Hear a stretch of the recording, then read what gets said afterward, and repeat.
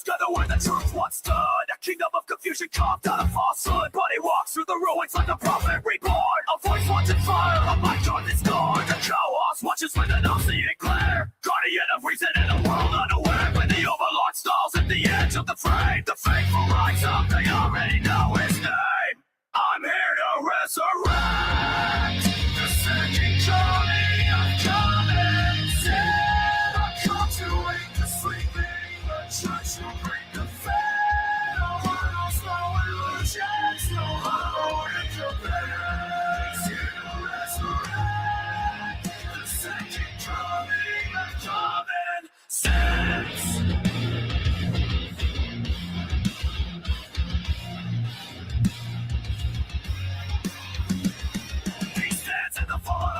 Misled, picking truth from the wreckage, raising thought from the dead. Every word is a weapon, shot men declare, exposing every shadow we pretend not to fear. And the overlord marches with the suffering command. A beast of judgment, the Lord will give his bed. On his growl rings through the silence of the night. The loyal understand, shrieking keeps the balance right.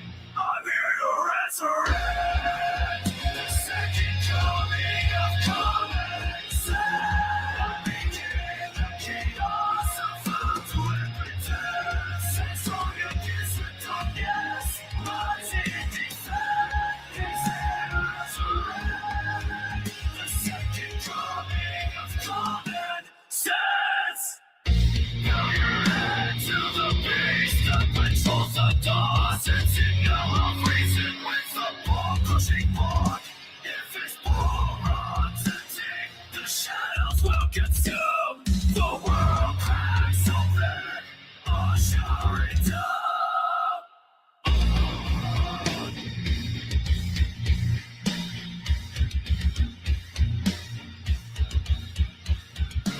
So read the command, don't deploy a call. If you know what's good, feed Morty the overlord.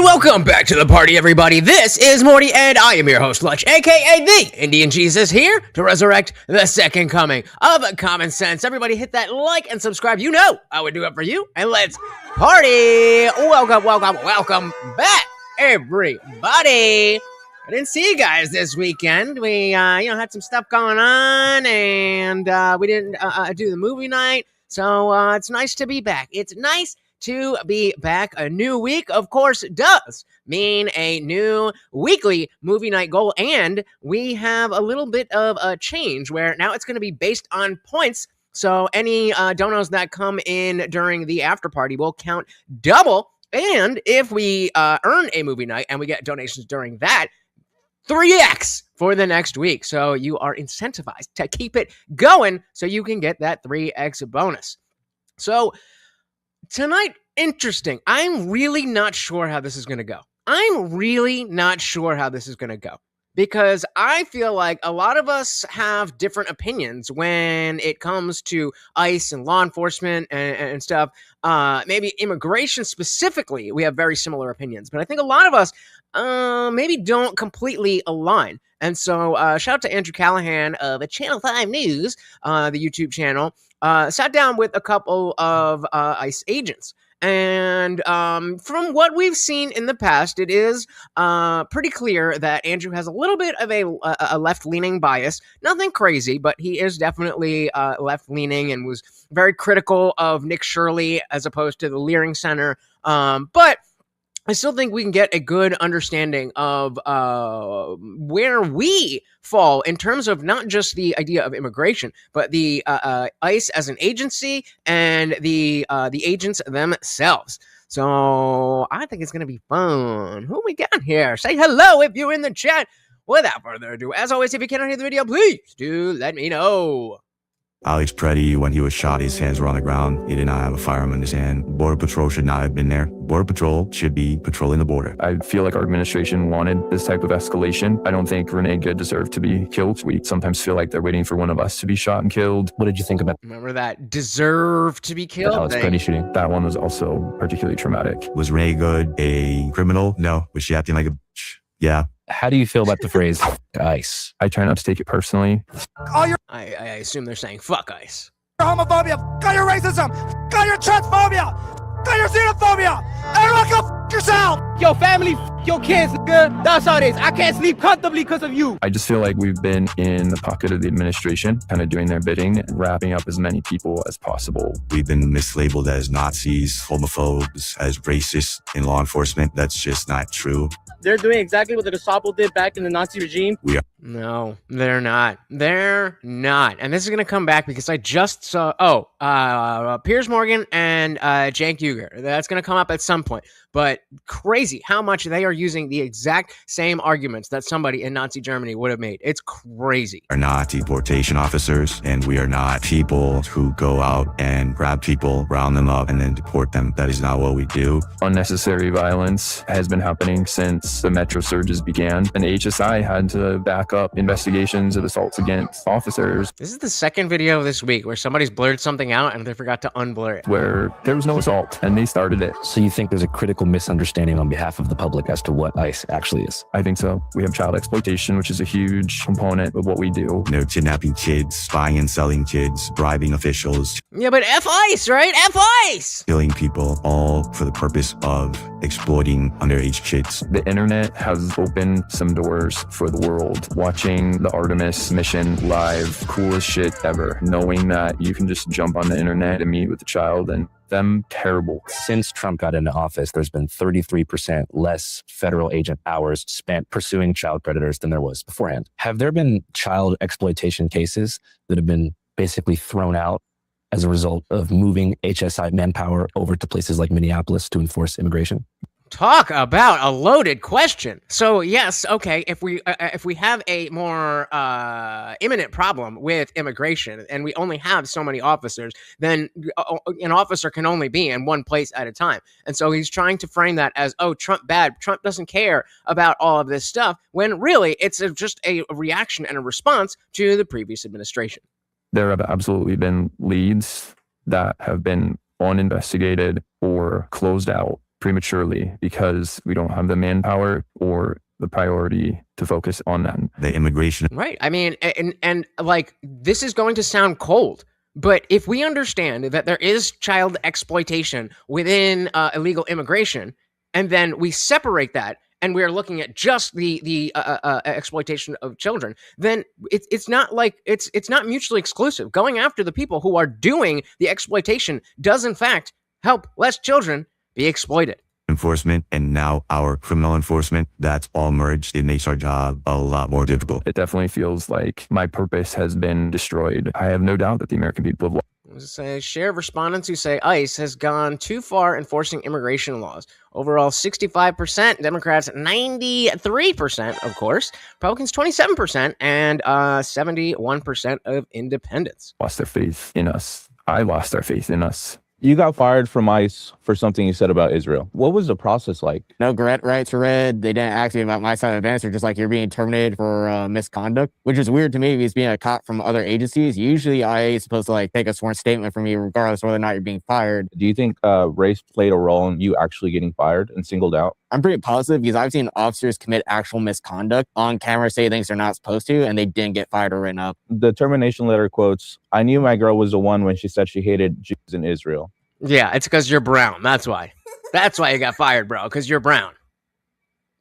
Yeah. You never sent anything remotely. No, that was a different officer that said that. Sure. What's up, guys? Andrew Callaghan here, Channel 5 News. We got a pretty hot one coming down the pipeline today. It's officially been about 4 months since Operation Metro Surge wrapped up in Minneapolis, Minnesota. During the operation, nearly 4,000 people were arrested and 2 people were killed by either DHS, Border Patrol, or ICE agents. Which, not a lot of people considering how much was going on. Metro Surge was likely carried out to make good on Trump's second-term campaign promise of mass deportations and likely to appease his campaign donors over at Core Civic and Geo Group, who were Yeah, not the people who went out and voted specifically because he talked about immigration. Just the donors, just the mega donors. deportations, and likely to appease his campaign donors over at Core Civic and Geo Group, who are yielding astronomical profits as we speak from private detention contracts and have a vested interest in filling as many beds as humanly possible. Again, this is the frustration where it's like, if you're going to present yourself as this is Channel 5 News and I'm just a newscaster, and I'm like, you can't be that biased, or you either have to show that you are that biased and look, I'm Andrew Callaghan, these are my beliefs, this is what I'm putting forth, or you have to step back and be neutral. That's the exact reason why the mainstream media failed, is because they tried to pretend that they were being neutral while obviously taking a side. We speak from private detention contracts and have a vested interest in filling as many beds as humanly possible at all times. And with how fast things move in the news cycle nowadays, it's hard for the operation to not feel like ancient history. If you can recall, last February, we were on the 1 yard line of a watershed Epstein moment that Were we though? Were we though? threatened to expose the inner workings of an elite circle of pedophile billionaires at the very top, who many suggest control our media and politicians through coercive blackmail. But then Renee Good and Alex Preddy were killed. Operation Metro Surge wrapped up. Then we had the war in Iran, the kidnapping of President Maduro in Venezuela, perhaps the upcoming invasion of Cuba, the new season of Euphoria, and an endless... I gotta watch that new episode after this. I mean, talk about the 2026 bingo card. God damn. in Venezuela. Perhaps the upcoming invasion of Cuba, the new season of Euphoria, and an endless array of meaningless cultural war issues. I can't read any of these with the goddamn thing in the way. Invasion of Cuba, the new season of Euphoria, and an endless array of meaningless cultural... Rumors about students identifying as cats are rooted in hate, says PEI Public School Branch. war issues sprinkled on top... Toxic masculinity. How manning up is bad for men's health. Top of it all by the mainstream press to keep us divided, distracted, docile, and drowning in dog shit. But unlike Andrew Callaghan at Channel 5 News. What happened back in Metro Surge is important. It represents a massive waste of taxpayer money and federal resources. I agree, but something tells me that Andrew and I would disagree about where that waste, fraud, and abuse actually happened. Minneapolis is not in a better place than it was before Metro Surge. I agree, and I wonder why that is. I wonder if we'll get into that, or it's just, well, ICE was here, and now they're not better, therefore, ICE is bad. That's typical left-wing type thinking to me. In fact, it's in a worse place. DHS's shenanigans in Minnesota over the winter cost the city of Minneapolis approximately $200 million in losses. Called it! $5 million in police overtime hours. $81 million in lost revenue for local businesses. It's almost like we had a crisis that needed to be handled. And workers lost over $47 million in wages. For a look back, here was the scene on the ground less than 2 days after the killing of Renee Good. If you're scared to come outside, what are you waiting for next? American citizens are being shot in the street. This administration is not following court orders. They're sending citizens out of the country. Are you waiting for them to come knock on your door like JD Vance said? Minneapolis public schools have canceled classes for the next 2 days. The teachers union says this comes after ICE showed up to the campus of one of their Minneapolis schools. What else are you fucking waiting for? And with footage like that, I really don't blame people for, especially the Democrats, 70 whatever percent saying that they're going too far. Politics is optics. We were promised the worst of the worst. And while we do want all the illegals out, you can't pretend that optics don't matter. So throughout that operation, a lot of journalists who aren't me also did some fantastic interviews capturing the passionate perspective of protesters. And on the right-wing side of things, high-up government officials were also barking and making a lot of noise as well, especially Chris, shout out to Brian, Bimbo's on top. But one perspective... See, again, man, it's like, don't pretend that you're this neutral news agency. What are we talking about? Shout out to Reverend Dick. Welcome to the party. Left out entirely is the perspective of the ICE agents themselves. From what I've been told, today's interview with 3 different agents is the first time that individual ICE agents who are masked in the field have gotten on camera to speak their minds since the operation concluded. I should note these interviews were only made possible because of the assistance of our buddy Carl, who you'll meet in a minute. Now, before proceeding, I just want to establish one important fact. There is no such thing as an ICE agent. So under DHS, there's lots of different agencies. So already we're getting into DHS and ICE and NSH and all these things. And so the framing of this is, oh, you Americans just don't understand what ICE is. But as you'll see, they don't even understand it either. And so this just goes back to a problem of bureaucracy. If the people in the agency don't even fully understand what they do, then how can we be expected to? Shout out to Dick Johnson. Welcome to the party. Very good to see you, sir. Such thing as an ICE agent. So under DHS, there's lots of different agencies. ICE itself, Immigration and Customs Enforcement, is made up of enforcement and removal operations, ERO. ICE is made up of ERO, which is enforcement and removal operations. They handle the immigration and detention side of our agency. And then ICE is also made up of HSI, which is Homeland Security Investigations. So already right there, can anybody name what was just said? Can you reiterate what was just said? Or is that rather confusing? And so is it my responsibility to know all these things that they don't even know? And the Democratic apologist, F ICE. Is that responsible? Fine, I'll take the L that I didn't know the ERO versus the NHS and the NSI and all that stuff. But I don't really care about the specifics. I just want the people who don't belong in this country to be out of this country. Which department exactly are you employed by?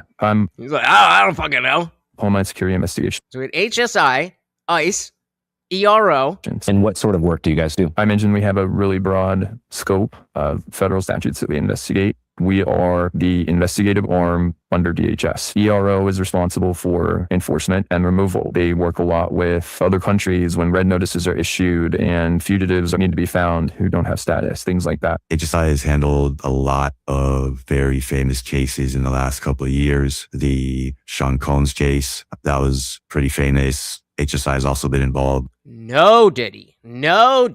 In the El Chapo and currently the President Maduro case out of Venezuela. What was internal dialogue like at HSI after the release of the redacted Epstein files? As law enforcement officers, we want to believe that the people who were investigating those looked at that stuff and did what they could. If I don't believe that, I don't know what to do. This must be a weird feeling. Are you working for the government? Then you see the government release these files that they had been gatekeeping for years, which seem to implicate a lot of connected, powerful people to pedophilia, which is the exact thing that you were fighting against, among other things. Did you feel betrayed? A little bit. I'm not surprised. It's not the first time I've heard that people in Hollywood or the music industry are like kids. I mean, we all knew, and now we all know for sure. Eating kids thing, that was bad. I wanted to throw up at that one. Yeah, I feel betrayed. I feel like, why are we holding on to this? Why are we gatekeeping this? As I mentioned, these interviews were only possible because of my boy Carl. You guys want to meet Carl? I have fantastic news. Here he is. My name's Carl. I'm an investigative journalist. I've been labeled the ICE Whisperer by Wired. I didn't give myself that name, but I've been interviewing ICE agents for the past 2 months straight. How did you establish such close contact with ICE agents? I don't think I do anything special other than offer a voice of neutrality, but more importantly, I'll listen. My questions are to keep them talking. That's my whole goal. I don't hit them with any gotcha stuff or try to prove a point. So, bootlicker, got it. And I've received a lot of hate for it, a tremendous amount of hate for just interviewing them in the first place. What do people say? Like, you shouldn't be platforming people, which I think is total fucking bullshit. A lot of heat for you need to dox these people. You need to dox these agents. These people are monsters. But also beyond that, a lot of support. So I get messages from people who are like, I fucking hate ICE. I'm the most anti-ICE person, but these interviews are eye-opening. What is the security risk for the agents who are participating in this piece? I mean, the security risk is if they talk to the media, they can get fired, basically. That's it. There's also a risk for us. Keeping the identities anonymous doesn't only protect them, it protects us as well. So if there's some crazy group that's like, give me their info, we don't know their info. I hope every one of those lawless who call ICE officers get doxxed. So who is this? DHS anti-ICE voicemail calls for doxing of agents. Yeah. Info. I hope every one of those lawless who call ICE officers get doxxed one by one, and they get the public shaming they deserve. I do. Whereas Dick saying, I'd say, God bless you, and give them a list of places they should go look into. Almost like it's their job. Do all my interviews through an encrypted texting app called Signal, which hopefully you guys can put up my info. Keep messaging me. It's going to be on screen. That's an end-to-end encrypted app. From that app, the interviews move to another app that's also end-to-end encrypted, but it is not a US-based company. So there is no way a US warrant or subpoena could ever get into that chat. So that's my double layer of security, just how I make contact and how I make interviews. What can you tell us about our first interviewee? So we didn't need any of that. We didn't need any of that. We make sure that our communications are secure. First interviewee is an HSI agent. Gangs, drugs, firearms, human trafficking, human smuggling, intellectual property rights, the logo on the movies before when we watched VHS, like don't copy this, that type of stuff. Or it's an antiquities theft, repatriating stolen artwork from. Yeah, so if you recorded Monday Night Football, they're coming. Grave robbers or, back to their home country. There's such a large scope of things that we can investigate under HSI. The second one is also HSI. This interview is kind of sensitive, but this agent also combats child trafficking, amongst other things, in a more hands-on manner. We are not deportation officers who go out and grab people, round them up, and then deport them. That is not our primary function. That is not what we do. Since January, February of last year, that is what our agency has been pushing us to do. That has put a halt to our criminal investigations. So who was in charge of that before? Who did Obama, who did the deporter-in-chief use to get rid of more people than Donald Trump has? I thought that was ICE. You're going to conduct that second interview because you have a pretty good rapport with this person. Yes, I've been building a relationship with all these agents for like a very long time now. I put hundreds and hundreds of hours into just building and keeping this trust. You're down to wear a brown suit, right? Whatever I need to do, man. You need aesthetic consistency. Whatever I need to do. I have an extra tie for you too. Do you think They just might. I haven't watched that. I have Netflix, and I was like, I'll check that out but I just haven't. I'm not really interested in that. Man, you need aesthetic consistency. Whatever I need to do. I have an extra tie for you too. Do you think that HSI and ERO should be separated? Yes. At one point, there was. So wait, what? Should ERO and what? HSI and ERO. So HSI is Homeland Security, and ERO is evictions and removal. Should be separated? So, yes. So they're not. So those are both under ICE, or ICE is under both of those? Like, this is exactly what I mean. That the framing is, people don't even know this stuff. It's like, okay, well, then teach us. Why are you scolding me? Shout out to Costco Law School. Welcome to the party. So, demanding deportations be defined as fighting words? Which words would allow you to be attacked and get you charged with attempted murder if you defend yourself like a chud? What? What do you mean? Like, if you say, that guy should be deported, and then he tries to fight you?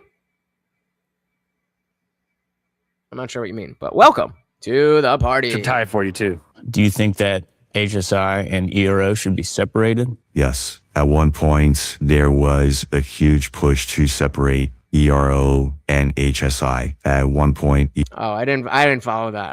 I know that there's something with some YouTuber and he got arrested and he likes to go around yelling the N-word, but I didn't pay attention to that. Sorry. Right over my head. A huge push to separate ERO and HSI. At one point, ERO was called DRO, which was Detention and Removal Operations, and HSI was called OI, which is Office of Investigations. So we have DHI, ERO, ICE. They had DO. We got CBP. We got all of these things. Americans don't even know this. That split up to what we know now as ERO and HSI. A lot of managers and a lot of people in Washington, D.C. were pushing to have those two agencies completely separate. And there was great momentum in doing that. And then all of a sudden, that all fell apart when we, as HSI, were merged once again with ERO to go pick up illegal immigrants who were working as landscapers. Or can we get like an infographic here of like who's at the top and what's under what and what was connected to what? If you're going to shame me for not knowing this stuff, you need to present it in a way that's understandable. Working at restaurants. That arrest went viral on social media. It shows the 48-year-old pinned to the ground and punched before being taken into custody. Yeah, that's bad. I don't want to see that. I don't want that to be happening. That doesn't mean I want him to stay here. It just means that I want him to be apprehended in a more responsible way. They're going to feed the illegals to the alligators, but I don't think that's happening. Well, that's kind of where the switch kind of happened. I feel like, people were on board with, we're going to get the worst of the worst. And they were trying to jump on that and like, look, we've got alligator, what do they call it? Alligator Alcatraz. And then everybody's like, that sounds a little excessive. And then everything started getting weird. They started going after people who weren't the dangerous criminals. And again, I'm not saying that they shouldn't. I'm just saying that A, that's what they promised. And B, if they're going to do it, then it shouldn't be like this. Because then it makes me personally look bad when I'm saying, yes, I support ICE and what they're doing. In general, I do. I don't support every single word that they say and everything. You know what I mean? It's the general operation of getting people who don't belong in this country out of the country. I'm on board with that. Shows the 48-year-old pinned to the ground and punched before being taken into custody. Authorities say Barranco assaulted federal agents with a weed whacker, but no such charge was ever filed. So you feel So he was attacking people with a weapon. Okay. like Operation Metro Surge was bad optics? Definitely bad optics. Definitely bad optics. It's not new that sanctuary cities and sanctuary states have a different type of crime problem. That's not new information. What is new is knowing that the federal government is going to hold an operation to get rid of these people and then having the local police stand down so that you're going to have the optics of a bunch of liberals on the streets yelling and coming face to face with these ICE agents or CBP agents or DHS agents or DHI agents or ERO agents or whatever the fuck they are, and people are going to die, as they did. And how to work in those areas. Then we have systems in place with our partner agencies to make things happen. And I think that Metro Surge probably single-handedly destroyed a lot of those relationships in these sanctuary cities and states and have set us up for probably another decade of trying to rebuild that relationship. What are some major mistakes that you think were made? Maybe going too hard, too fast. There are problems that need to be solved, but you just can't come in like a wrecking ball and change everything in a heartbeat. There has to be some consensus. I agree. And we were just talking about how the wheels of justice are supposed to turn slowly, because when you have crazy swings like that, then there's going to be a reaction.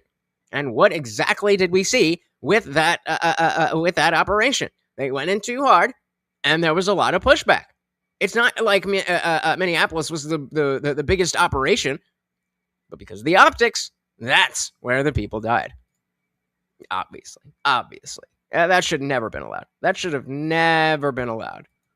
And change everything in a heartbeat. There has to be some consensus among leadership and some consideration of the front line, the ones who are doing the work. How did you feel about the killing of Renee Good? Made me sick. I know that you guys have heard it before, that we sometimes feel like they're waiting for one of us to be shot and killed. As an example, again, another person who didn't deserve to die.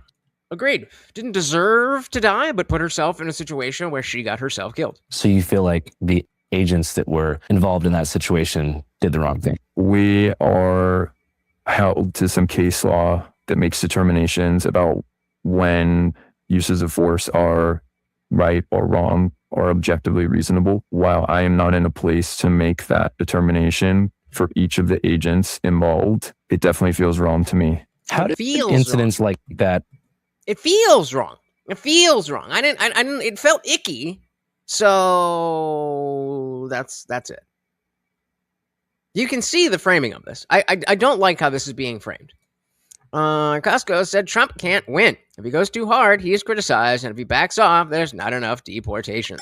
A lot of people are just criticizing him for clicks. Candace, Fuentes, Tucker, the tides are turning. But that is always what the game of politics has been. So I'm certainly, I agree with you. I'm certainly not going to feel bad, but the understanding that there's whatever you do, people will be angry about it.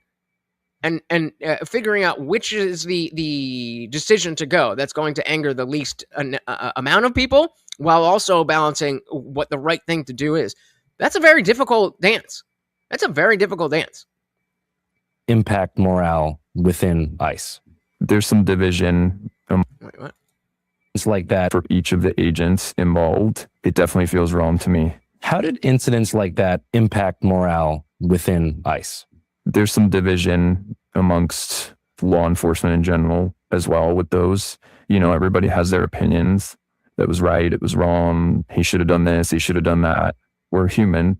You know, we have divisions amongst all of us. And I think both of those came at a time where we were already in such a low morale situation. There is some compassion amongst all of us. You know, we're all in a position where we were working 6-7 days a week, 12-hour shifts, didn't really have a say in how much we're working. And even people who are not law enforcement can understand that when you're being driven that hard, decision-making gets worse, emotions get heightened, things like that. So I think it just kind of illustrated and exacerbated the state we were already in. You mentioned a couple different times the political goals of the Trump administration in deploying all of these federal agents and employees to Minneapolis at the same time. Why do you think the Trump administration did that in particular? They weren't secretive in their platforms before election. The Republican platform promises to launch the largest deportation operation in the history of our country. When they were on the circuit, you know, he was very clear. So I think, you know, when people come in under a... Well, I mean, no, it's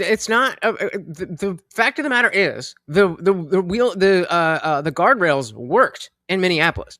It wasn't pretty, but that is legally how things are supposed to play out. You should be allowed to get up in front of a government employee and say whatever the fuck you want. Outside of, you know, I'm going to, you know, within reason. You should be allowed to do it. This is America, Jack.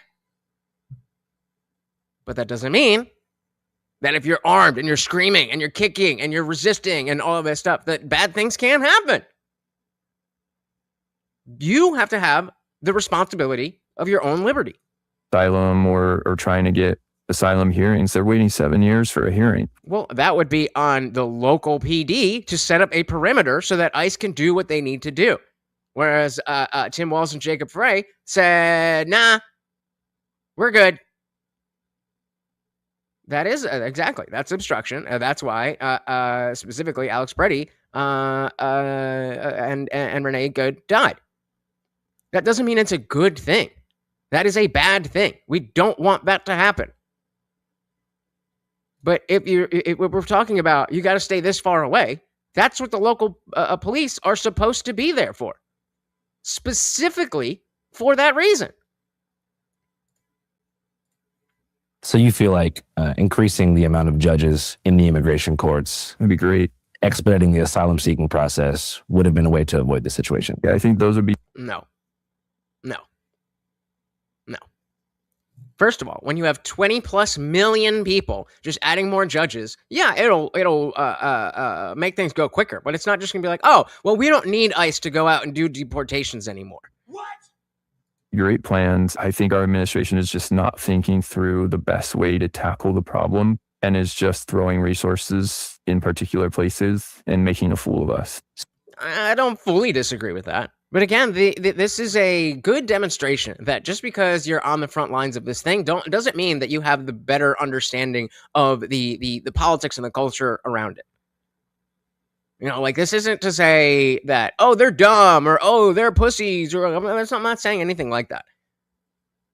But just because you're out there following orders doesn't mean that you have the right politics. So you feel like one a lot way or of the other showmanship of Operation Metro Surge was what caused public trust to be lost. Yeah. And I mean, Border Patrol is at the front of that. I don't think it turned out well. So you don't like Bovino? I mean, he's a figurehead. Well, exactly. That's the kind of thing that, like, well, just throw a bunch of more judges in there. The people who are willing to just throw a bunch of judges are the same type of people who want these people to stay here.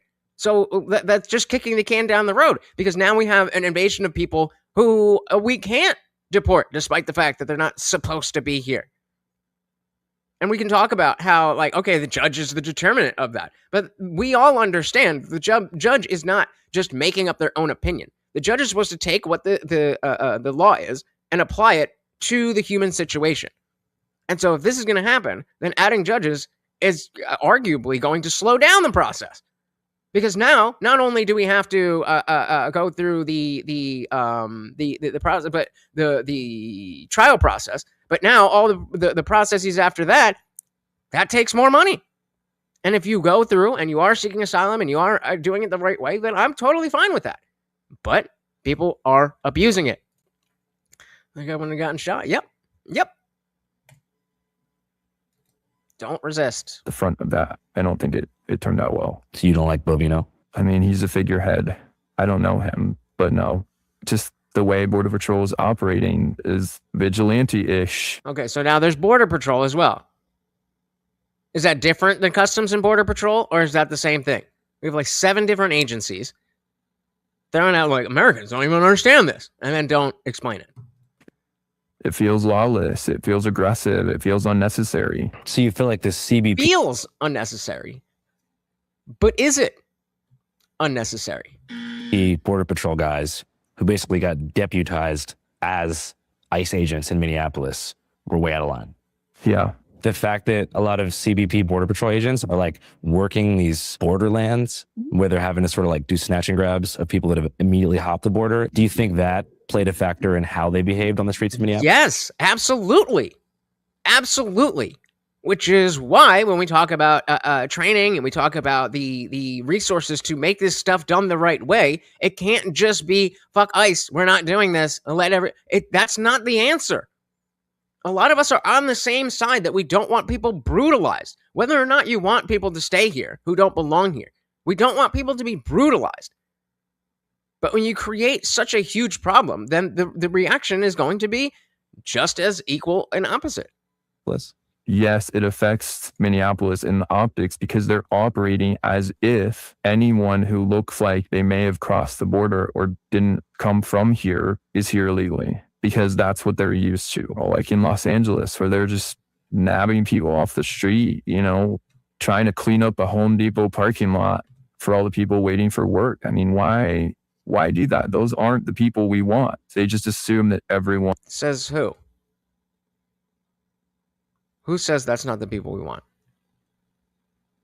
That may not be the utmost priority, but if you don't belong here, you don't belong here. Full stop.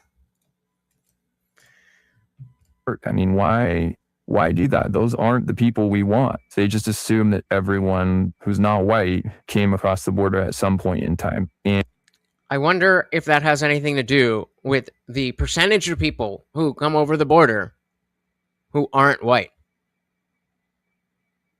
And so again, the comparison that I want to make with all of this is with, you know, just regular cops and how we feel about, you know, street law enforcement. And I've been very open about, I don't like cops.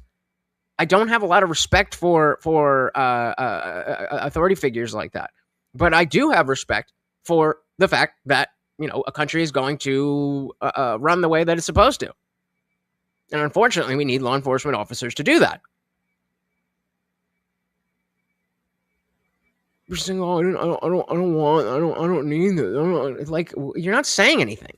Just assume that everyone who's not white came across the border at some point in time. And they're coming from an area where everybody coming across the border was coming across illegally. So I don't know that they're properly educated on the laws. I don't know that they're properly guided by their leadership on how to handle encounters with people. Like, okay, so then with all of the protests that are from Soros down, why are they not trying to educate people who are against them as to the difference between all these different 3-letter agencies, so that we can all point our fingers at the people who are brutalizing other people, instead of, well, if you want a nation that has borders, then you're bad. Seems like a much better way to approach this. I'm no fucking genius, but I think you need people on your side to do something this big. what is a consensual encounter? What is not? Yeah, I mean, they treated it like the border, and it's not the case. You can't just see somebody walking on the street and assume that because they're in a Hispanic neighborhood that they are here illegally. According to our third ICE whistleblower source, this kind of racism is also endemic within HSI itself, not just among Border Patrol agents being deputized to Minneapolis, LA, and elsewhere. I know it's not racism, it's pattern recognition.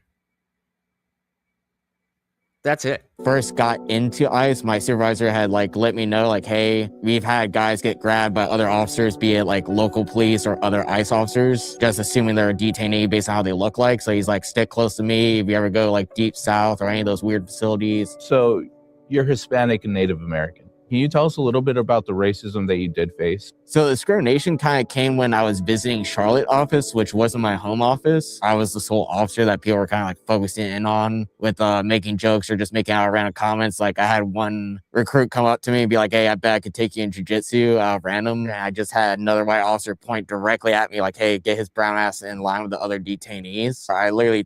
What does the jiu-jitsu thing have to do with your race? Am I stupid? Is there some type of negative connotation with jiu-jitsu and race? White officer point directly at me "Hey," with making... wasn't my home office. I was the sole officer that people were kind of focusing in on with making jokes or just making out random comments. I had one recruit come up to me and be like, "Hey, I bet I could take you in jiu-jitsu," random.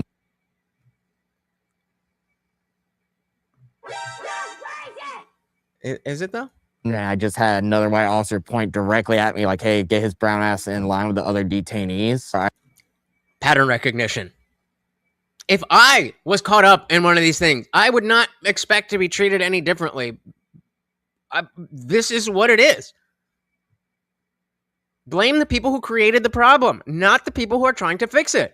I literally turned and looked at him, and I literally just lift up my hoodie to show my credentials, my ID, "Hey, I'm not a detainee." And that's where it kind of dawned on me, what happened? He was like, "Oh, my bad." That's probably what happened. He was probably, "Oh, my bad." These guys kind of have something against individuals of colors, or at least a few of their staff members do. Nope. We have something against people who don't belong here. And overwhelmingly, those people are not white. Hitler admired boxing and jiu-jitsu, so a lot of leftists define combat sports as far right. No way. No way. No way. That's really what he's... He said I could beat you in jiu-jitsu. That's insane. That's insane.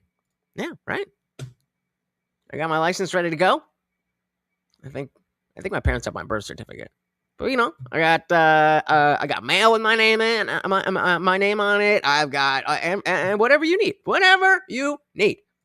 Keeping quiet about these incidents on an HR level, this officer was fired very shortly after for apparently making an anti-Semitic comment that he says he never made to a different officer during an ERO operation. Like I said, I wasn't even pulled aside by anybody. Well, wait. So they showed a little bit in the cold open. So let's think about this situation, right?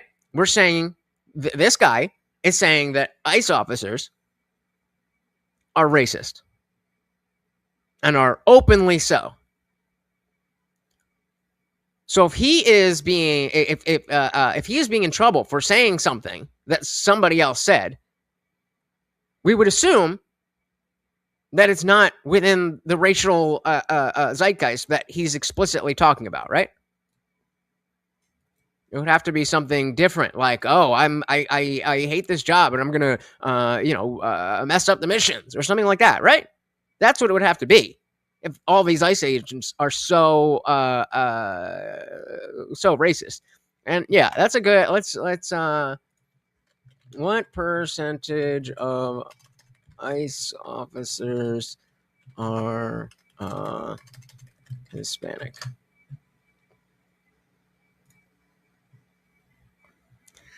Um, 24%. So like that's 1 in 4.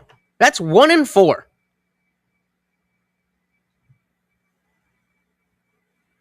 It's like, why don't we see this? Why don't we see this issue with local law enforcement? Well, sometimes we do. Sometimes we don't. And in which cases do we see? Well, there tends to be somewhat of a little bit of a bias towards people who look a certain way. It's in the places where all the bad stuff is done by people who look kind of the same. If I say I beat you in karate to a Chinese person, yeah, right? Like, I get it's Brazilian jiu-jitsu, but like, UFC is worldwide, bro. What are you talking about? Very shortly after, for apparently making an anti-Semitic comment that he says he never made to a different officer during an ERO operation. And okay, so fine, it's true Hispanics are very racist against fellow Hispanics. Okay, but then that's not an ICE problem. That's a Hispanic problem. If you don't want to be around a bunch of Hispanics, A, that's racist. And B, then don't go into an industry where a quarter of the people are Hispanic or Latino or whatever the fuck. A comment that he says he never made to a different officer during an ERO operation. Like I said, I wasn't even pulled aside. This might be a short stream. We're halfway through this already. By anybody, I wasn't asked a question. I wasn't told like, hey, this person claimed you said this. It was just like one day they just pulled me aside. They're just like, hey, you're being fired for officer misconduct. And they hand me that letter, no names on it, just like a vague quote. Yeah, what did that quote say? Something to the effect of, I knew my girl was the one when she said she hated Jews in Israel. The termination letter quotes, I knew my girl was the one when she said she hated Jews in Israel. Oh my goodness. Oh my Lord. All these racists must have been so offended by that. What? That don't really make much sense. If they're all so racist, then they would probably laugh at that, whether or not they agree with the sentiment. Yeah. So you never sent anything remotely? No, that was a different officer that said that. In that moment during the transportation operation, it was out of pocket because we're all in a van. Just everyone was talking. Wait, what? That. In that moment during the transportation operation. Transportation operation is out of pocket because we were being out of pocket. Just all in a van. Meaning you were part of the out of pocketness. So what are you complaining about? In a van, just everyone was talking. I wasn't talking. I was just. I wasn't doing anything. Everybody else did it. I was just watching. Transportation operation is out of pocket because we're all in a van. Just everyone was talking. I wasn't talking. I was just quiet. I was sitting in the middle, but nobody said anything when the guy blurted out. So everyone just kept it pushing to get the objective done. Despite this, he was reported shortly after and immediately fired. Did anything happen to them? I have no idea if that recruit was fired or nothing was told to me like of any of the. So if you're not an ICE agent, if you're fired, why do you need the mask then? You're no longer a target. Them? I have no idea if that recruit was fired or nothing was told to me like of any of the other officers facing disciplinary or even my side being asked like, hey, do you hear any other officer engage in misconduct? No rights were read. They didn't ask me about my side of events. They're just like, you're being terminated for misconduct. Are you pursuing any sort of legal action? I'm pursuing right now an EEO claim, which sadly, as a legal matter, can take at best a year, sometimes longer, because the government contracts out to investigate that. And I do have a lawyer on standby, and the lawyer just like wait for the ROI results before you pursue this fully in court because it costs money. So that Everything does. Shout out to Colonel Quail. Welcome, welcome, welcome. So when it comes to Hegseth, we're both Anglo-Saxon, but a truly different kind. Hegseth puts his genes on one coochie lip at a time. Fair enough. Welcome to the party. Just like wait for the ROI results before you pursue this fully in court because it costs money. So that's where I'm at right now. Most people don't know that Border Patrol is over 50% Hispanic, and ICE is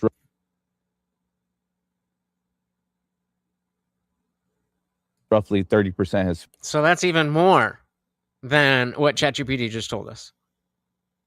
That's even more. But they're also racist to me, and we were all out of pocket a little bit. But I mean, I didn't say anything though. I didn't say anything. Hey, shout out to Boggs. Welcome, welcome, welcome to the party. Very glad you are here for this one. I definitely want to get your opinion. So it's not ICE's fault they are being shoehorned into some BS. I agree, and this is essentially what the agents have been saying. But the Andrew Callaghan seems to be presenting this as see, Trump failed. And it's like, we can acknowledge that whatever's going on is not ideal without having to play partisan politics. And arguably, we would get a lot more done if we were like, yeah, because they're talking about all these different. Should we back up?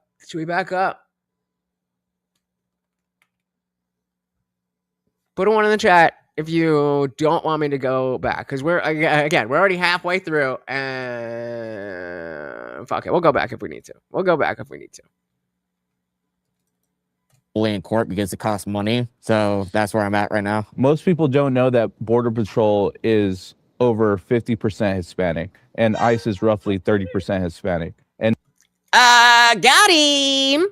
Shout out to Quality and Deference because vagina. Welcome to the party. Very good to see ya. Said, liked, and shared. My goodness, thank you so very, very much. You guys know that stuff. It's free. It's easy. It helps out the channel so very, very much, and it does not even matter if you think anybody's going to click on the link that you shared just by telling the platform you want more people to see it. They will show it to more people. Welcome to the party. Said, just following orders is ultra gay. Bingo. Yeah, and they're talking about how, like, oh, they made us do this, and then quit. This guy's talking about how ISIS. We gotta back up. There's just too much to go on because I don't have anything else for you guys. So we're just gonna start from here. We're only going back about 10 minutes anyway. And I appreciate that, brother. But I want your opinion here. Costco said, Andrew Callaghan is a communist, and I doubt he really wants a solution besides murdering his political opposition in the streets. Well, damn. I was saying that he seems to do a decent job of being the reporter, but kind of only in comparison to like mainstream media.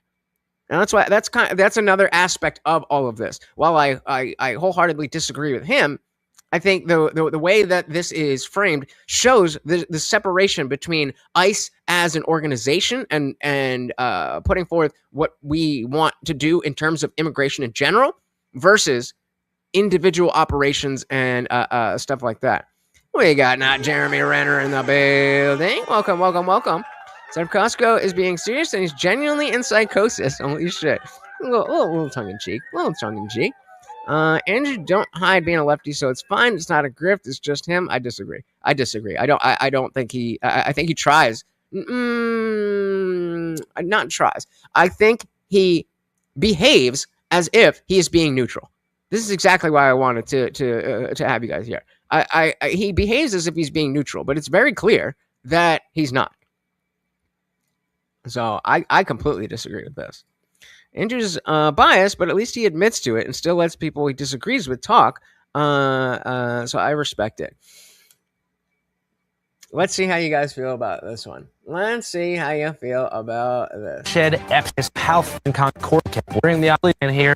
I knew my lead. News. We got a pretty hot one coming down the pipeline today. It's officially been about 4 months since Operation Metro Surge wrapped up in Minneapolis, Minnesota. During the operation, nearly 4,000 people were arrested and 2 people were killed by either DHS, Border Patrol, or ICE agents. Metro Surge was likely carried out to make good on Trump's second-term campaign promise of mass deportations and likely to appease his campaign donors over at Core Civic and Geo Group, who were I was saying before, or his base that explicitly voted to get rid of illegal immigrants.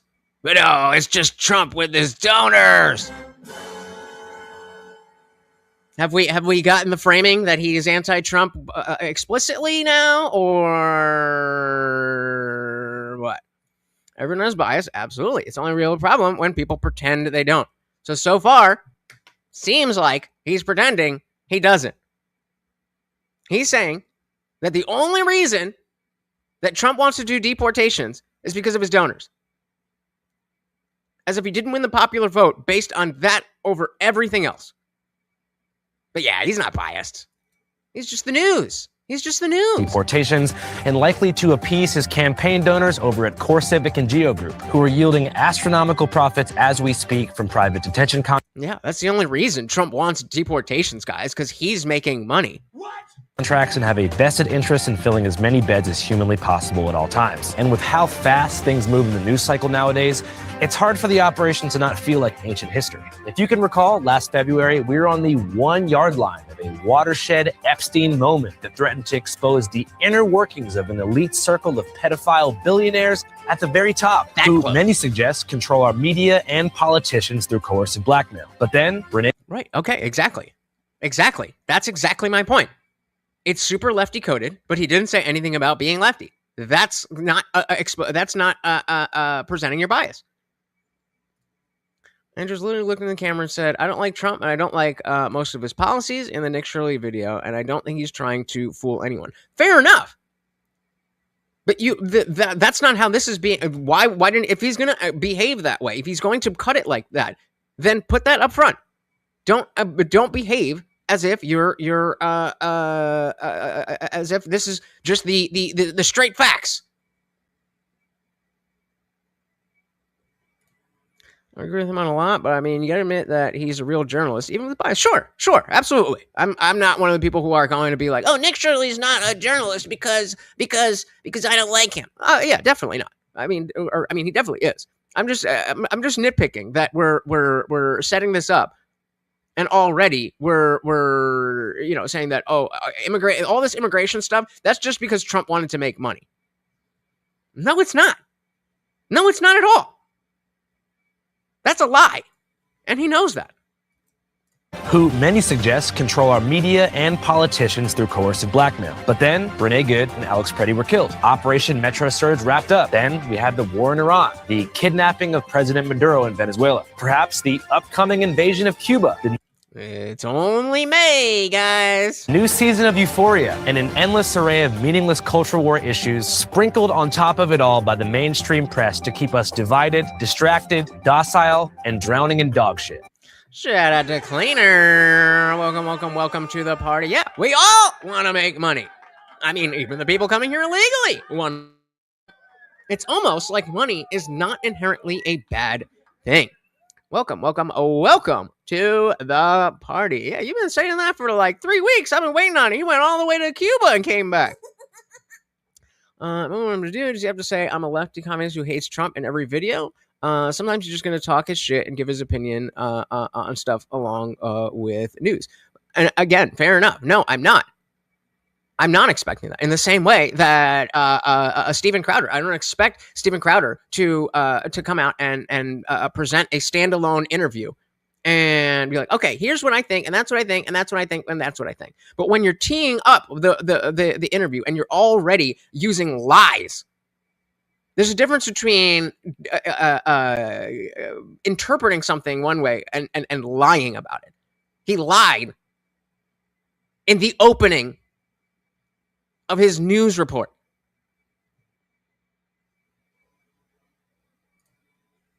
Might not prompt this video with his bias, but he has said his point of view many times publicly before. I guess new viewers might be confused for a minute. That is fair. And yeah, I mean, I'm nitpicking that aspect because it's being framed in a bad way that is untruthful. If he was just talking about it in a way where he was saying, I personally don't like this, then I wouldn't have said anything. But it's presenting news as fact when it's not. Fox might be a lefty, but not a commie.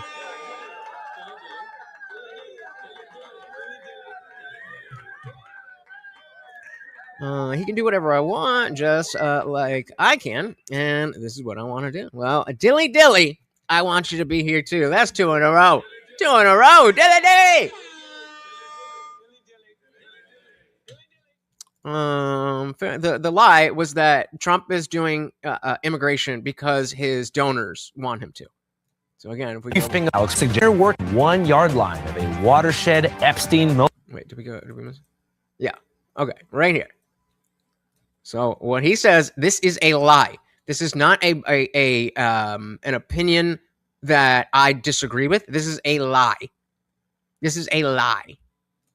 Border Patrol, or ICE agents. Metro Surge was likely carried out to make good on Trump's second-term campaign promise of mass deportations and likely to appease his campaign donors over at CoreCivic and Geo Group. And so okay, fine, he has the word and, but you're not going to tell me that that wasn't meant to be presented as if the reason that Trump wanted this is because the donors are making him do it. That's what I'm saying. That's all I'm saying. Is he the worst thing ever? Absolutely not. But I gotta call it balls and strikes, and you just lied in the opening to your news report. And I was saying before, like the whole thing is that not to pretend you don't have a bias. I don't want that. We know that everybody has a bias. What I want is for you, A, to be honest about your bias, and so if he's done that in the past, fair enough. I don't follow him that closely, but the other aspect of it is there's a difference between being biased and lying. Shout out to Euphoria. Put him on the chat if you're watching this season of Euphoria. It's interesting. Interesting. Shout out to Heimdall. Welcome to the party. Yeah, but to Andrew Callaghan, you don't count. You don't count. It's really about the donors. Likely the donors. A little shady. And shout out to Zendaya's little nips there. Oh, Zendaya. Season of Euphoria and an endless array of meaningless cultural war issues sprinkled on top of it all by the mainstream press to keep us divided, distracted, docile, and drowning in dog shit. But what happened back in Metro Surge is important. It represents a massive waste of taxpayer money and federal resources. Minneapolis is... And again, I'm sorry if you were the two people here were here before, but all this money, wasted taxpayer money and federal resources in Minneapolis is directly tied to the Democrats, Tim Walz and Jacob Frey, making the local police stand down. We've had operations just like Minneapolis all throughout the United States, and we didn't have people dying in the streets. Why? Because the system was set up. Dick before was saying that there should be you come within 50 feet and you're arrested. And I'm like, well, hey, this is America. We want to be able to. But it's like, wait, no. Just set up a perimeter. Let the local police set up a perimeter around whatever is going on. The operation's happening here, and so we set up a perimeter. And so if you want to protest, you can protest, but the federal employees can do what we want them to do. I'm gonna come back to this. Actually, I'm starring it because there was something that Piers Morgan and Jank were talking about that it was eerie. It was eerie how directly Nazi-ish it was. It was weird. And I don't like to throw these overused words around. Cleaners, so people will do what they are allowed to do. All of what they are allowed to do.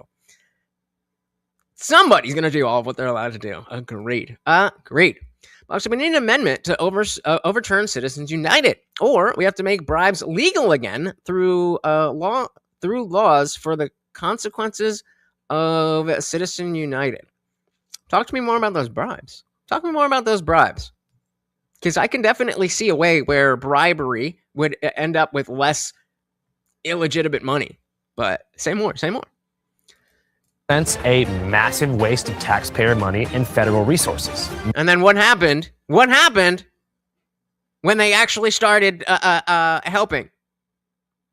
It was over. Minneapolis is not in a better place than it was before Metro Surge. In fact, it's in a worse place. And so again, we have first order thinking from liberal. Well, Minneapolis, and then ICE, and then it's worse. So it's ICE's fault. Okay, bro. DHS's shenanigans in Minnesota over the winter cost the city of Minneapolis approximately $200 million in losses, $5 million in police overtime hours, $81 million in lost revenue for local businesses, and workers lost over $47 million in wages. For a look back, here was the scene on the ground less than 2 days after the killing of Renee Good. All right, so let's. I like what Box is saying here. The massive election tomorrow, the most expensive election in state history. It's AIPAC versus a real American. They're trying to buy a seat in front of us all. Bingo. Yep, and they're open about it. They're open about it. I just saw. I couldn't even tell you where it was, but JD Vance. Let's see, where was it? There was something. JD Vance. Oh, it was this. All right, let's take a side quest. All right, guys, we have an emergency episode for you. A late Monday emergency episode because we need to talk about what is going on. Just watch. I think the problem with Thomas, and I've told him this in private, and now I guess I'll say it. Oh, come on. Give me the goddamn things. Why do they change my settings?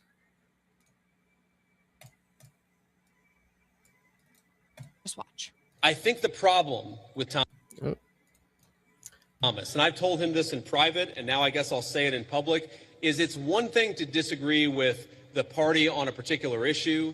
It's one thing to to have your independent stand on a number of questions. And by the way, some of the stuff where Thomas Massie has been independent against the Republican Party, I've agreed with him with. Thomas and I worked together during 2023, where I was trying to stop the limitless flow of American money to Ukraine, and Thomas was one of the people I was working closest with it.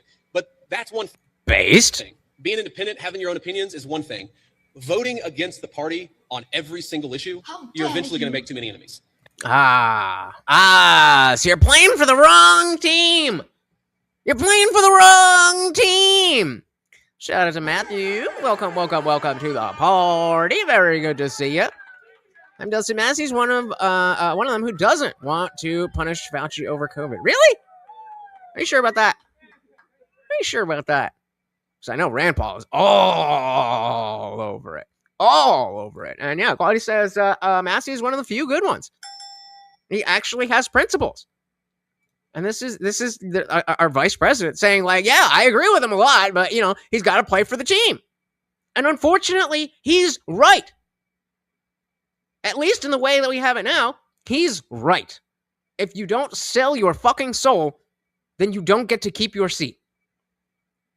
That's America, Jack.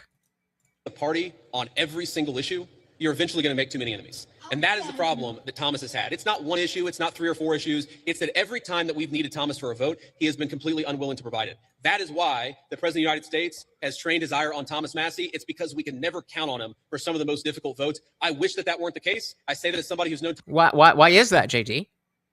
Why is that? Maybe because he has principles and you're pushing forward things that don't go along with his principles, or at least the wishes of his constituency. As well as I said, one of the few good ones. He's not supposed to be on your team.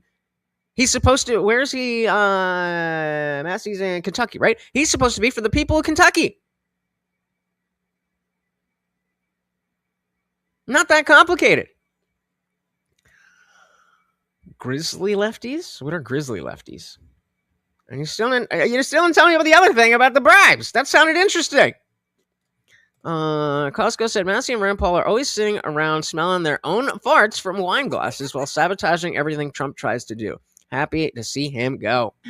Not me. I'm Team America. I think if there's if he loses, I don't see I honestly don't see myself voting for the general. I don't know for president.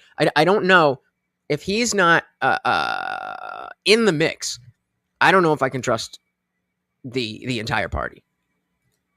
For some of the most difficult votes. I wish that weren't the case. I say that as somebody who's known Thomas well before I got into politics, but politics is politics. And when you always vote against the party, you can't expect the party to actually back it. And I hate that he's right. This is why I'm just so fed up, because it's the game of politics. It's not about values. It's not about what one individual man believes, what his constituents believe, what Trump voters believe, and what we wanted them to do in office. No, it's about playing the game of politics. It's about needing somebody's vote and asking them to bend their values, bend their ideals, go against what their voters want to help the party. And Yep. And I ain't about it. All right, we'll go back here. So yeah, back to the ICE, the ICE thing. They're talking about on the ground less than 2 days after the killing of Renee Good. After the local PD was like, or not the local PD, but the mayor and the governor were like, oh shit, okay, maybe now that we got some dead bodies, we should fix this. Oh, Daily Wire is taking L after L after L after L. It's just what? Ben, Andrew, and Matt and I. If Matt Walsh and Michael Knowles went off on their own, that would be the end of Daily Wire.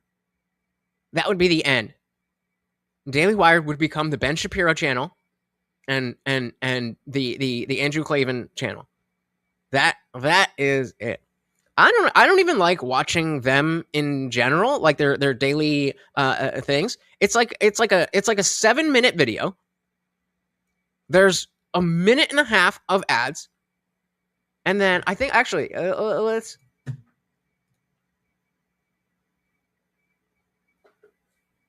Where is it? I had a Michael Knowles video. Where is it? Did I get rid of it already? Oh, here. So 3-minute video. Talk about Providence. Talk about. And this one has no. But okay, so this is it's so fine. This is a 3-minute video with no ad read. But that's usually what you get. Oh, and then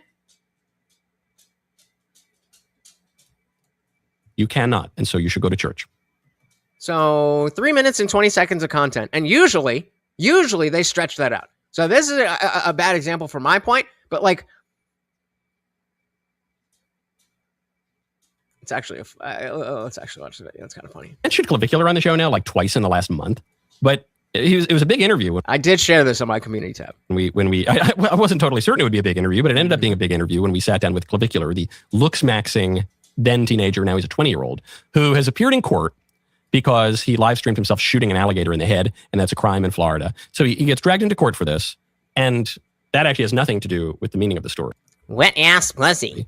P-word. The judge who was presiding was a total gigachad looks-maxer who, ironically, mogged Clavicular. He got mogged in Social media court! streamers accused of firing a gun in the Everglades during Oh! Look at that, Chad! Look at that, Chad! Clavicular got mogged in court! Oh my god! Got him! But like, this is kind of, like, this is the whole thing. This is the whole video. Hey, this guy is the judge, and he looks better than Clavicular. Did we need this video? I enjoyed it. But when you're going to add a bunch of advertisements and, stretch the video before it's so that it's longer than 8 minutes and you do a 3-minute ad read, I just don't need it. And that's obviously the structure of the Daily Wire. So again, if Matt and Michael went off on their own, I think they could do pretty well. Excuse me. Quality said, are we, stop supporting bullshit ideas, JD. Yeah. Are we supposed to kowtow to Trump like he's a fucking god emperor? Some people would say yes. I say no. See, this is why, Equality, you need to keep up with this show. What is mogged? What is mogged? Did you not see it? Put a 1 in the chat if you think he got mogged. It just means it maxed him out. And so, in general, with looks maxing, then if you look better than another guy, then you mogged him. If you're height maxing, you're like, oh, I height mogged him. Which means you won. All right. Back to ICE. For a look back, here was the scene on the ground less than 2 days after the killing of Renee Good. If you're scared to come outside, what are you waiting for next? American citizens. Hold on. You're telling me that we have a situation, right? Here's the situation. This is the beginning. This is the end, right? So we start here. And ICE is coming in, and everybody's protesting, and, bad stuff is happening, but nobody is getting shot, people getting arrested, whatever. And then right here, somebody dies. And you're asking, why are you not coming outside? Because someone just died. Stupid. And we didn't save any fucking immigrants. That's why. Stupid. Hey guys, Morty is hungry as a fuck. We are over an hour into this stream with not a single point. And remember, the movie night is now based on points. So every dollar is 1 point for the regular stream. In the after party, it doubles the points. And if we actually do win that movie night and we get a donation during the movie night, then it's 3x towards the next week. After the killing of Renee Good. If you're scared to come outside, what are you waiting for next? American citizens are being shot in the street. This administration is not following court orders. They're sending citizens out of the country. Are you waiting for them to come knock on your door like JD Vance said? Minneapolis Public Schools. Like, as opposed to what? What is it that you want people to do? And this is, I forget exactly what we're talking about, but the notion of protesting. It used to be effective because it used to have a message. Now it's just a place to go and get your anger out. And as we've seen many times, that these are not organic grassroots protests. These are top-down, organized things, printed signs, all that stuff. So the people don't really care. And so then again, I tell you, if everybody's out there protesting and nothing's happening, and then somebody fucking dies, why would you expect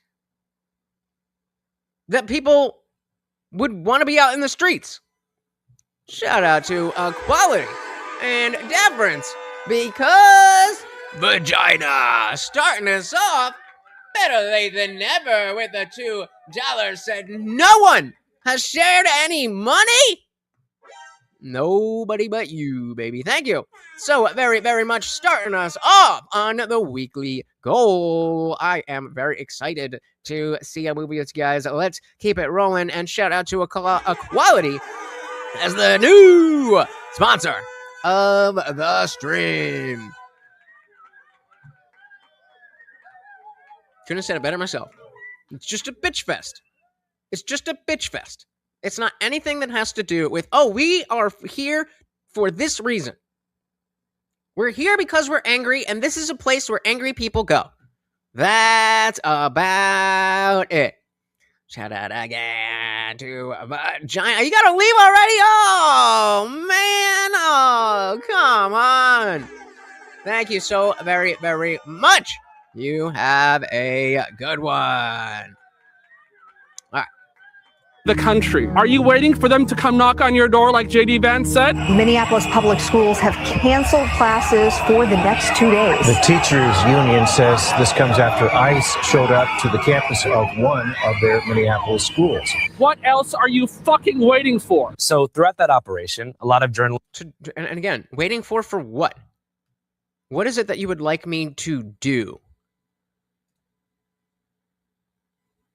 Who aren't me also did some fantastic interviews capturing the passionate perspective of protesters. And on the right-wing side of things, high-up government officials were also barking and making a lot of noise as well.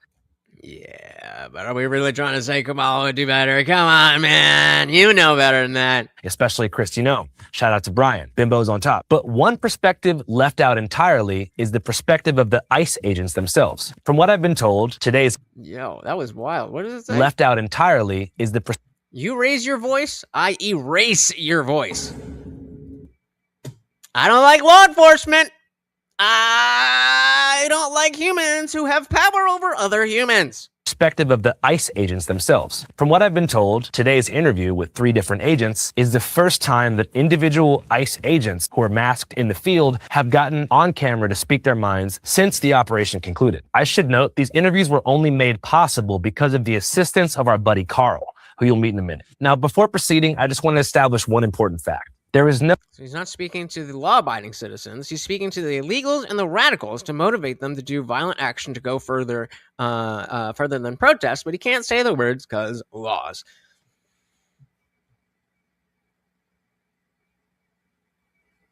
But it's so sad when this completely unavoidable death happens. Oh,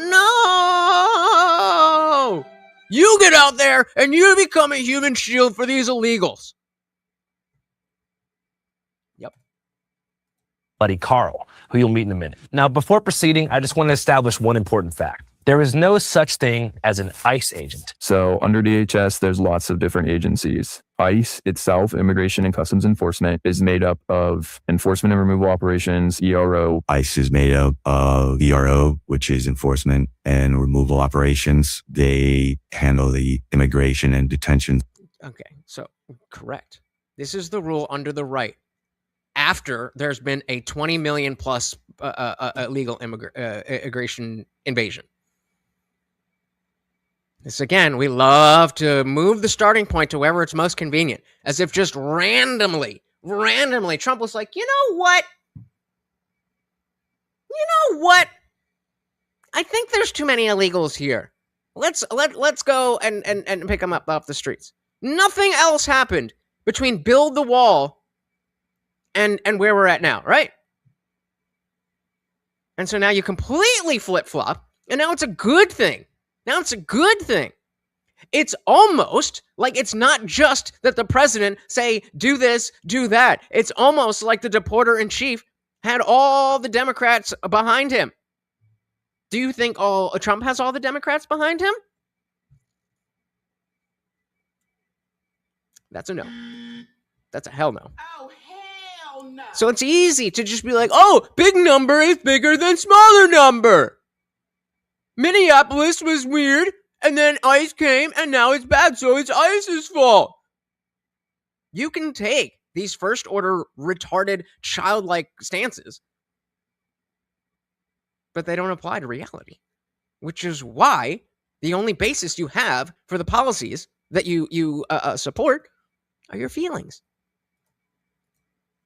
And removal operations, they handle the immigration and detention side of our agency. And then ICE is also made up of HSI, which is Homeland Security Investigations. What does that have to do with what I just said?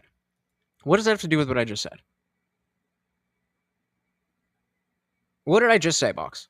Can you respond to what I just said? Can you give me a TLDR of what I just said? Or are you just spurging?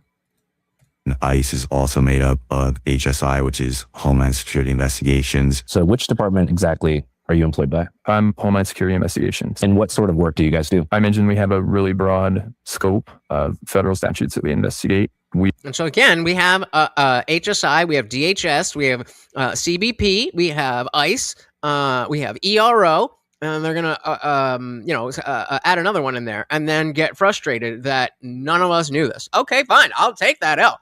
I didn't know there was all these different fucking things. But when all the Democrats are saying, fuck ICE, maybe, if they're like, okay, ICE is doing this, but CBP is doing that, and DHS is doing that, those are really the ones that we care about. Maybe somebody like myself, who doesn't want to see people brutalized, would be like, yeah, you're right. As much as I want the illegal people to be gone, I don't want anyone to be brutalized. And then we have progress. But no, we're just going to play games and throw shit at the other side, and that'll make things better. I mentioned we have a really broad scope of federal statutes that we investigate. We are the investigative arm under DHS. ERO is responsible for... Okay, why is that? Why are they doing more than the job offer asked for? Why is that? I'm going to star all the things that you say that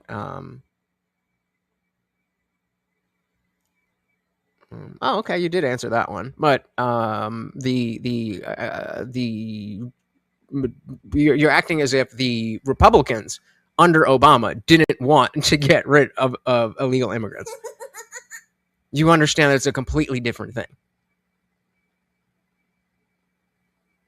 That's like saying if a bunch of us decided, okay, we're all gonna vote on what Lutch eats after the stream, right? And I want to eat pizza, but all of you guys are voting against me. I still get to make the decision, but I still have to convince you guys that to let me have the pizza. Versus, I'm like, you know what? I could go for some pizza. Everybody's like, oh, hell yeah. Do you see the difference in those situations? They're different. So now, the second one. They really tried to do, they're really trying to do more than the job offer asked for. Why is that? Why is it that ICE officers, which again doesn't exist as we're learning right now, why are they doing more than the job offer asked for? We are the investigative arm under DHS. ERO is responsible for enforcement and removal. They work a lot with other countries when red notices are issued and fugitives need to be found who don't have status, things like that. HSI has handled a lot of very famous cases in the last couple of years. The Sean... It's not irrelevant.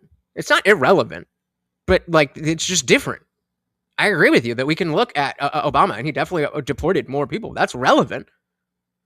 But if you look into the first thing and not just look at the numbers and look into the reasons why, then we can see that across the aisle, if we're looking at both parties, regardless of who's in office, who's in Congress, if both sides of the aisle agree on the thing, then the president is going to have an easier time doing the thing. Obama had both, even though he had the control of the House and everything, the Republicans still were on board with the deportations. Now flip that around. Trump has all the control. And the Democrats are definitely behind him, right? Relevant, but wrong. For some reason, the party of small government is asking the government to do big things. Yes, exactly, Box. What reason might that be? For some reason, the party of small government is asking the government to do big things.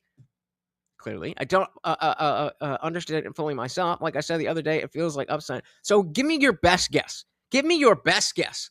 If you had to steal, man, because let's not even talk about me. Let's talk about like a diehard Trump supporter who's just going to go with whatever Trump says. Why would that be? Why would that not be a breaking point? Give me your best guess as to what that person is thinking. That I'm for small government, but this is okay because we'll start that. Cleaner said, I think if we restructure our society and say, this is us, if you don't like it, don't come here, because we ain't changed it, our structure for you, we had a little less disagreement within our societal views on the main thing. Bingo. This is where the suicidal empathy comes in, like different ideas. Oh, well, everybody's different. Everybody's this, everybody's that. And to a large extent, we do want to have that outlook. That part of being an American means that you don't have to fit some strict guideline of how to behave and who to be. But that it's not just whatever. There's still a culture. There's still laws. There's still social norms. We used to have that middle ground. But for some reason, we don't have it anymore. And so that would maybe explain why the party of small government is like saying, fuck. I don't like the government. I don't like government doing things that they don't need to be doing. But they need to do this. That is why, Box. That is why. Because it's a matter of we can't handle this. Based on what the previous administration has done, we cannot handle this. This is what the government is for. So yes, I would love a smaller government in general. But in this particular case, I don't want the government to be hands off when we're being invaded. No, thank you. It's tough, right? It's tough. I believe that we should stay above that, and I hope that a lot of your Christian faiths bring you to above that as well. But I don't blame you. Now, did I say hi to you? Welcome to the party. If not, any Republicans looking for bigger government are failing the America First agenda. What about wanting more? What about wanting more ICE agents to be able to get rid of the illegals? Would that not be America First? I don't see anything wrong with that either, because people want to be around like-minded people, so why not segregate? I'm totally fine with people self-segregating. You can fuck off if you're going to tell me this is a white-only bar, a white-only whatever. I'm going, if it's open to the public, I'm the public, motherfucker. And so if I decide I want to go to a place where it's all short Indian dudes with long hair, then that's on me. Not the government. So why would it not be a breaking point? It's so hard to answer. I blame it on low IQ, but really it's just stupidity as far as I can tell. Also, stupid doesn't equal bad.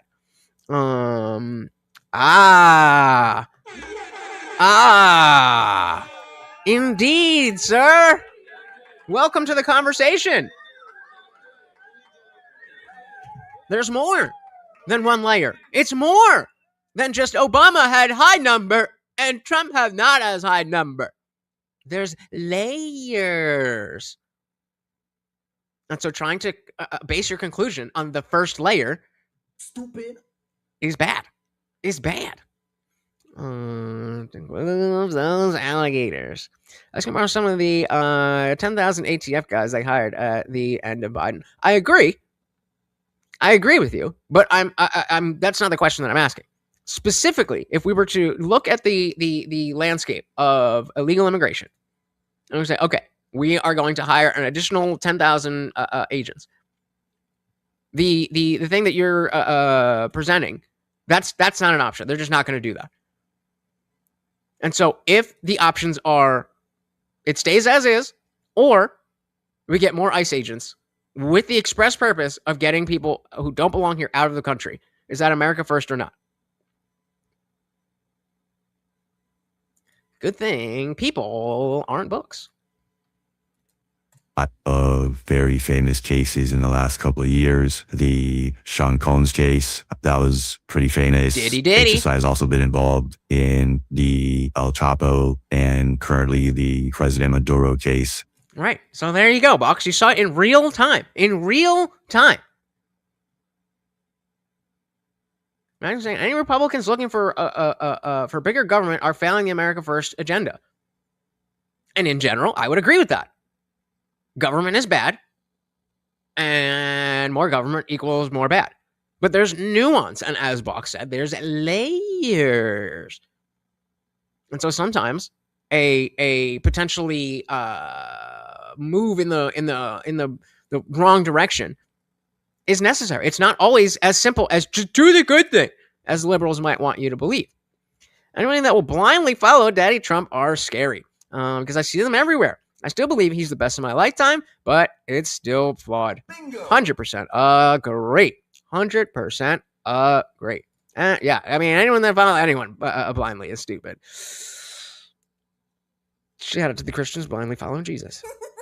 in the El Chapo and currently the President Maduro case out of Venezuela. What was internal dialogue like at HSI after the release of the redacted Epstein files? As law enforcement officers, we want to believe that the people who were investigating those looked at that stuff and did what they could. If I don't believe that, I don't know what to do. This must be a weird feeling. You're working for the government, then you see the government release these files that they had been gatekeeping for years, which seem to implicate a lot of connected, powerful people to pedophilia, which is the exact thing that you were fighting against, among other things. Did you feel betrayed? Okay, but he was a person, right?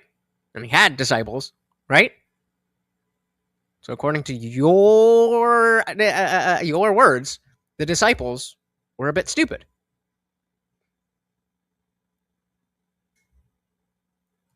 A little bit. I'm not surprised. It's not the first time I've heard that people in Hollywood or the music industry are like kids. The eating kids thing, that was bad. I wanted to throw up at that one. Yeah, I feel betrayed.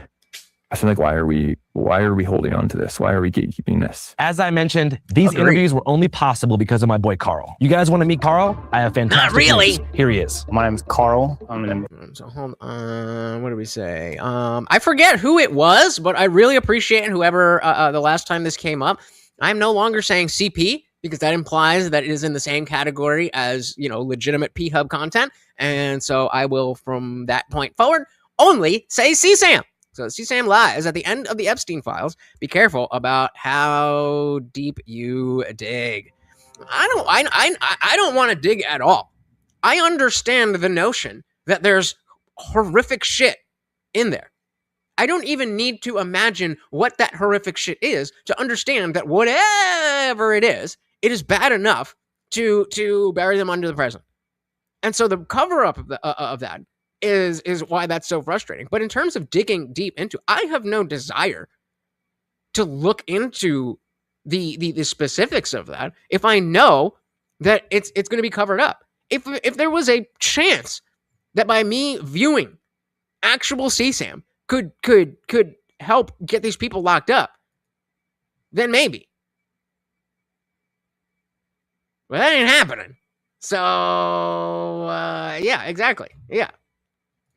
It's a fair point. The view of the perspective is that Jesus is not a person, but okay, but did they know that? They didn't know that. You know that now, supposedly, because he was resurrected. But at the time, they only knew that he was a person and they followed him blindly. You said it, brother. You said it. So they didn't know that. I mean, unless my Christian history is, not on point. But as far as I understand, the whole thing was faith, not knowledge. We don't. Investigative journalist. I've been labeled the ICE Whisperer by Wired. I didn't give myself that name, but I've been interviewing ICE agents for the past 2 months straight. How did you establish such close contact with ICE agents? I don't think I do any. Really? I didn't even. They used it to convict 2 people? Which 2 people did they convict? I haven't heard anything about that. Hold on, I'm gonna do a little search. For the past 2 months straight. How did you establish such close contact with ICE agents? I don't think I do anything special other than offer a voice of neutrality, but more importantly, I'll listen. My questions are to keep them talking. That's my whole goal. I don't hit them with any gotcha stuff or try to prove a point. And I've received a lot of hate for it, a tremendous amount of hate for just interviewing them in the first place. What do people say? You shouldn't be platforming people, which I think is total fucking bullshit. A lot of heat for you need to dox these people. You need to dox these agents. These people are monsters. But all right, hold on. So all those files for 2 people brought to justice. We need new files. And so ChatGPT, I asked, has anyone been convicted on the material from the Epstein files? Yes, but with an important distinction between the Epstein files as public document dumps and the evidence gathered in Epstein-related investigations. Short answer is very few people have convicted and no major public figures named. Okay, but name of the reason has been but. So that's all they're talking about. So yeah, do you have what names are you talking about, Box? Give me a name. Some might have, and yeah, the ones that blindly follow anyone is being a bit stupid. I made that point in what I said earlier. Religion typically teaches us to have faith rooted in reality.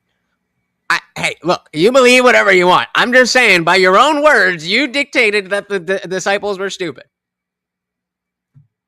We can throw it away. I don't really care that much. I'm just, it's just a thing. For like, you need to dox these people, you need to dox these agents, these people are monsters. But also beyond that, a lot of support. So I get messages from people who are like, I fucking hate ICE. I'm the most anti-ICE person, but like these interviews are eye-opening. What is the security risk for the agents who are participating in this piece? Again, this is the second video this week where they've blurred something out and left the blur the entire video. I mean, the security risk is if they talk to the media, they can get fired, basically. That's it. There's also a risk for us. Keeping the identities anonymous doesn't only protect them, it protects us as well. So if there's some crazy group that's like, give me their info, we don't know their info. I hope every one of those lawless you call ICE officers get doxxed one by one and they get the public shaming they deserve. I do all my... This is tough. Let's go to a poll. Which is more important to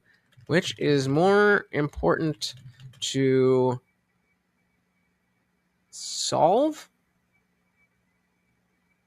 Yeah, to solve. We'll say illegal immigration or the Epstein files. What do you guys think? Interviews through an encrypted texting app called Signal, which hopefully you guys can put up. Okay, but that was from before, right? Or was it material from there? Because I thought I would have heard of that. I don't know. I'm ignorant. My info, keep messaging me. It's going to be on screen. That's an end-to-end encrypted app.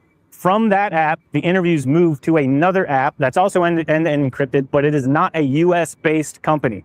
So there is no way a US warrant or subpoena could ever get into that chat. So that's my double layer of security, just how I make contact and how I make interviews. And see, I'm saying that there would have been a way, theoretically. I mean, maybe I'm wrong, but I'm saying theoretically there would have been a way that if it wasn't so shock and awe optically, that there would have been more people who were on board. I think the F-ICE and we have to save our illegal neighbors or whatever the fuck they call them, undocumented neighbors or whatever. I think that could have been something that more people could have got on board with. Let's not forget that, as Vox was just talking about, like it's not like it's an anti-democratic party thing to want deportations. It's the Trump bad TDS. Anything that Trump says is wrong. It's that.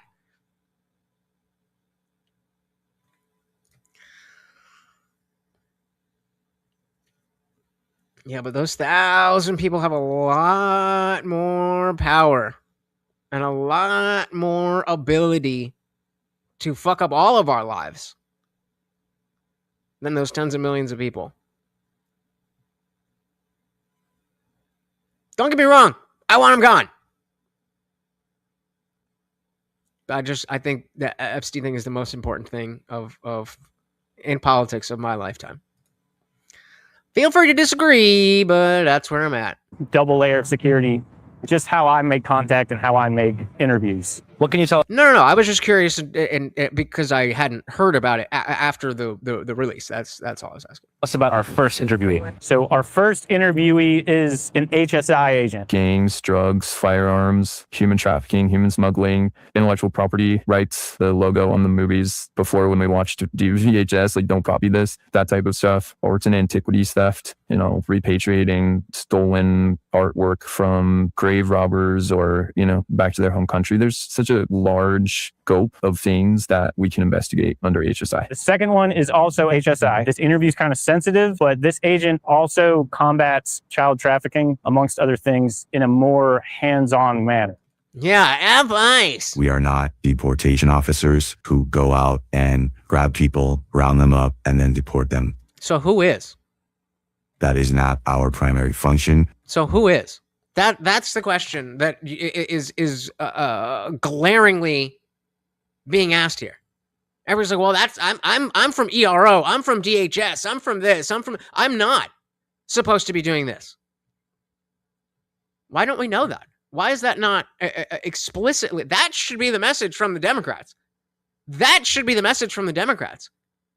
That, look, we all understand that borders are important, and even though our undocumented neighbors are blah blah blah blah blah blah blah blah blah blah, we need to go after the people who are doing this in the wrong way, which is this specific group of the ICE community.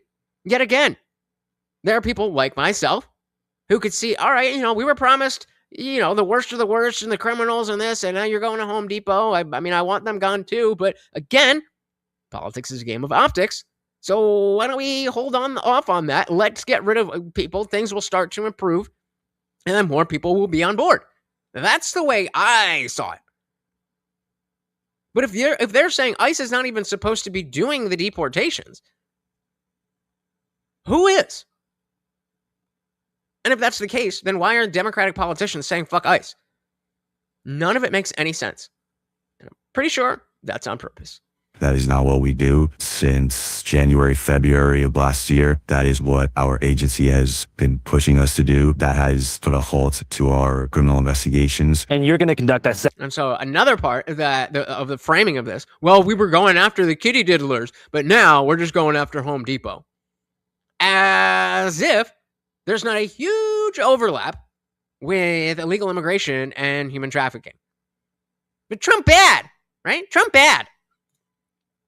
Like I said, some of the people working for ICE are from other states or federal law enforcement agencies. The reason they mask is because they are not ICE, and the government doesn't want their lives fucked for jobbing out. Agreed. What's the over-under that Trump pardons Ghislaine before he pardons Snowden? Higher than I'd like. Higher than I would like. To do that has put a halt to our criminal investigations. And you're going to conduct that second interview because you have a pretty good rapport with this person. Yes, I've been building a relationship with all these agents for like a very long time now. I put hundreds and hundreds of hours into just building and keeping this trust. You're down to wear a brown suit, right? Whatever I need to do, man. You need aesthetic consistency. Whatever I need to do. I have an extra tie for you too. Do you think that HSI and ERO should be separated? Yes. At one point, there was... Can anyone here, without looking it up, tell me the difference between ERO and DHS? HSI and or HSI, ERO. HSI and ERO. Can anyone tell me anything?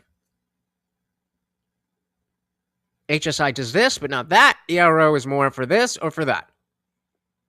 Me neither. Should be separated? Yes. At one point, there was a huge push to separate ERO and HSI. Okay, well, please tell me, because I'm legitimately asking. This is the second time watching this, and there's no explanation. They're just like, oh, Americans don't understand.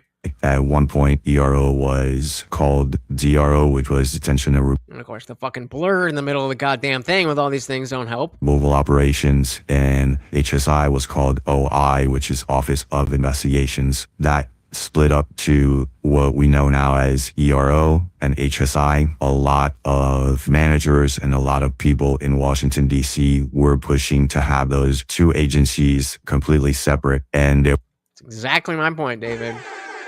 Welcome, welcome, welcome to the party. Exactly my point. He's going like, Americans don't even know this. But you're not telling us, so maybe you don't know it either. Isn't HSI criminal issues and ERO is civil issues that can be criminal as well? I don't know. Like I said, that was a genuine question. I genuinely do not understand that what these do, and it's a little bit frustrating that there's so much strong rhetoric against ICE when we don't even really know what we're talking about. And so that's what I was saying before. Like, let's just say that I think he said I don't fucking remember. Detention and removal. I don't remember.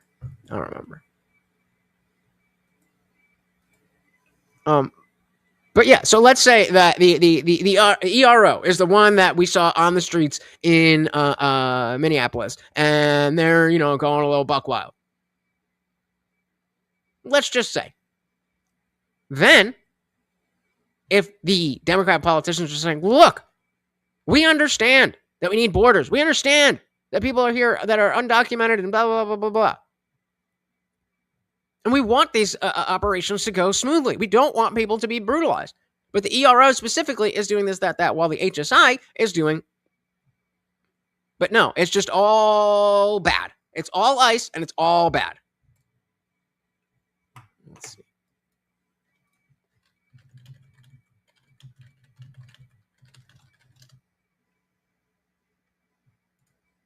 Go. The fuck? God damn it. What does ERO stand for when it comes to ICE?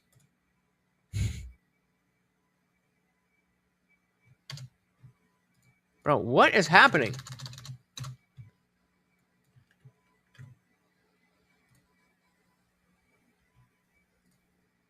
There we go.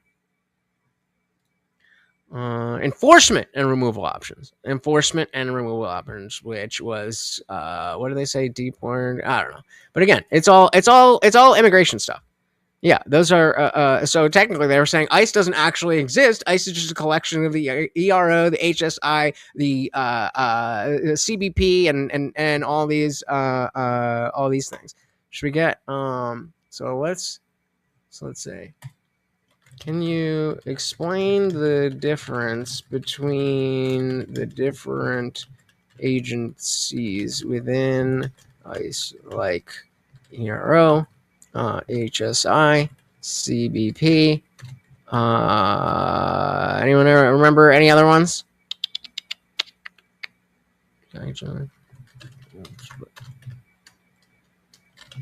And how they rank in terms of what's the word I'm looking for? Hierarchy? Legal hierarchy. You know what I mean. You know what I mean. Let's see. The easiest way to understand is ICE, CBP, USCIS, Border Patrol, etc. are not all within ICE. They sit under the same parent department, but they do different jobs. So at the top is at DHS, the Department of Homeland Security. CBP. So under DHS, they have CBP, they have ICE, they have U.S. Citizenship and Immigration Services. Okay, so they have those three. Okay. So I feel like I missed one. No? Okay. So DHS. So then under DHS, we have CBP, Secure the Border and Ports of Entry. This is the front door agency. They handle people coming in. So even there, they have Border Patrol. They have the Office of Field Operations and the Air and Marine Operations. So they are deciding who gets in. Then we have ICE, which is enforce immigration and custom laws inside the country after entry. ICE is what happens after someone's already in the U.S., and they have two major branches. The ERO, their job is immigration enforcement and deportation. They arrest immigrants, run detention systems, track fugitives, think immigration cops inside the country. We have HSI, which is criminal investigations. So they're investigating all this shit, trafficking, smuggling, laundering, all that stuff. I think those are the federal detectives. A lot of people are surprised that HSI often looks more like the FBI than immigration enforcement. What happens after entry? And then we have citizenship and immigration. They handle the green cards, and this more look like the court side of things. So the legal hierarchy. Okay. Jesus Christ.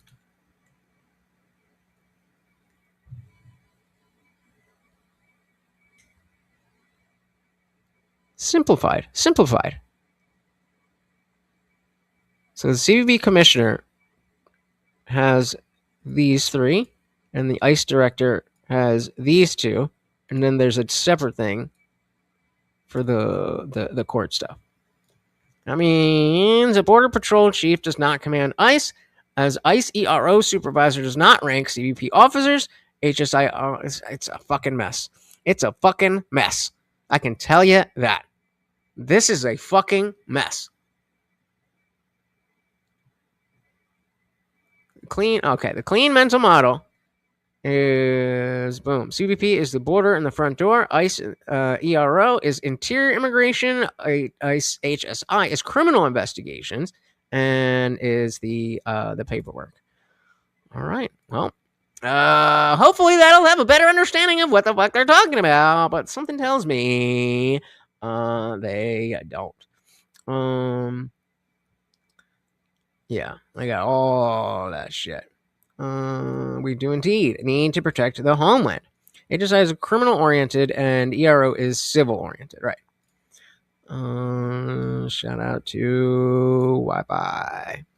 Tom Holman. Well, I like him being a nonpartisan border czar, so to speak.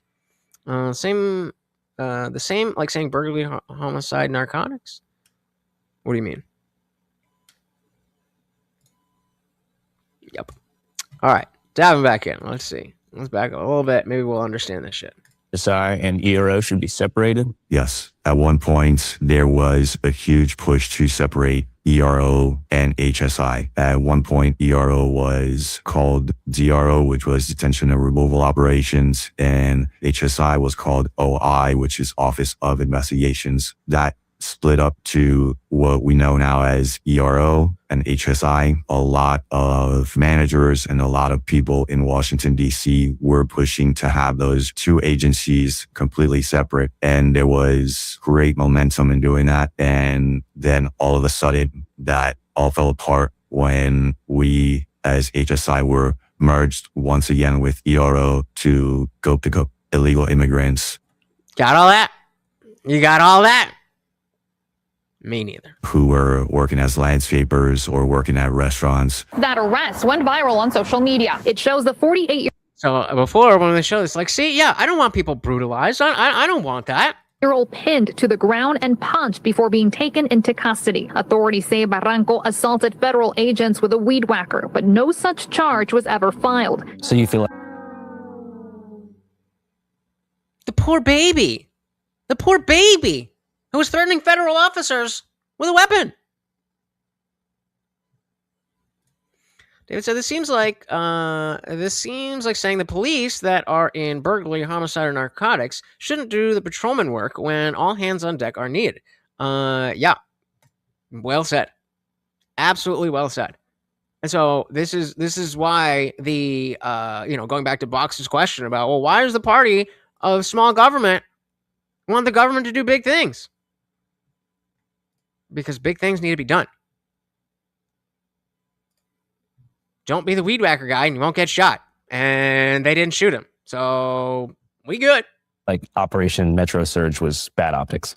Definitely bad optics. It's not new that sanctuary cities and sanctuary states have a different type of crime problem. That's not new information. We learn how to work in those areas, and we have systems in place with our partner agencies to make things happen. And I think that Metro Surge probably single-handedly destroyed a lot of those relationships in these sanctuary cities and states and have set us up for probably another decade of trying to rebuild that relationship. What are some major mistakes that you think were made? Maybe going too hard, too fast. There are problems that need to be solved, but you just can't come in like a wrecking ball and change everything in a heartbeat. You mean like letting 20 million illegals in over the border in just a few years?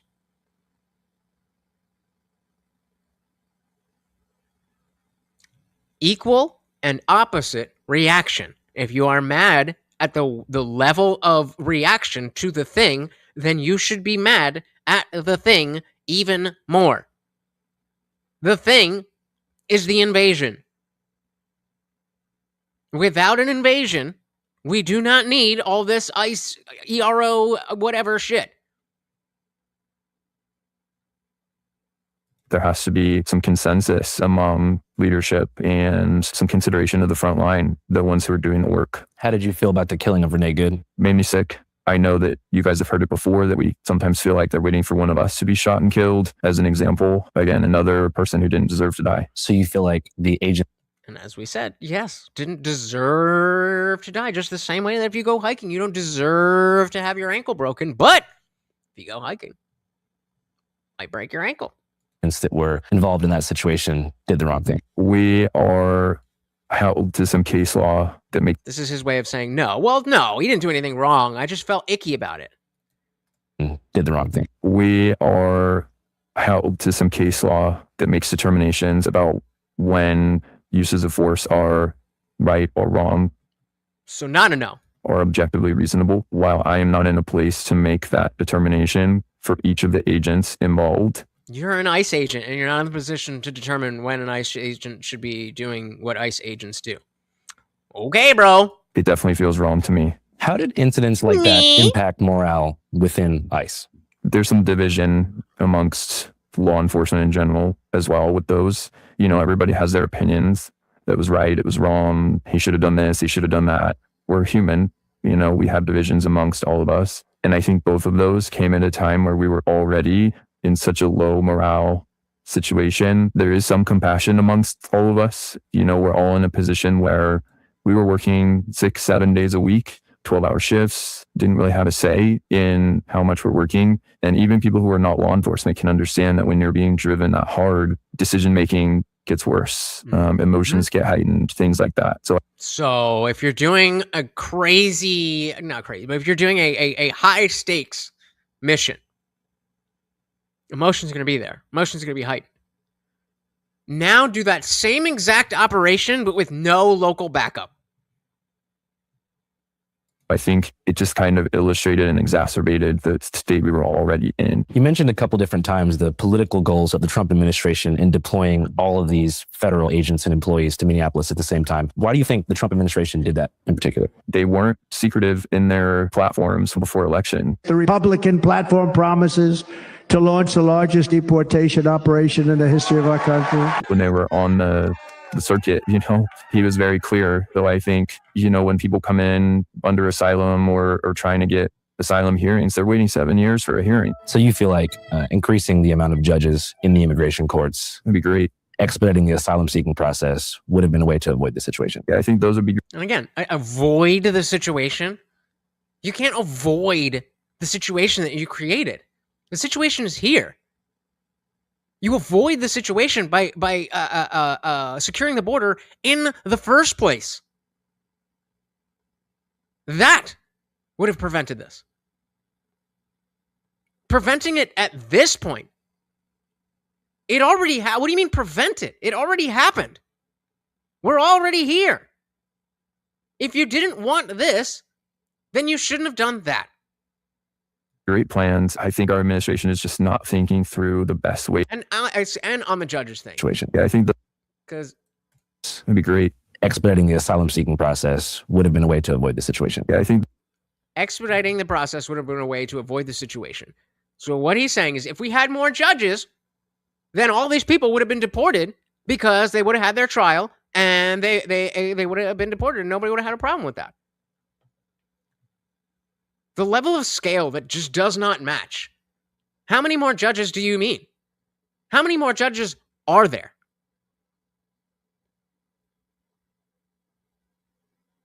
You're just talking shit, bro. And yet again, I want to draw the parallel that there's a difference between law and order and how I want the country to be and the people who are responsible for that. Fuck the police, but we need law and order. Fuck anybody who has authority over me. But that doesn't mean I want a lawless society. And I don't think that's a crazy thing to say. Those would be great plans. I think our administration is just not thinking through the best way to tackle the problem and is just throwing resources in particular places and making a fool of us. So you feel like a lot of the showmanship of Operation Metro Surge was what caused public trust to be lost. Exactly. The Sam Harris argument. Well, if things were different, then I don't know if you know this, but things would be different.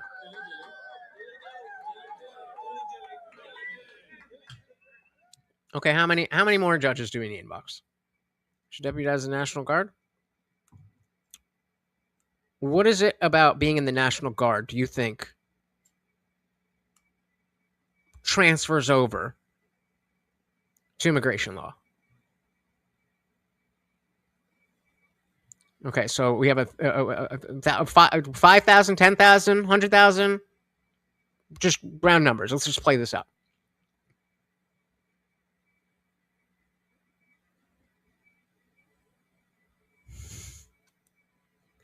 But my point is that the scale of how many people, adding a few thousand judges, is not going to solve a problem with 20 million plus people.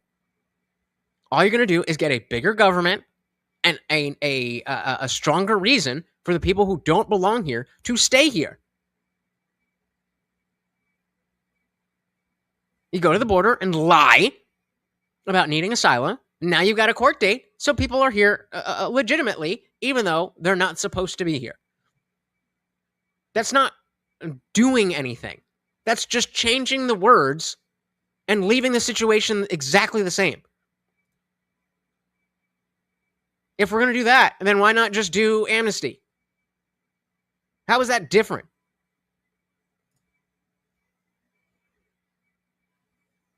You need to be here legally. It's just that simple. They should be using state police agencies, but a lot of them will not cooperate. Thanks, Democrats.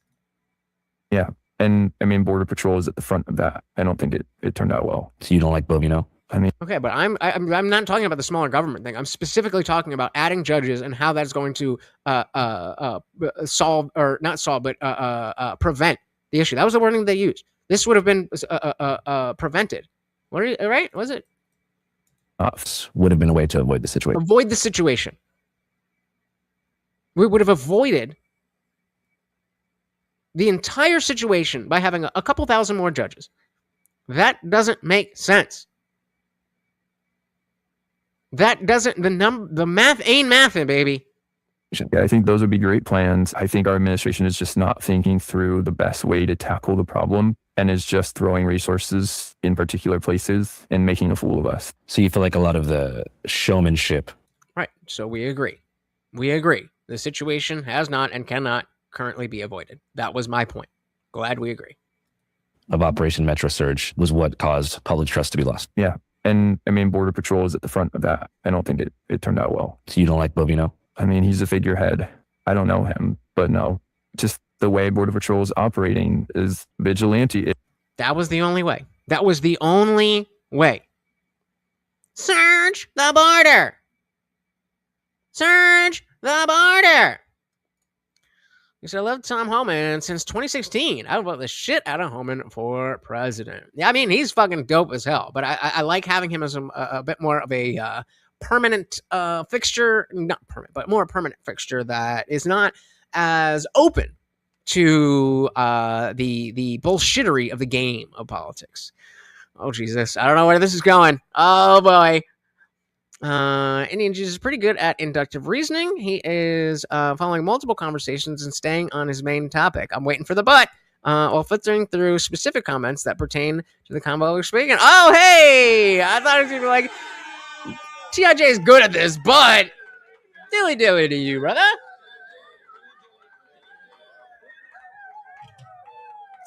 Appreciate you.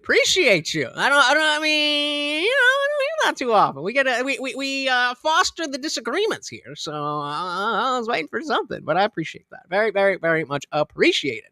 Shout out to Cleaner 409. One more dilly dilly.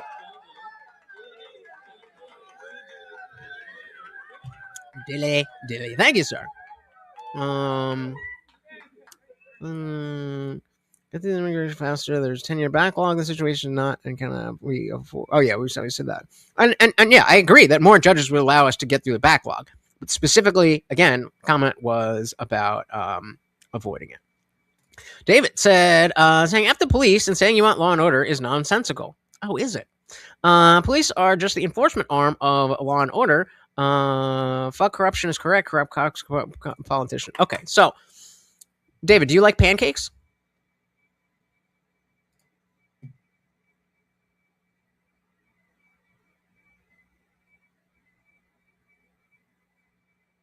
I like pancakes. Me too. If you could get pancakes or waffles, if you could get pancakes, that's the end goal, is I have a plate of pancakes in front of me. Is it possible that somebody could be making you the pancakes and they do it in such a way that they burn the pancakes, or you like blueberries and they put chocolate chips, or whatever. You like the end goal. You just don't like an aspect of how we need to get there. Or let's say they're perfect. They're perfectly cooked, but no butter and syrup. So you just got dry pancakes or waffles. So, well, I like waffles, but I don't like the way that they came to be. Or let's go a little more crazy with it. We're going to stick with waffles? All right. So let's say that we have an illegal immigrant who is very smelly and very violent and doesn't like to clean up after himself. Breaks into your home, makes you amazing waffles. Are you going to say it's nonsensical because you like waffles? Or is the waffle and the process two different things? I like the waffles. I don't like the illegal, smelly, violent, dirty person breaking into my home, despite the fact that the waffles are damn good. Which part of that does not make sense? Walls without enforcement is like having ice but never removing. We'll get there. We'll get there. What is wrong with my analogy about liking the waffles but not liking the process of how I got the waffles? So I feel like it's exactly the same thing. I like the law and order. I just don't like the process that we need to give power to human beings over other human beings. Now, in this case, maybe a better analogy would be I don't like cooking. I don't like, do you call it cooking? Cooking, baking, same kind of thing. I don't like, doing anything in the kitchen, and I don't like doing dishes, and I don't like heat, and I don't like any of those things. Yeah, because it's a hypothetical, or not a hypothetical, it's an analogy. That's the point. That's exactly the point. What's wrong with the analogy? What's wrong with the logic of the analogy? I'm presenting, I like X, but I don't like the process for X. You said that is, did you say nonsensical?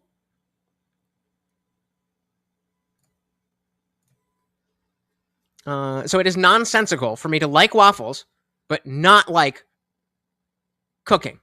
I would rather, let's go the other way. I would rather have someone just bring me the waffles than me have to go downstairs and cook the waffles. In either case, my love for the waffles are the same, but the process is different. Which part of that, before we even get to law enforcement, which part of the analogy doesn't make sense? Look, so I'm kind of sad no one called out my backlog argument. There is a lot there we as a people need to go through. What? Yeah, I was like, maybe because we don't really understand what the fuck you're saying. Sheep, when we could be lions when we need to. We, as a free people, should be able to differentiate when to act accordingly. Fair enough.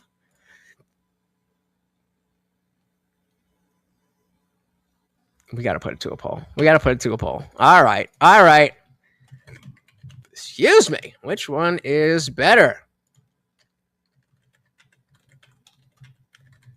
Ooh, I'm gonna throw a twist at you guys. That's why I didn't say the best. Which is the best? Well, Matthew said, I hate the government, but I accept that they're necessary for society to function. That's nonsensical, Matthew! Because you need the government in order for society to function! So you must love both! Or do you? Analogy identifies a class of people who are a necessary evil, i.e., the people that have to deal with doing the thing to get society to where it wants. Right? You need someone to cook the waffles, and you don't want to be the person who has to make all the ingredients, and sometimes not even the waffles. So you need those who will, so others who do not have to. I'm not disagreeing with anything that you're saying. I'm just not sure the relevance to the real life ICE law enforcement situation. Sure, yeah, I agree with you. That's why I believe that the police are necessary evil. They are evil, but as they are a necessary evil. I wish it was the fact that everybody just followed the laws and we wouldn't need police. But we don't live in that world. And so unfortunately, we need law enforcement. You know, you're not enforcing the law in the restaurant. The restaurant is doing the cooking. Okay. In your analogy, you're not doing the enforcement of the law.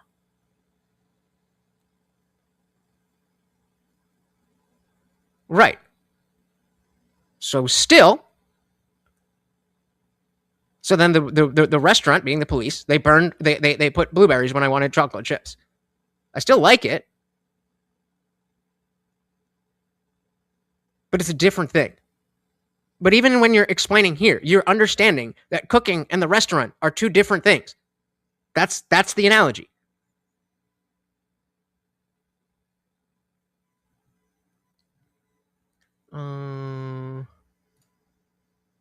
We definitely need prison reform. The relevance is ICE and the relationship they have. They are the necessary. The system is what defines their job. Our system has to work for them so they can do their job if we want society. Agreed. My point is I wish that we didn't need that because I don't like them. But we do need them because I like the law and order and the society. Maybe we're just talking past each other, but I feel like, Matthew said it perfectly. I hate the government, but accept that they're necessary for society to function. I feel exactly the same way, one-to-one. The government being the police and society being law and order. Or, you can keep it the same. I hate the cops, but accept that they're necessary for a society to function. Which part of that is nonsensical?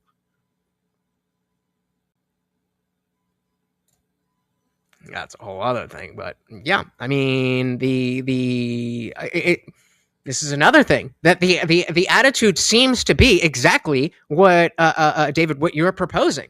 Thank you, sir. That if we're talking about I just took a little fucking victory lap in my fucking head and forgot what I was saying. Oh my god. Stupid. All right. You said if they saw they would put them back in. I forgot it. It was going to be something about like the general, the rhetoric and stuff that's been in place for long before, but I lost it. Bog said, dude, criminals make the best employees and entrepreneurs. They're hard-headed and driven. You just have to focus in the right direction. If you can focus it in the right direction, then I'll give you that. But that's a big if. That's a big if. Maybe not a huge if, but we know that the recidivism rate. Talking about the revolving door. Yeah. I agree with what you're presenting, that we as a society could create a better system for people that is more focused on rehabilitation than retribution. I agree with you there, but there's enough people that have no interest in being rehabilitated that unfortunately we do have to focus on retribution. Yeah, it was something like that. I lost it. Maybe it'll come back. But like I said, just like the government, don't love the government, do love society. Don't love the cops, do love law and order. I gotta pee. But no, just The way Border Patrol is operating is vigilante-ish. It feels lawless. It feels aggressive. Whoa. How is being a federal agency doing an official operation, that is literally the opposite of vigilante. It feels unnecessary.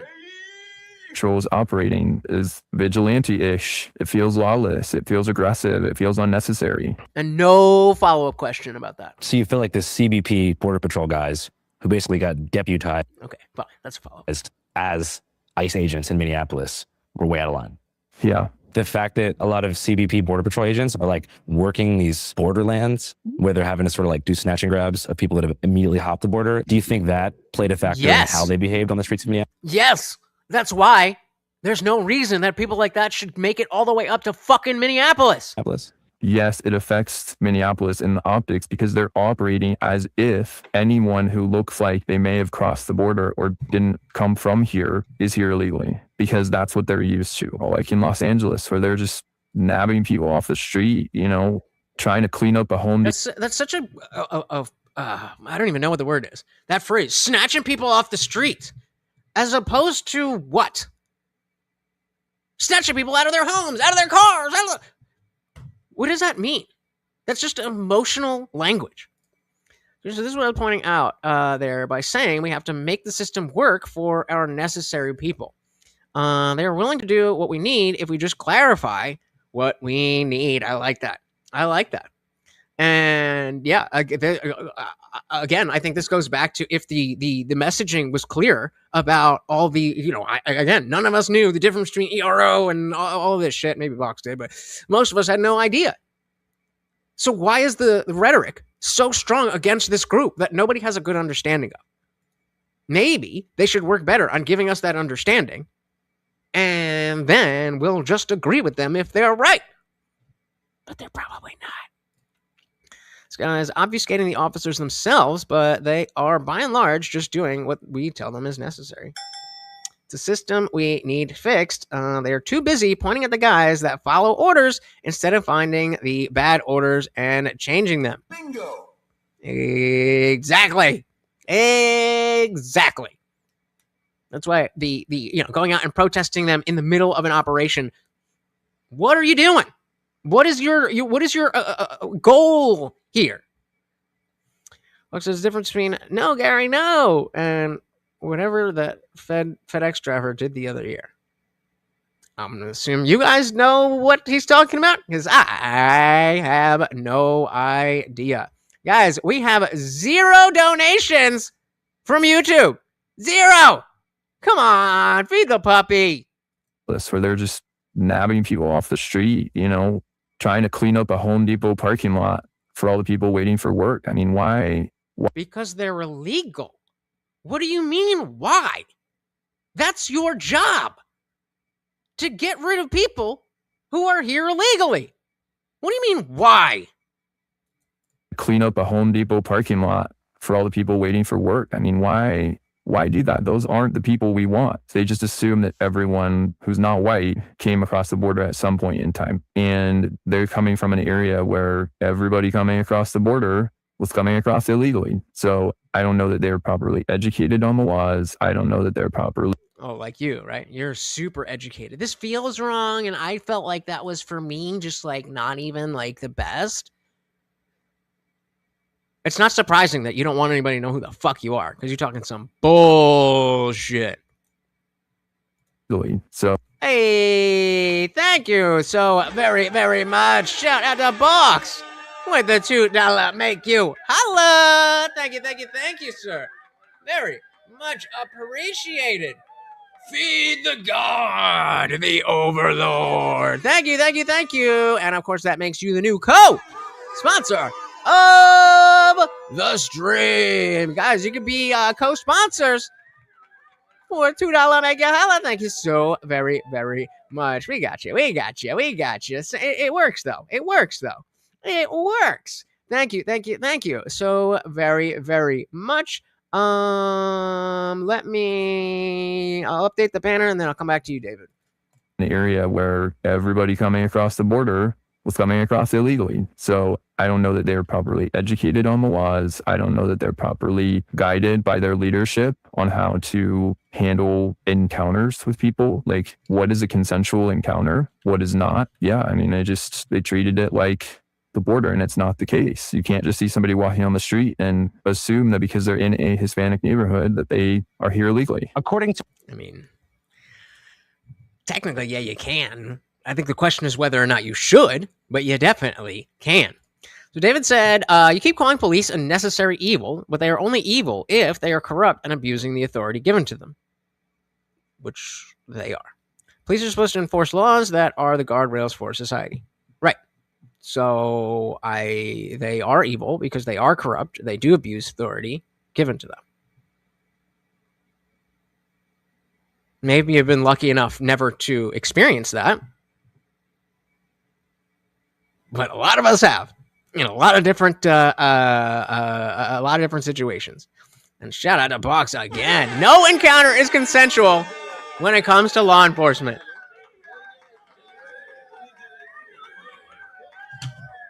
Even if you're, I'm like to stretch the meaning. Like technically, if you are calling the cops, that's consent. But the idea, if I may, tell me if I'm wrong. But the idea here, what you're expressing, or what I'm understanding from what you're expressing, is that we never are talking to police because we want to. We're talking to police either because they're talking to us, or even if we call them, it's because something has happened. Is that kind of what you were going for, Box? Because I agree. Feeding morning has been scientifically proven to reduce breast cancer and erectile dysfunction. I have heard that. There are some good cops out there. Theoretically.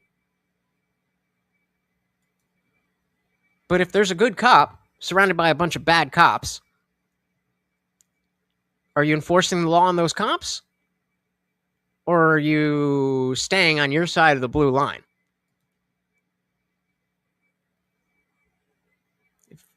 If there were only a few, then bad cops wouldn't exist. Excuse me. Clear said the term necessary evil is a coin phrase for people who do the shit no one else wants to do. It's not saying they are evil. It's a term. I'm kind of leaning into the evil aspect of it, but I am using it in the sense that I'm not using it in the sense that no one else wants to do it. I am using it in the sense that these are people who are who the idea of this authority is evil but necessary. So I am saying that I don't believe that the police are a net good for the individual. Law enforcement is a net good for the whole.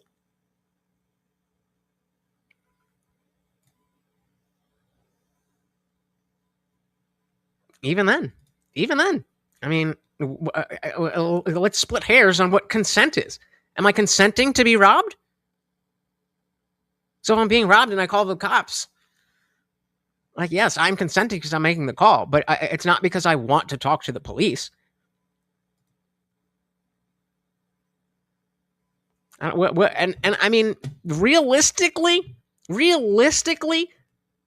what is exactly the situation where cops are needed?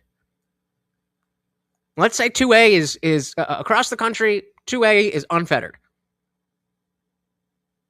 And then we'll roll it back since it's not. Let's say that 2A is unfettered across the country. In what situation do I need the police? Because even when you're an innocent witness, the cops only have one avenue. It's to collect evidence and try to convict. Cops tell you not. Yep. Shut the fuck up. Clear said, sure, the law enforcement agencies are not intended to be good for individuals if individuals are not adhering to societal standards. Individually has its price, just like everything else. Fair, but I think the what I'm appealing to is that there are people who are adhering to societal standards and also getting, negative interactions, like I have a number of times, and I'm sure some of you have. What if they happen to save you without calling? When has that happened? I mean, like, I'm not saying that I'm not saying that there's no use. I'm saying that they are necessary. I'm just saying, if it was the case that I was allowed to be armed in this state, I mean, I'm armed, just not with that. I cannot think of any situation where I would need the police for my protection.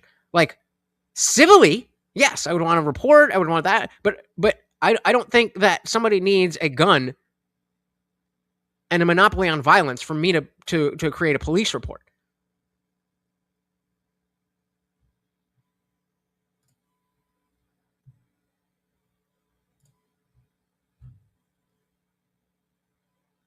It's not simple. It's not a simple, oh, good, bad, bad. Most things aren't. And you don't have to agree with me. That's just my position. And assume that because they're in a Hispanic neighborhood that they are here illegally. According to our third ICE whistleblower source, this kind of racism is also endemic within HSI itself. Now we're all going to agree. Not just among Border Patrol agents being deputized to Minneapolis, LA, and elsewhere. I know when I first got into ICE, my supervisor had let me know, hey, we've had guys get grabbed by other officers, be it local police or other ICE officers, just assuming they're a detainee based on how they look like. So he's stick close to me if you ever go deep south or any of those weird facilities. So you're Hispanic and Native American. Notice the music. This is this is neutral news reporting. Can you tell us a little bit about the racism that you did face? So the script. Did you face any racism? Can you tell me about the racism that you did face? But no, he's not biased. He's not biased. He's very open about his bias. You're Hispanic and Native American. Can you tell us a little bit about the racism that you did face? So the discrimination kind of came when I was visiting Charlotte office, which wasn't my home office. I was the sole officer that people were kind of focusing in on with making jokes or just making out random comments. I had one recruit come up to me and be like, hey, I bet I could take you in jiu-jitsu.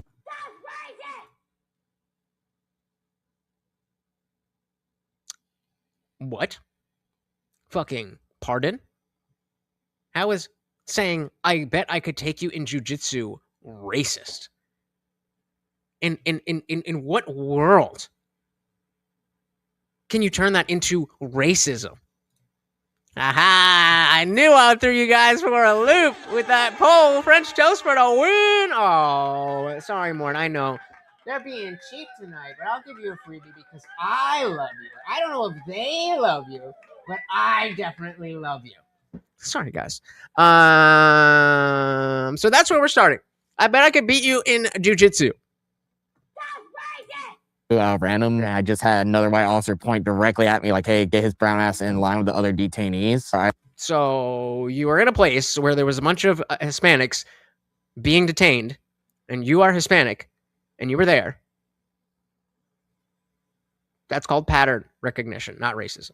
I literally turned and looked at him, and I literally just lift up my hoodie to show my credentials. And then he was like, no, you're brown. I'm arresting you anyway. That's what happened, right?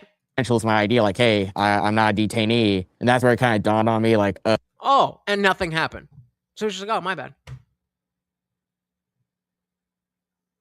These guys kind of have something against individuals of colors, or at least a few of their staff members do. Despite It's not even an object. It's not even an object. Jiu-jitsu is a martial art. It's ideas. Crazy. keeping quiet about these incidents on an HR level, this officer was fired very shortly after for apparently making an anti-Semitic comment that he says he never made to a different officer during an ERO operation. Again, I apologize, but I'm going to play the show. So we can understand that whatever was said, we're talking about extremely racist people. So it must have been something along the lines of, we need to help the illegal immigrants. It must have been something really against the goals of what they were doing, right? Like I said, I wasn't even pulled aside by anybody. I wasn't asked a question. I wasn't told hey, this person claimed you said this. It was just one day they just pulled me aside. They're just hey, you're being fired for officer misconduct. And they hand me that letter, no names on it, just a vague quote. Yeah, what did that quote say? Something to the effect of, I knew my girl was the one when she said she hated Jews in Israel. The termination letter quotes, I knew my girl was the one when she said she hated Jews in Israel. So A, You remember that word for word, not something like about Jews, word for word. And you're telling me that all these so racist officers are hearing, even if they don't agree with hating Jews or whatever, they are, as according to you, also racist. So we would expect that high five, yeah, racism, cool. So which one is it? Which one is it? Fair. Because I make better jokes when I smoke less, but for some reason when I smoke more, the bad ones are funnier. Let them rip. There you go. There you go. Yes, sir. I prefer yes, daddy, but that's just me. That's just me. Maybe I'm short. I like that. I don't know, but I like the yes. Yeah. So you never sent anything remotely? No, that was a different officer that said that. Somebody else who said that. In that moment during the transportation operation, is out of pocket because we're all in a van. Just what? Wait, what did you just say? She hated Jews in Israel. Yeah. So you never sent anything remotely? No, that was a different officer that said that. In that moment during the transportation operation, is out of pocket because we're all in a van. We were all being out of pocket in a van. We were all being out of pocket just in a van. But you're not racist and you didn't say anything and they're racist, but they got mad at you for being racist and they got you. That's fair. That's fair. This sounds like a fucking lie. That was a different officer that said that. In that moment during the transportation operation, is out of pocket because we're all in a van. Just everyone was talking. I wasn't talking. I was just quiet. I was sitting in the middle, but nobody was saying anything when the guy blurted out. So everyone just kept it pushing to get the objective done. Despite this, he was reported shortly after and immediately fired. Did anything happen to them? I have no idea if that recruit was fired or nothing was told of me, like of any of the other officers facing disciplinary or even my side being asked like, hey, do you hear any other officer engaged in misconduct? No regret. But even, fair enough. Let's say we accept the story. Then shut the fuck up about racism when you're out here saying, oh, they're the one. You are them. You are them. Oh, these racists, they're so bad. I didn't say anything.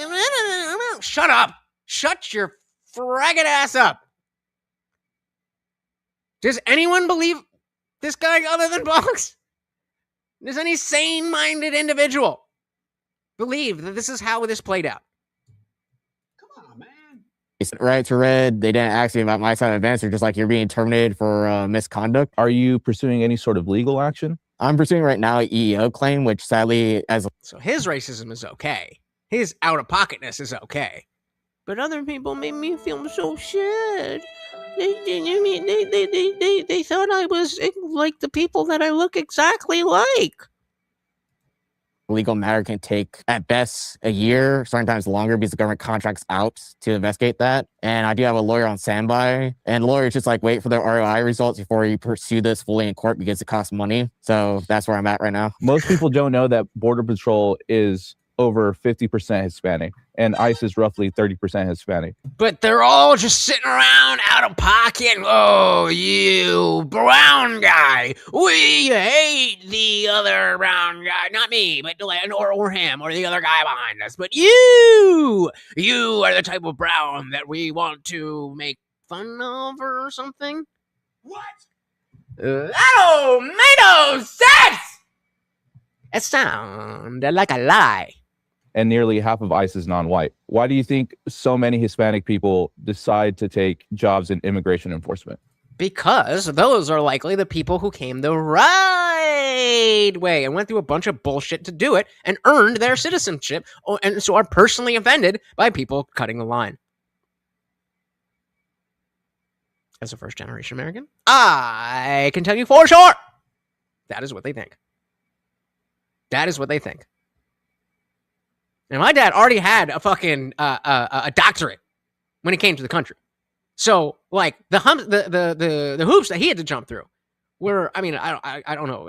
We really haven't talked about it that in depth. Maybe we should bring him on. Talk about that shit. Papa Lutch, let's hear your immigration story. But I would imagine that, you know, things moved a little bit more smoothly for him coming from Trinidad and having a doctorate. But, you know, he still had to go through all the bullshit, and he's still very offended by people who think that they don't have to do it. So imagine somebody who didn't.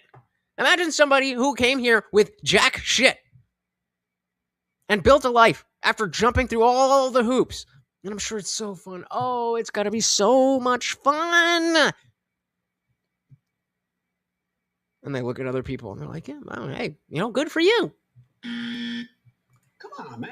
I think so many Hispanic people decide to take jobs in immigration enforcement. I think it has a lot to do with the communities growing up on the borders and seeing the issues. And then for the people that weren't on the borders, they kind of have families that are down in Mexico and they're affected by crimes regarding the cartel. So a lot of people typically from those communities join law enforcement with noble intentions of like, I want my community to be better. I don't want to just say it. Oh, god damn. Hey, oh, that is not coming on anything. Bro. See, well-timed memes are the best thing in the world. I don't even know what the fuck this guy said in the last 5 seconds. I'm a dumb. People that weren't on the borders, they kind of have families that are down in Mexico and they're affected by crimes regarding the cartel. So a lot of people typically from those communities join law enforcement with noble intentions of like, I want my community to be better. I don't want to just say it. I want to be a part of that change. So this is the exact same rhetoric of the people who were out in the streets protesting this shit. Be like, why are you using real bullets? That's exactly what they're saying. I want to be part of something. Okay. You were already part of the organization that's supposed to fix this. You were already there. But they were racist and they said brown. So I told them about the Jews and I got fired. Or I mean, no, it was somebody else.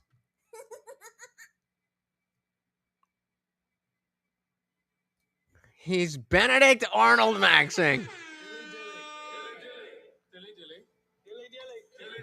It's more pathetic than that. It's more pathetic than that. Now, forgive my lack of knowledge on Benedict Arnold, aside from the fact that supposedly he was a traitor. I'm sure somebody's going to be like, no, history is bullshit, but whatever. That's what we all know him for. He's not doing that. He wants to help. He thinks he's helping. Just like the Alex Prettys of the world and the Renee Goods and the Renee Goods girlfriends of the world that go out with no idea what the fuck is going on and think that the federal government is not using real bullets. They want to help. They want to do something. They don't know what they want to do, but they want to do something. And so doing the something is what makes you feel better. It's not whether or not there's change. It's not whether or not you're effective. It's not whether or not you have the right ideas. It's not whether or not you're inspiring people to do the right thing or anything like that. It's that warm, fuzzy feeling inside.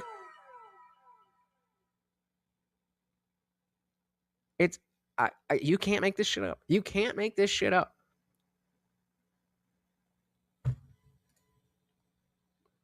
He doesn't look that old. He doesn't look that old. What do you think? Numbers in the chat. Oh, how old do you think this kid is? Have people typically from those communities join law enforcement with noble intentions of like, I want my community to be better. I don't want to just say it. I want to be a part of that change. The voice sounds young. Like it sounds like it's going to get deeper in the next 3 years. So when you have these young people from these communities coming to these agencies, they're trying to change it for the better. What do you think like they see in these communities that have them like enlist or join? In those communities, you see a lot of cartel come through the border. Like there's a lot of cartel and narco terrorists that are in the United States that operate within it. And they... Are you sure about that? It doesn't sound altered. It sounds extremely clean. And narco terrorists that are in the United States that operate within it, and they see people get kidnapped from the community. They see people get murdered. They have family members that they're aware that get murdered, harassed, or overseas by cartel members. So because of them being, I don't know for sure, but I don't think so, either directly affected by it or just seeing it, they're like, I want to protect people and go after these very, very bad men that think they could get away with it. Hey, what's up, you guys? As I'm sure you know, in today's episode, we spoke to ICE and DHS agents about the nuances and divisions within the actual organization itself. But what about current ICE news today? More specifically, how is the mainstream media covering Ground news. Has been police incident. What happened to my fucking spots are black? Ground news here. Just That I don't use at all. Political echo chamber incident. A pretty convenient revving to Fox News. You don't. Who owns Fox? Called turning Minnesota County Jesus the Christ. at once. Who owns them?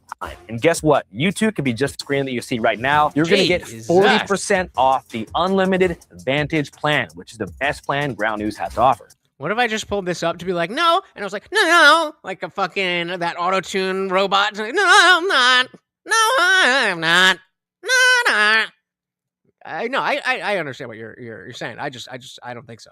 It doesn't seem different enough than a normal person talking than what we're like I'm familiar with. It's like it doesn't sound like that. I could be wrong. I'm just gonna get my opinion. I don't think so. Bringing the cost back to Trump's motivations for his initial raids in Los Angeles, which came a few months before Minneapolis metro surge. You feel like it was cruel? Definitely. What motivated? Journalism. You felt it was cruel, right? Right? Cruelty? That was cruel, right? I'm not going to say he's not a journalist. But this is like explicitly what you're not supposed to do as a journalist. Oh, yeah. 100% believe that brainwashing is effective. Absolutely. Does anybody question that? Are there people questioning that? I mean, we've seen it in real time with any issue you can think of. It's like, oh, it's just that, and then you get into the habit of, well, when they say it's just no big deal, that is probably no big deal, and it's just that simple. I never cease to be amazed at the insanity of society, so I think you might be right. But some of the cruelty. Yikes. Oh, it felt petty and personal between Trump and Newsom. On the other hand, what do you think Trump's gripe was with Minneapolis and Minnesota's connected to the riots? Nick Shirley definitely made a fool out of him, or out of law enforcement in general, by highlighting all that fraud. And he just saw probably Tim Walz, his opponent, another petty nonsense. Oh yeah, just billions of dollars of fraud is petty nonsense. Just petty nonsense. What do we care if people are stealing billions of dollars and sending it out of the country? What do we care? Our economy is doing great.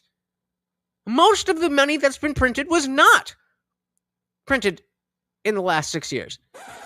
Oh, wait. And look at this mess you're in. I'm going to come clean it up for you. It feels very petty. I don't see righteous motives. Do you think it was public pressure from the protesters and the media that led to metro Disavow. surge ending? Probably. I would think that some leaders felt that pressure and got the top to agree to dial it back. We've had great success with this operation, and we're leaving Minnesota safer. So in a way, the protest aims were somewhat effective. I don't generally feel like The protest aims were effective. So y'all went out in the streets and nobody got deported. Is that what happened? Is that what you tell yourself so you can sleep at night? Loser. We were effective. We went out there and just shouted about shit and said, fuck ICE, and that really changed the country. Come on, man. This is pathetic. This is pathetic. And so when we come back to the idea of human beings having authority and a monopoly on violence over me, and this faggot, nah, bro, you ain't that guy. You ain't that guy. Make protests do that much, but I think. Well, I agree with you there, but he said but. Somewhat effective. I don't generally feel like protests do that much, but I think the visibility of all of it definitely helped move things along. One of the biggest things they need to take in mind is that immigration and the immigration politics are very nuanced. Move things along mean like get the people that we were looking for in Minnesota out of Minnesota. Say more. Because my understanding is that there was a goal. And there was I don't know if it was a specific number or if it was, a group of individuals. But my understanding is that after Preddy and Good, the local law enforcement was like, all right, we gotta fucking do something here. This was also the same time that Nick Shirley's video came out. So say more on how it affected deportation. Voice changers and masks are annoying because I like trolling dumbasses and I can't tell who it is as easy if they mask their voice and change it. Yeah, exactly. Hey, shout out to Box. Again with the Big 5, making him the new sponsor of the stream. Thank you. So, eat it. Oh, all right. I'll give it another one because I blocked it. I blocked it. Here, eat it. No, this side. There you go. Thank you, sir. Box says for the $5 without looking online. Name one person we convicted of this fraud in Minnesota. Go on, I'll wait. They were in court before Nick came along. He did help though. They were not in court. The Senate Oversight Committee was afterwards, and in the same way that with the Epstein stuff, just because the federal government and law enforcement in general is covering it, doesn't mean our knowledge of wrongdoing is irrelevant. So I would prefer to, even if we're talking about Epstein, I would prefer to know who is implicated in illegal shit, even if those people aren't going to be prosecuted, because we still vote for these people. These people are still in our government.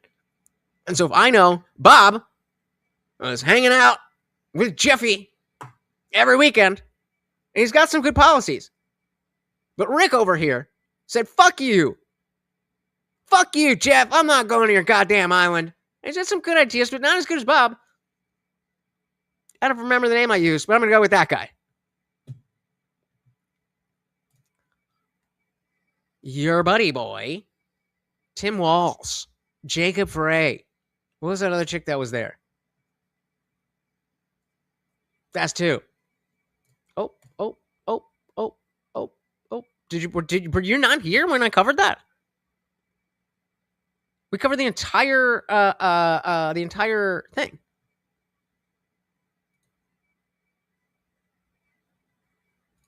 Of course you do. But what's no. What am I misunderstanding?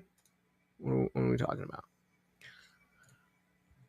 Let's dive back in. Thank you, Box. Very, very much appreciated. One of the biggest things they need to take in mind is that immigration and the immigration politics are very nuanced. It's not black and white, and people need to find kind of a middle ground, because you have to have a key focus of safety for the community and how you let people in and out of this country. But you also can't let standards slip to where you start seeing these instances of officers using too much force, not understanding legal protocol. Was Renee good? That's never going to be a thing. You cannot give human beings a monopoly on violence and then have zero instances of people using that violence in a way that you don't like. That is not a thing. Thank you again, Box, our new sponsor of the stream. But yeah, listen what this guy is trying to say. Let me grab some of these. Grab that and that. All right. What was I saying? Oh yeah, that's asking for perfection.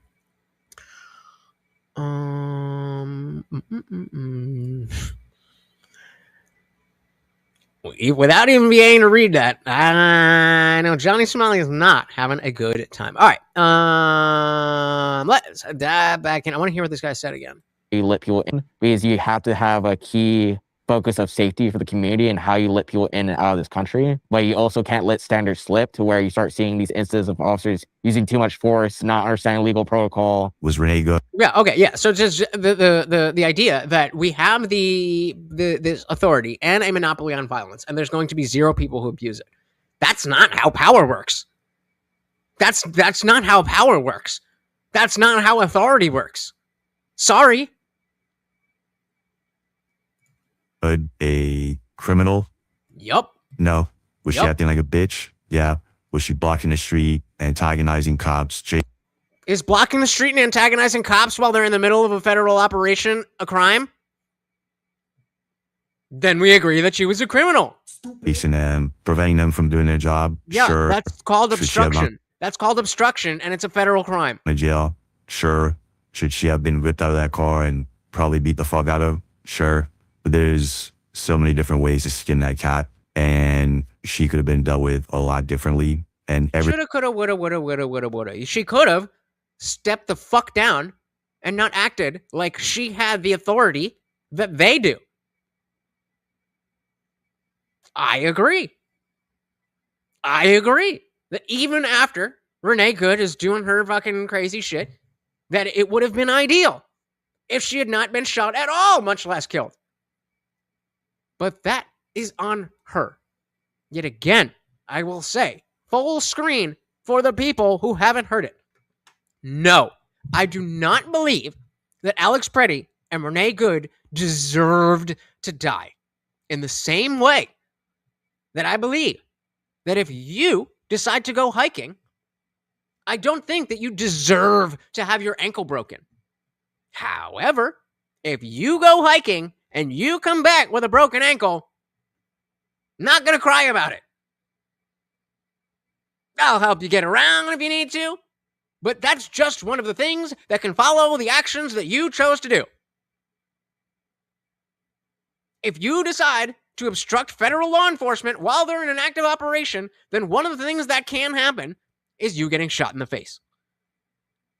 I wish it wasn't that way, but it is.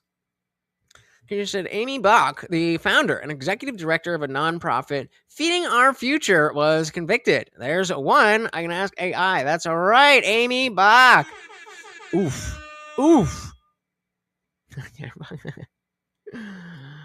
Dick was close. You got, I mean, fair enough. There's a lot more than I thought now that I'm looking at the list. Drop a link in the Discord or something. Let's take a see. Why don't they put this on the news? Because of course, I know you're tongue in cheek, but of course that would just give Nick Shirley the legitimacy he deserves. Can't do that now, can we? He has to be evil. He has to, yeah. You guys get it. All right. Skin that cat, and she could have been dealt with a lot differently. And everyone in that and again, notice how she is completely absolved of any responsibility or accountability. On the line of vehicles that were actively hindering the job of ICE that day. And is that illegal? A lot different. Is that illegal or no? Hindering the job of ICE. Is that illegal or no? So she was a criminal. By your own words, she was a criminal. Hey, shout out to Jason. Welcome to the party with the big five. Thank you, sir. And of course, every donation comes with a treat for the Overlord. Welcome to the party, sir. So, but what if a total D-hole breaks his ankle while hiking? Well, then he deserves to have his ankle broken because he's a D-hole and not because he went hiking. You know what I'm saying there? If you deserve to have your ankle broken, hiking ain't got nothing to do with it. Just might be the way that you get what you deserve. Aha! You thought you got me, but I got you. Yeah, you gotta take it case by case, and just because somebody is unarmed and killed by the police doesn't mean that they didn't create that scenario. That is what I will say. Welcome to the party, brother.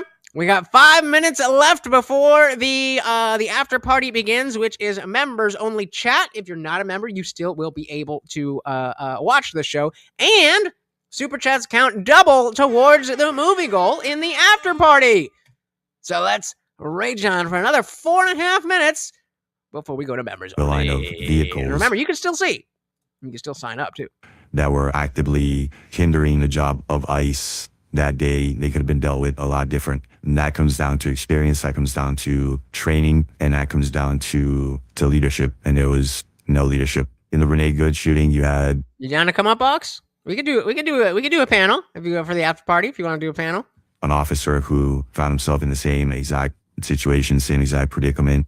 and was not only hit but dragged by a vehicle. And now in the Renee Good shooting, he's found himself in the same exact position. So if that officer was just hit and dragged by a car, went through this traumatic event, why was he out there in Minneapolis in the most heated part of the country? Because the agency... Let's see what we got here. Please give me a list of everyone who's coming from. Let's actually, I don't know. I don't love the Google AI, so I'm gonna go with ChatGPT. A little less crazy left leaning, but also there was an experiment that they did where they had all the different AIs like in a Sims type of thing, and Grok just like went out there. So all right. Please give me a list of everyone who's committed fraud in the Minnesota government. Yikes.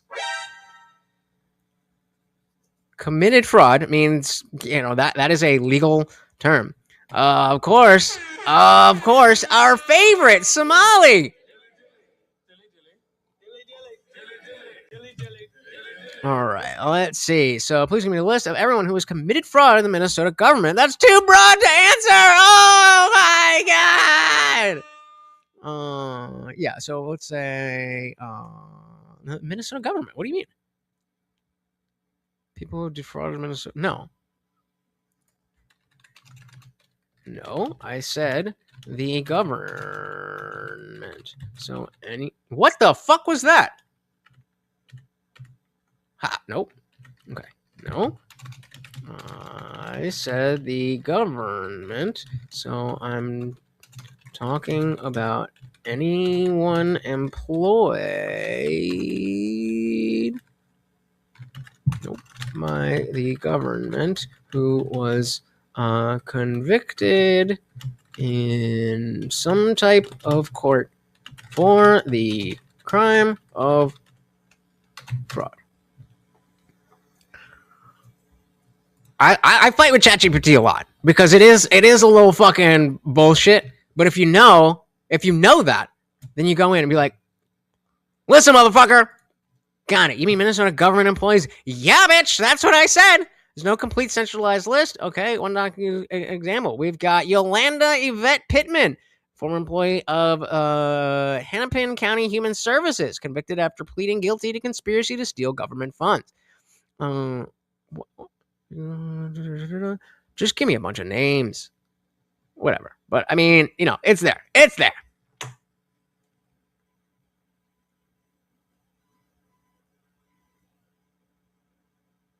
Because a serious list I can file reasonably covers and restaurant.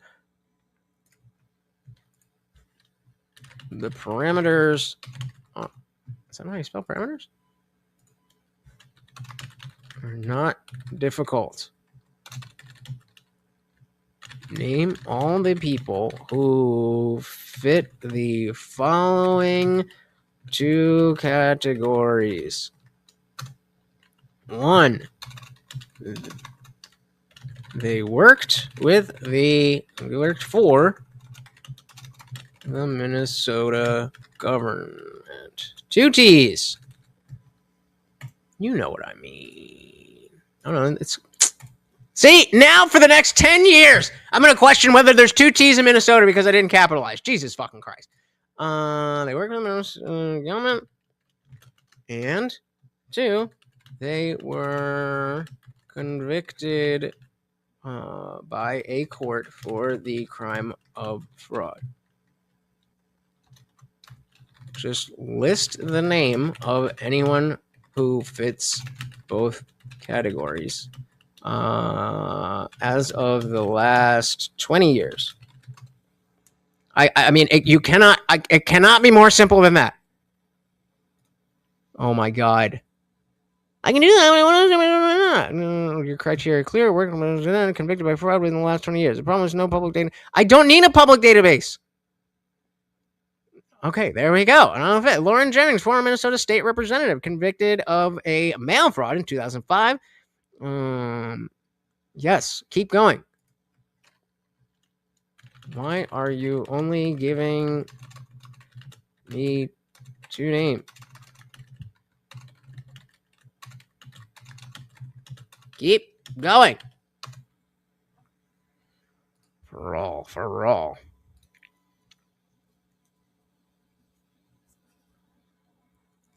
So we had Yolanda, we had Lauren, and Tom Petters did business Minnesota pension funds, and but does not qualify.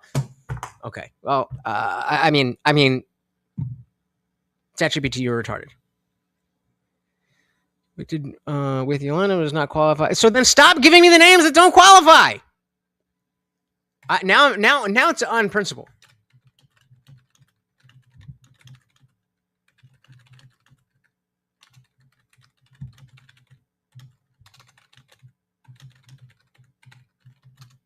Like, why are you doing that? Why did you just tell me names and then say, oh, but this doesn't fit your criteria when I specifically asked for my criteria? Yes, correct. Okay, well, there's two names, and then we know for sure that Jacob Fry and Tim Walz were a part of it. Where we at? Boom. Okay, so we got some people. All right, I'll drop the link. Let me get through these, and then we're going to shut down Twitch, and then we going to talk about that. You know, I mean, that's the shadiness, because it would never do it in the other direction. It would never do it in the other direction. It'd be like, oh, what's everything? Anyone that's convicted of a crime that's worked with Trump, they'd be like, bum, bum, bum, bum, bum, bum, bum, bum, bum, bum. Fucking bitch. Jason said I was arguing with AI for 3 hours. Try to make it give me yes or no answers, and shit ain't intelligent. I want data from Star Trek type shit. Is it data or data? Never seen Star Wars. Donate to the weekly movie night so we can see all of the things. This is another thing that I was actually talking to. I was talking about, like, the data centers. There's some guy that is talking about how, like, data centers aren't really that bad because society is left leaning. This isn't actual intelligence. This is scraping our intelligence. And so the overwhelming, well, maybe not the overwhelming, but the majority of people are either left leaning or normie, which is also left leaning. So that's what you're going to get. So you got to make sure you really nail it down. Yeah, it's purposely leaving out people. All right, so data, I barely even know her. All right, guys, we are headed over to the after party. If you are not a member, you can stay right there. You will be able to see everything you can do, and you'll even be able to super chat to be part of the show. I am closing down Twitch, but I don't want you guys to miss out. So even though Rumble chat is not integrated into StreamYard, I am keeping Rumble open. So if you are not a member, either sign up. Starts at just $2.99 a month. Why is this stuck? Oh, Jesus Christ. There we go. And or head over to Rumble or send in them super chats. We are going to members only chat in 5, 4, 3, 2, 1. Members only. All right. Let me also drop the link, and we'll watch more of what is going on. So that is that, and I'll drop it on Rumble as well. We can get rid of Twitch, and I'll just play the video until y'all come on up. So actually, we got to switch to the member. Oh, wait. So we had we got 9 points. 9 points in the regular show. Remember, every donation in the after party is worth double points for the movie night. So if you send in $2, that's 4 points. I dropped the link. Let me pin that for you. Come on up. I saw at least 3 people said you were going to come up. So don't be on some bullshit and say you're going to come up and then I can come up. The most heated part of the country. Because the agency needed numbers and was sending everyone. He should not have been on the street. He should have been doing something else. Yep, you heard that right. The officer who killed Renee Good was in the exact same situation a year prior, making a routine traffic stop after which he was dragged by a car and ended up in the hospital. I wonder if a car moving in his direction where he can't see the wheels would be triggering. Let's welcome our boy, Box. Welcome to the party, sir. Hey, guys. How we doing? Oh, hold on one second. Is that wet or is that greasy? Huh? Wet. Yeah, I was, you saw my my thing before about Give me a break around here. hair What, maxing. Is it because I'm white? Is it because I'm white? Of course. You just instinctively think I'm greasy? Yeah. No, more just because of you. Just kidding. All right. So wait, That's I think okay. did I star some stuff that you said? Let's go Yeah, back. we can take off wherever you want to take off here. Like, there was a whole bunch of different conversations going on. I can't type very good. I'm sitting over here like fucking, like Kermit the Frog on the typewriter. I like the power. Like trying to hammer out my ideas. Like, chink, chink, chink. It's like, fuck, dude. God damn it. You calling me a chink? No, that's the sound that the typewriter makes. I'm joking. I'm joking. Give me a break around here. I'm not Shane Gillis. Shout out to Shane Gillis and Captain Caveman. All right, so earlier at 9:22 p.m., you said for some reason the party small government is asking the government to do big things. I don't understand fully myself. Like I said the other day, it feels like upside down world to me right now. Yep. Say more, sir. Say more. Like, well, I don't think anything else needs to be said there. Like, essentially, I thought that Trump wasn't going to get us into any more wars and that anything wasn't going to go on. Here's the main thing I would like to point out. If I could point anything out to anybody, anywhere, at any time, right now the Republicans control the House. There's a majority in the House. There's a majority of Republicans in the Senate. The basically it's a Republican, like, we don't like to think of the court as being, they are, we have a Republican court, and we have this is utter Republican control. This is what the Republicans chose to do. Right now we're in conflicts with Iran, and the right is eating itself. Like, they're bitching about Tucker Carlson, they're bitching about Candace Owens, like the Daily Wire is dissolving. Like, there's all these things. Like, the right is eating its own right now. Fair enough. Fair enough. So hold on, because you're throwing a lot out there. So let's go with the first thing. You got what you wanted. I hope you're happy. Well, okay. So let's bring Cleaner in first, and then and we'll go from there. Cleaner, sir, welcome to the party. You doing? Can you hear me? Yes, sir. We can. All right. So we were going off, Box, saying for some reason the party of small government is asking the government to do big things. Feels like upside down world. So I was asking Box to say more, but he said that's about I it. don't feel like I don't feel like I have to explain that. That's not my party. That's not my thing to explain. Like, I didn't do that. I didn't help move that. I didn't shift that. I'm simply posing the question there. Right? That wasn't me. I didn't do that. I'm a lefty. Which part of this is a question? For some reason, the party of small government is asking the government to do big things. Which part of that is a question? I'm not a Republican. I don't vote Republican. I'm not a Republican. I don't primary Republicans. Box. Like, this isn't my party to fix. Okay. Well, I think fairly enough, he's pointing out something that small government does to the larger government. And the thing is, like, the older, like, based, rock solid, larger government, the old federal government used to say, no, that's not our job. Like, our job is your safety and security, not all that other stupid social crap you want.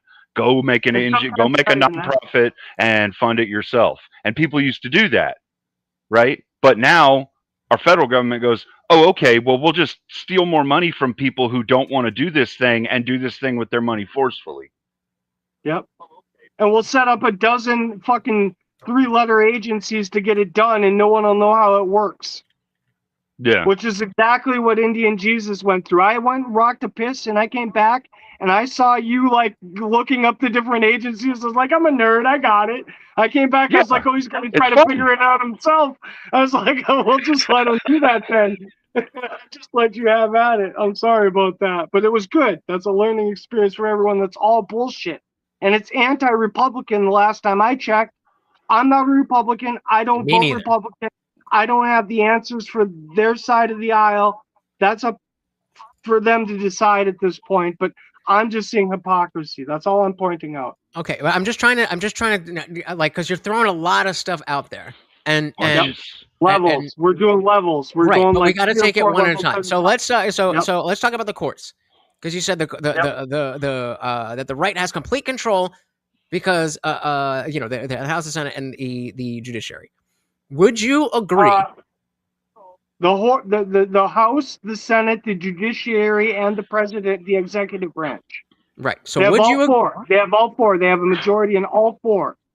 Okay. So the question is, would you agree that a lot of what we would expect from a quote unquote right wing judge with Kavanaugh and well, maybe not Kavanaugh, but just let's take the whole the whole court. It is a Republican or conservative majority. Conservative court.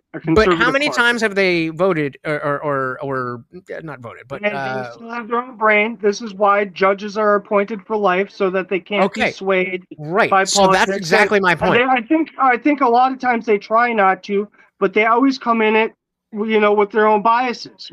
I say, fair. So I didn't have the problem with hold on, Channel 5. Slow down. Yeah, we're going layers. We're doing layers. So my question to you is, do you think that since Trump has been around, that the Republican court has given us decisions that didn't agree with Trump specifically? Yeah, absolutely. Yeah, it flows all over the place. It's all over the place. Yeah. And so this is connected. This is connected to the conversation we were having on the last stream about whether or not these judges really are right or left wing. We really just say they're right or left wing because of who appoints them, but in practice, they're not actually that partisan. Thank God. Thank fucking God. Yeah. And but if that's the case, then we can't say that Trump has control of the judiciary. There's a reason. There's a reason somebody tried to buy what's his name, a fucking RV. Who was that HBO guy with the fucking glasses? That dumb fuck. He's like, oh, we'll buy this fucking. We'll buy him an RV and maybe he'll. And he didn't take it. It's HBO show.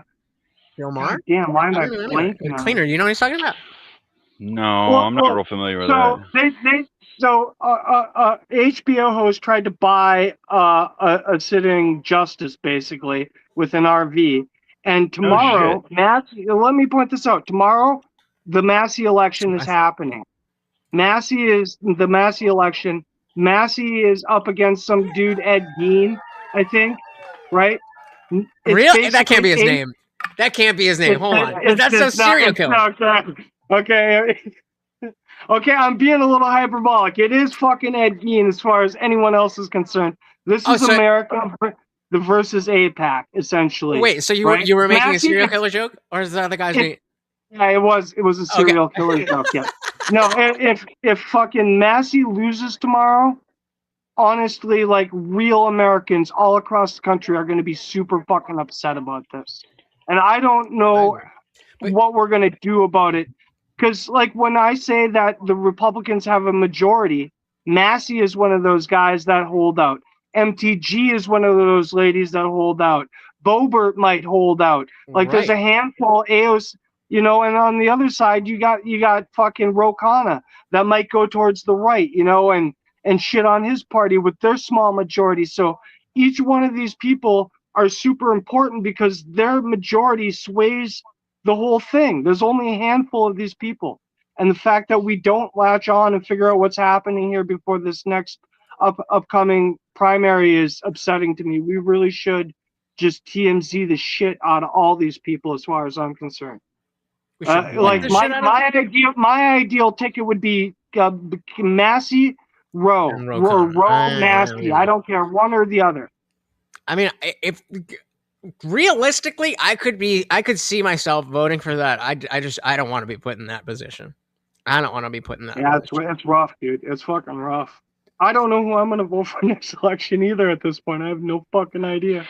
You know, I think, Go ahead. I think we do need some kind of limitation on some of that stuff on Capitol Hill. Like, for instance, I think a very clear law that states if you are currently a seating a person who is a seated politician and you have some court case, some criminal court case waiting, but it can't be served against you because you're in that seat, I don't think you should be allowed to be in that seat the next time the voting register comes up. And the reason I say that is just because the necessity of you being in the seat precludes you from being able to be charged for crimes. And if you have those have to be done in an expedient manner. And so I don't think right now we're adhering to the Constitution of giving someone an expedient trial by allowing them to wait 2 to 6 to 50 years until they get out of their senator seat or congressman seat or whatever it is that they're in before they can finally be, taken to court for those criminal charges, which may not even apply anymore. The thing is, the laws may change and they may not actually be guilty under the new laws if they did the crime now, but because they did it back then, they're guilty, right? So I think this needs to be expedited. We as citizens have to be better. When people say Hold we on, need hold on. to, Yeah, right. Wait. Are you directly addressing what he just said, or are you just starting a new conversation? No, I'm not. I'm bouncing right off the back end of what he said. There. Okay, got it. It's literally like the idea is like, oh, these people are in there so long and we can't remove them. It's like vote the incumbents out. When you're going down your ballot and you see an incumbent, vote them out. And if we all did that should be a requirement. I don't think it should. You shouldn't do it blindly. Sometimes you should do it blindly, but I don't think so. I think that the money has gotten onto these politicians so deep that by the time they end up on the ballot, it's better to not vote for anyone on the ballot than it is to vote for anyone on the ballot. And the incumbents are the worst. What you're saying. The incumbents, right, but that just sounds like you're saying, well, they already have the clause in the incumbent. Sure, nobody's disagreeing. The thing is, the problem with what you're saying, Box, is this. Okay, you're saying if you don't like them being there and you think they should get, then you should vote them out. I understand what you're saying. The problem is, if I go to some country, right, and I create a new religion, let's call it Shmizlam, because I don't want to talk shit about a religion, right? And this religion invades your country, produces more people and has more votes than you, and says that their guy who's going to grape your children is allowed to make that a law that they can do. You can't vote against it because they outnumber you. So I think there's you see what I'm saying? Like, just this vote thing is all based upon right. But you're talking about using democracy in order to fix the system. I'm talking about fixing the system so democracy works right. This is a republic. This is a constitutional republic. I'm talking about fixing the democratic we do not live under mob so that it works correctly. If we're going to have to be stuck with democracy, let's fix it. One at a time. Mm-hmm. Sorry. Okay. Sorry. I was talking over you. I'm sorry. My apologies. Go ahead. Go ahead, Box. You're saying that wouldn't work because we don't have democracy. This isn't like I want democracy. an amendment. It's just not pure democracy. The one thing I want, if I could wake up tomorrow and have one wish, I would wish that we made a constitutional amendment to get rid of Citizens United, the Supreme Court ruling, Citizens United. We need an amendment to overturn that ruling, which means we need 3/5 of all of the states to get on board with that. Okay, and so what do you think that would... And in the meantime, we're just going to have AIPAC buy our shit. Wait. Before you go into all that, so let's say we got that. Let's say everybody voted for exactly what you just said. How would that play out after that? So we voted. Everybody agrees that's now the law. Citizens United is gone, and there's an amendment. And tell me more about what you think that's going to lead to.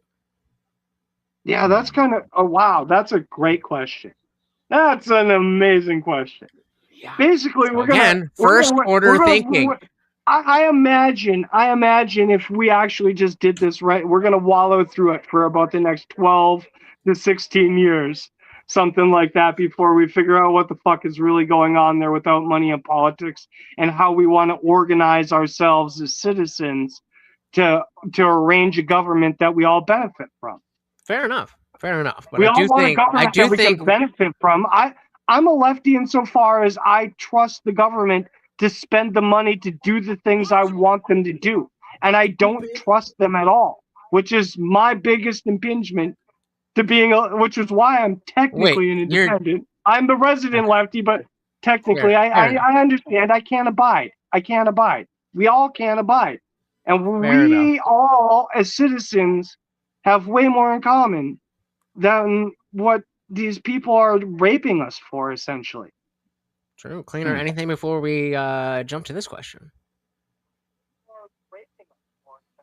So much. Let's just jump. Yep. No, go for it. We got time, baby. We got time. We got time.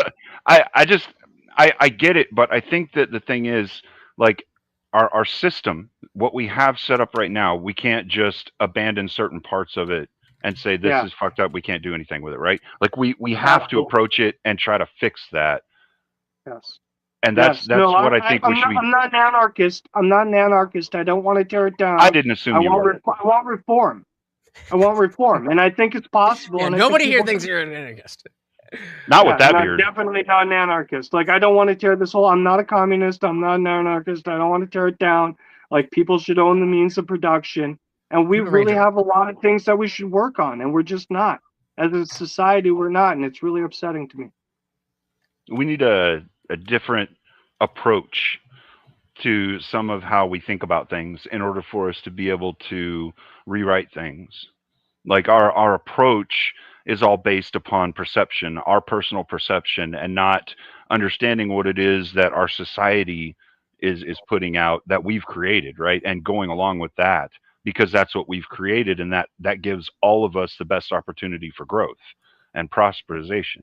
So yeah, I just want people to do well. I think if everyone just had the basic core of everyone does better, like that's what we need. That's baseline. Sure. Like platitudes too. How do we achieve that is the argument.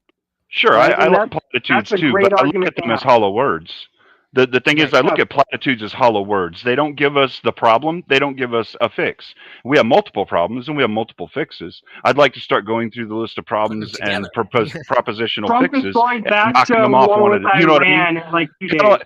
Kind of like what Trump did with some of the things that he thought, like with the whole immigration thing. He went through and he's like, all right, let's try this. Okay, that didn't quite work. Let's add this to it. Okay, those two didn't work. Let's change this and do this. And eventually he got it to where he wanted it, I guess. I don't know if that's where he wanted it. It's about compromise. It's about compromise. Sure. Compromise is not a dirty word. We need to unstigmatize compromise. But what I'm saying is that Massey worked with the left. Say more on that. Say more on what you mean by we need to compromise. Because I think I agree.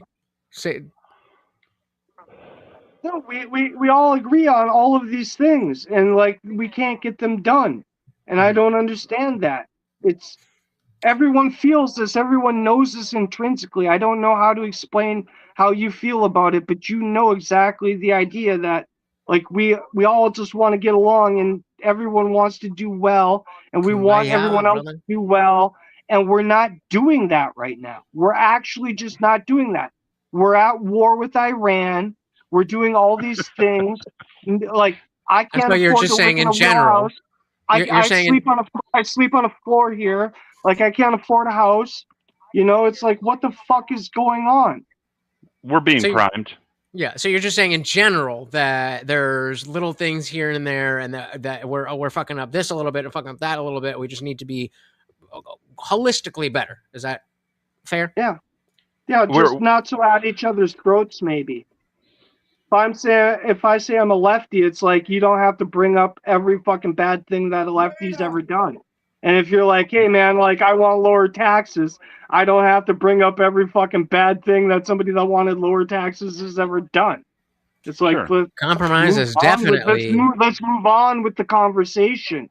We're here now. Speaking of moving on with the conversation, David as Bucks, do you understand Massey and the Supreme Court prove the opposite of what you were saying? The Republican Party is not a monolith, so the right aren't getting everything done.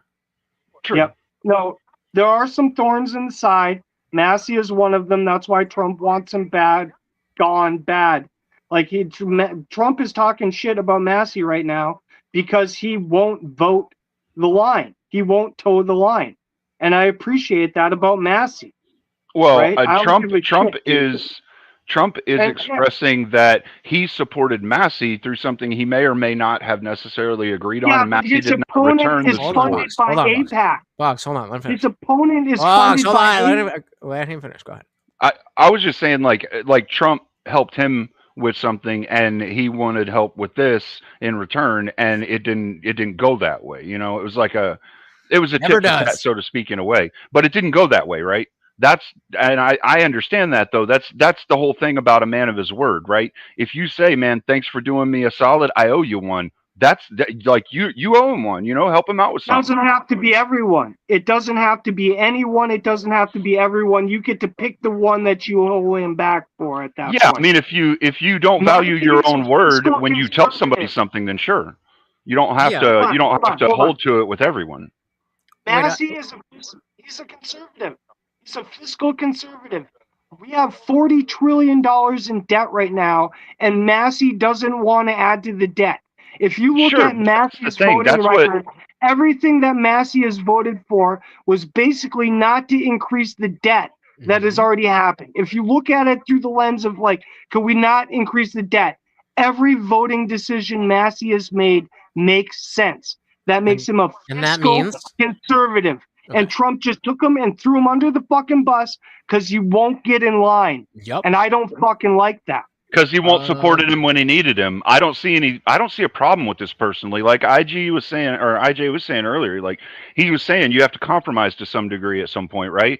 This is a compromise. Trump did hit him a solid and helped him with something, and he did not help Trump in return. As far as I'm concerned, between two men, that's a badge of honor. If you don't hold up to your word, and it doesn't matter who it's to, but if you don't hold up to your word, You then carry you're your not worth your groceries word. into the hold on. house, Wait, and pause then real you quick. ask me to cover up a murder for you.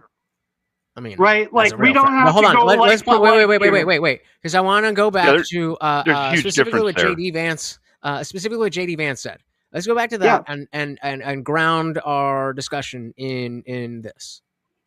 With Thomas. Called him out on stage at a Turning Point event. Just watch. I think the problem with Thomas, and I told him this in private, and now I guess I'll say it in public, is it's one thing to disagree with the party on a particular issue. It's one thing to have your independent stand on a number of questions. And by the way, some of the stuff where Thomas Massey has been independent against the Republican Party, I've agreed with him with. Thomas and I worked together during 2023, where I was trying to stop the limitless flow of American money to Ukraine, and Thomas was one of the people I was working closest with it.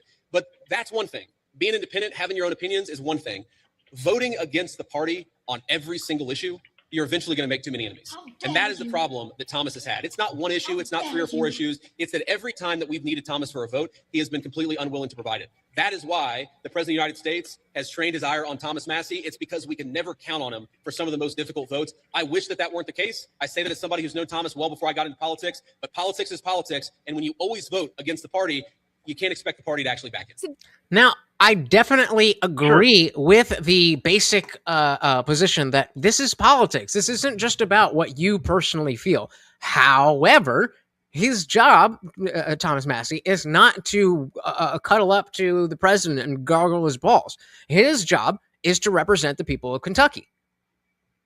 Sure. The people of Kentucky seem to be very happy with I Thomas would Massey. also like to point out that there's a categorical error basically that he made, where he said independents, make their own ideas. Independents don't make their own ideas. Independents pick and choose the ideas that they like from right and left, and that informs their decision about how they vote. Independents don't make their own ideas and their own. They're well within the guidelines. We are literally just to simplify lower that, taxes is good, right? But I think would also like some kind of Medicare for all. Sure. So I think to simplify all over that, the board, we're gonna pick and choose, and then we're gonna try to justify. Gotcha. So just categorically, he's just wrong. Bucks, about this is that. me giving you the Just signal that I would like to categorically- jump in, so you should stop talking. So I agree with you that I don't remember what the fuck I was gonna say. I agree with you that it's not as simple, but to translate it into a more charitable charitable interpretation. Is that I'm not picking and choosing. I'm picking and choosing all your ideals, and then right? I'm just that justifying aspect. it afterwards. That aspect is what I feel like he is Yeah. referring to when JD Man says they come up with their own ideas. We're not making novel, this up on a whole not clock. novel ideas, but the collection of principles that you have. I mean, if you have principles, the collection of principles that you have, the collection of positions that you have, you pick and choose what you want. And so that doesn't need to be a negative thing. I mean, you can take it how you want, but that's what that means to me hearing a Republican. I don't appreciate that framing. He framed that specifically like he did, and it's like, no, we're not just some wizards over here just making shit up. It's like, no, it's like you're a wizard. Lower taxes. We're picking from all these ideas, and we're going to try to figure out how we're going to pay for it and pay off the debt, right? All at the same time, right? Like we're thinking about money, we're thinking about projects. Fair enough. Normal lefty shit. Okay. Cleaner anything? I'm trying to correlate how the fact that people in the middle pick and choose things and they don't necessarily invent their own things matters even in this conversation we're having about the analogy that was used or the lack of analogy that was used between Trump and Massey and what's going on with them. Like, and by the way, Box, you used an improper analogy earlier when you said, if I commit a murder, should my buddy help me with that? The way the analogy should have been phrased was, if your buddy commits a crime and you help him get out of that crime, should he then help you get out of a crime as well? That would be a proper analogy, right? Because I was using two civil things, and these would be two. You see what I'm saying? Right. Yeah. And I think in that situation, it would be fair you to be a word of your man or not a man of your word. Like you either are or aren't a man of your word. People can't trust you to be a man of your word. When you sign your word on a contract, it's untrustworthy. Therefore, you should not be in politics because your word is untrustworthy. That's how I see it. If I can't trust your word, I don't trust you to do what I want you to do. I was a drug mule for many years. I worked with high-level drug dealers to move product across the country, and it was never like that at all. It was always consensual. It's like, do you want to do this? Yes, I will do this for you, right? There was never you're Did they like pay you? So off base. Like, so no. Wait. Can you please, before you go on, I'm confused. So can you tie being a drug mule to the compromise? I can't. can't. If we're both criminals and I help you rob a house, if we're both criminals and I help you rob a house, right? And then you murder somebody and you're like, hey, help me cover up this murder. Robbing the house with you and then like covering up that murder are not the same fucking thing. And no respectable, sane, moral person I don't think that's what would Cleaner was ever saying. ask you to do that. Yeah, I didn't say they were. The highest level of criminal organizations. Okay, so that would never there's happen. definitely people that would ask you to do that. Okay, so let's throw it back to Cleaner to clean up what our understand. So you want to run this by us again? Sure, that wasn't what I was saying, right? Like I was saying, if your buddy helps you get out of a murder or whatever, then you as another criminal element should be helping him get out of the, like if your word is like, hey man, like, you help me with this thing, I'm going to help like you. You got yourself in too deep and I owe you one. If you say I owe you one, you owe him one. That's your word, bro. And your word is what you sign contracts with.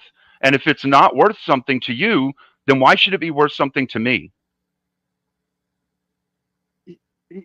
You're asking unreasonable things of people, though. Like, no, it's reasonable. It just feels like you're a bad leader. Wait. Stick with the specifics. The specific scenario. The specific scenario. Hold on. The specific scenario that we are talking about is somebody giving their word to something that they have no intention of backing up. That aspect. Can you trust a person who says, I'm going to do X, and then when it comes time to do X, you don't do X? Can you trust that person? Yeah, I have a few friends. I have a few people in my life that I could trust with that.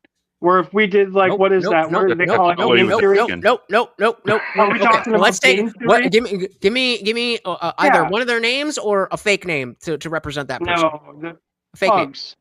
name. Pugs. Okay. So we're talking about the situation where Pugs has told you, hey, let's We're say gonna go out to California. We're gonna go pick up a bunch of fucking weed. We're gonna throw it inside of a car, and we're gonna drive it out to New York, and we're gonna sell it for 4 times the price. Okay, and so then all of that happens, and then hold on, Box. So that's the situation, and his word is that we're gonna 4x your money. That's his word. Pugs That's kill what somebody. Oh my God, Box, hold the fuck on. I'm glad the world could see this because sometimes when we're in Discord, this is just how it goes. The idea here is that Pugs is telling you, if you do this for me, I will 4x your money. So then you do all this stuff for Pugs, and then he's like, I'll break you off like $100. Can you trust that? Can you continue to trust Pugs in the future when he says, hey, we're gonna take a trip out there, I'm gonna 4x your money. Do you trust Pugs after the last trip where I only broke you off $1,000? Yeah, I do. I give them 1 or 2 more tries at that point because not everything pans out on their end. If I give them the shit and then they get busted and they don't sell and they don't make the money, then I have to take that loss too. So we're all working together as a team. There's no loss on his end. He's taking your money. No. Like I said, there'd never be a situation in which he'd be like, take this weed across the country. Box. And I will get away with the murder. I'm trying not to use the mute button, brother. No. And he's still going. That's not what we're talking about. And so it's fair. If you say, yeah, Pugs lied to me, but that's okay. I'm going to give him another chance. You're allowed to do that. You're allowed to do that. Nobody's telling you that you shouldn't trust a drug dealer who lies to your face. You're allowed to trust that drug dealer who lies to your face all you want. When it comes to the average person, then being lied to just that one time demonstrates a character that ripples through what we think about them entirely. Your word is your bond. It doesn't except if you're Pugs. That's the point. Unless you're Pugs, right? Pugs was a legit person. But that's the point of what I'm saying, Box. I'm saying your word is your bond. When you sign a contract, that's your word. That's really all it is. It's just we've made laws around it for paper and all that shit. But that really is all it is your we're word. not following you into a fucking murder charge, dude. No one's going to follow you into a murder charge. And don't ask that of people. If you're leading other people, don't ask that of people. That's silly. 67% of the chat said, yes, I would help my best friend hide a body. And I would do. Your best friend. Best friend. Look, bro, I get what you're saying. Like, you might not want to follow somebody into a murder charge, but like, if you're that 1 o'clock in the morning guy, damn good and well, you'll be there for your brother. That. I mean, and the other thing, Box, knowing you, I believe that you would. Like, if I can, we're not, we've got the, we've talked a lot about the parasocial thing, but for the purposes, we know each other pretty well. Let's say I live near you and I hit you up. I'm like, Box, I have nobody else. This shit happened. You don't even want to know the details. Just help me bury this body. I feel like you would do that. I would, for my friends. I mean, I wouldn't. No, we're not that close. There are. I think every man has like maybe a handful of these people in their life. I think at the worst, you would struggle with it. You'd be like, I want to help. I love you. I would never, not in a million years, just do that for you. But fair enough. Then we apply that to politics. It's totally reasonable. Yeah, so I understand. Fair. So then all of that stuff is meant to be analogous to the to politics. And so one step already is that we're not talking about your best friend. We're talking about a politician. And so if we already expect politicians to lie, then the level of scrutiny that we use with these people and the things that they say and how closely they stick to the things that they say has to be extremely relevant in whether or not we support them. No? Yes. No, my fingers are on your pulse right now. I'm feeling this build up. I think right now you're getting. I think right now you're getting what I was getting at, Box. It was just basically your word is your bond. And what I'm seeing from there's Trump was levels that to he, it. yeah, I get that. But what I was explaining was just from Trump's point of view. He did this dude a solid, and the dude didn't do him a solid in return, even though, I mean, that's the understood agreement. Like, if somebody helps you with some major shit in your career, you help them when they need it. Massey did the right thing. Massey did the right thing. That depends on whose definition of the right thing you're looking at. And the thing is, the reason that I'm saying the word matters more than the thing, right, is because your perception is your problem. You have a preconceived notion that your perception of reality and the world around you is the correct one. And until you step out of that and look at it through other people's perceptive lens, you can't start to understand their worldviews. So you can't understand whether they might actually be right about something. What if they're intrinsically wrong about it and everyone can see that they're wrong about it? Then they're wrong. That's not right. Then they would be wrong. How do you deal with somebody that's delusional about You the don't fact listen that to they're them. wrong? You stop feeding them. You stop feeding them. That's what you do. That's what you do. You just stop feeding them because they're not going to work or do anything anyway. Just stop feeding them and they'll die. Okay? Yup. Ben Shapiro's going to die. They're all going to die. Daily Wire is more like the Daily Fire these days. I mean, they're not doing well. That was shots fired. That was shots fired. That was intentionally low fruit. I don't give a shit about them. I mean this figuratively and literally both. If you stop feeding their fuel, if you stop jumping into their areas and giving them attention, all this other stuff, if you stop literally feeding them with social welfare programs and handing them food and money, they'll die off. Their viewpoints will die off. People won't be listening to it. It'll be gone, I love you guys. You are my fellow countrymen. I like your beard, bro. What you believe. I don't give a shit what you believe. We are countrymen. Like I don't know who here in the audience is not in America, but everyone here in America, like you're my fellow countrymen. I give a shit, right? And we should all give a shit about each other.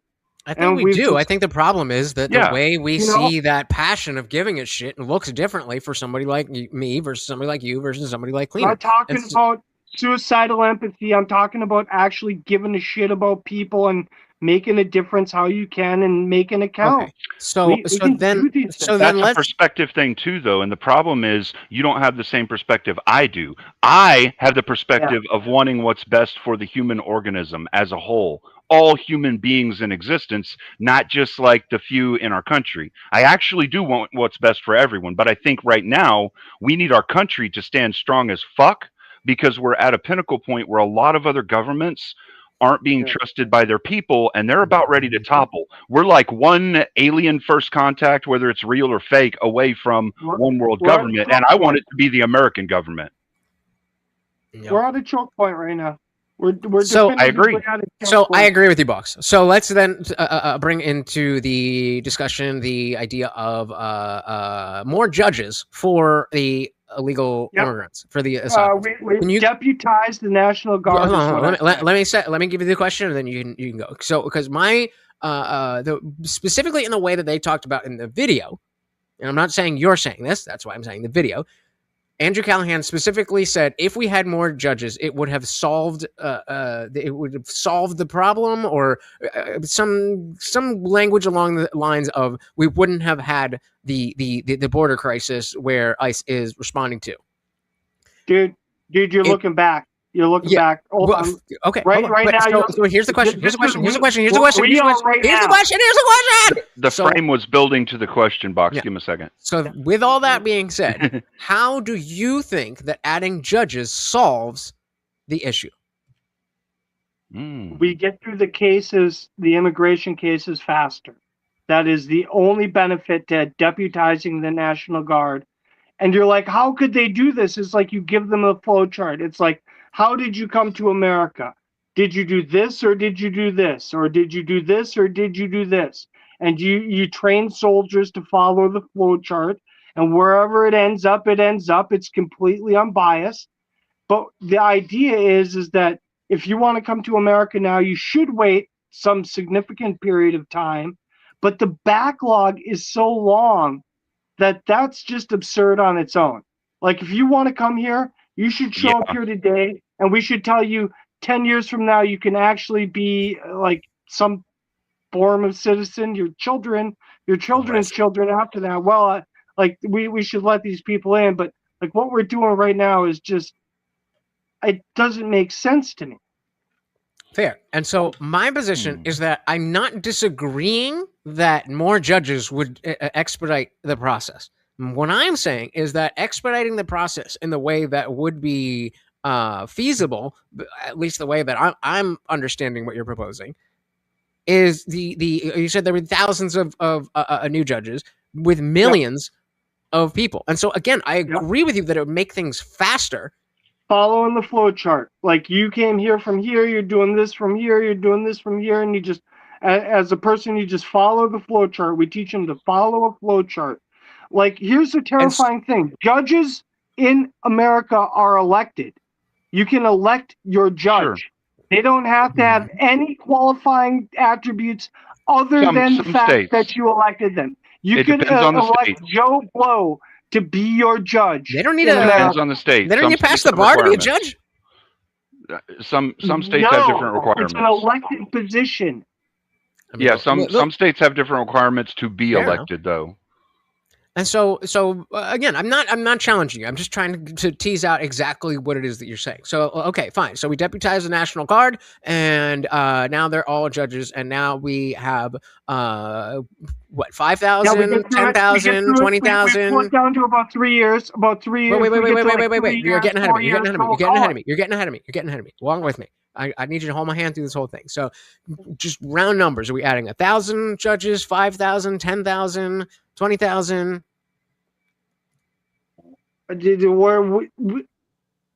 I think we'd probably need 10,000 in order to actually make a dent on the system.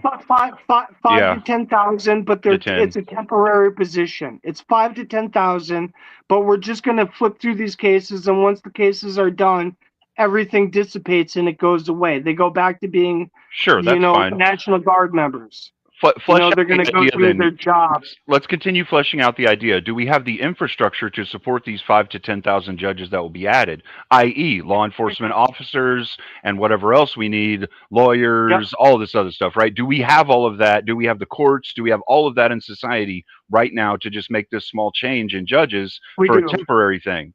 No, I don't think we do. We have it more now than ever because we're all talking on phones over screens with microphones, and we're all doing this thing.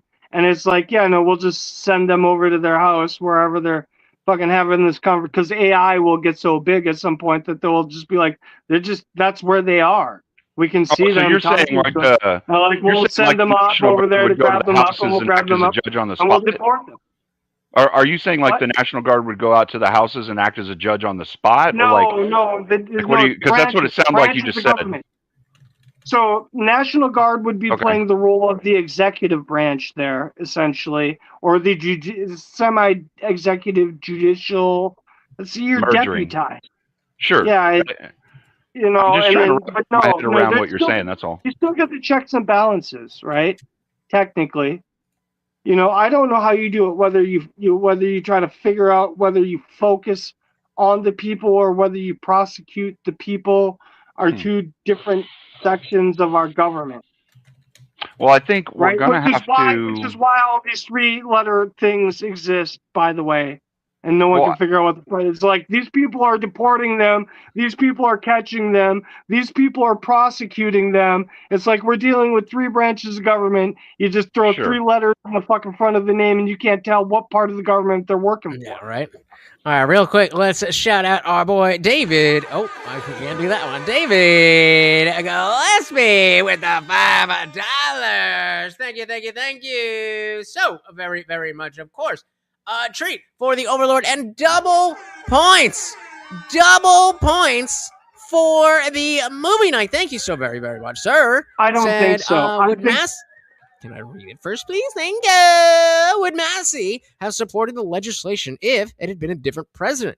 He voted on continued resolution for, is that what that means? Continued resolution for all others as an example. Box, you seem to want to jump right in there. Go for it, sir.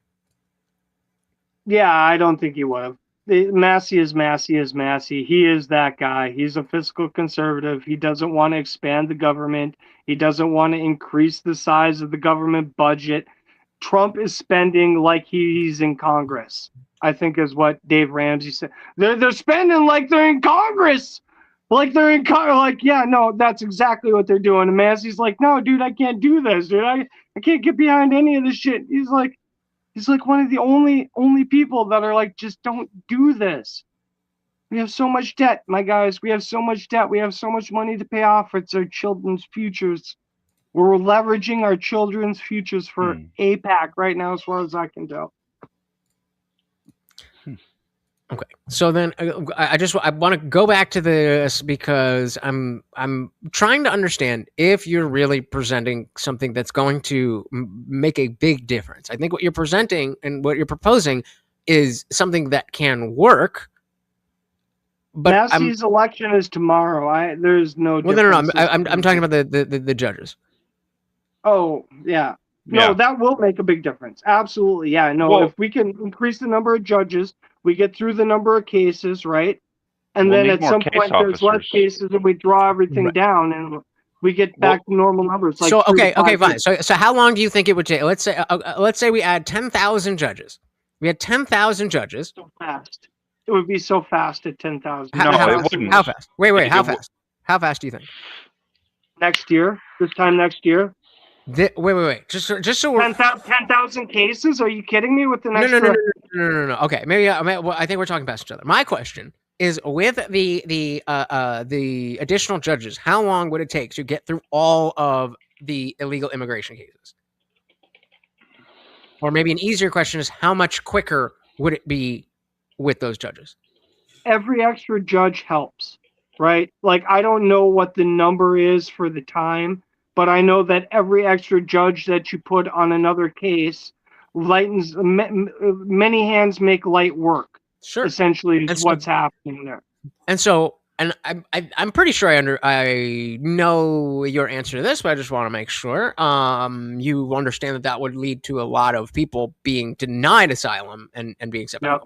Yeah. I figured you put that I know together. it's, I want the people that should get through to get through, and I hope that they can figure this out, right? Right. I trust them to figure this out, right? The thing is, Box. And again, more hands make light work. Sure, more hands applied in the right areas, I would say. Yeah, I don't just want more hands to touch me. I want them in the right areas. Explicitly. Yeah, I want more. I want more hands touching me for sure, but in the right areas, right? Yeah. I mean, why are you here? Why are you coming here? Really though, whether I'm right, but whether I'm personifying the government embodiment and saying I want more people to touch me, but in the way I want them to, or whether I'm doing it like as a person, it doesn't matter. That's what we all fucking want. Every agency of the government wants the same damn thing to some degree, whether it's money or actual people being in, whether it all has to do with how someone affects you. Yeah. The ICE interviews earlier today kind of actually upset me. It was like, no, you're literally being asked to do a whole bunch of things that you honestly never really signed up to do.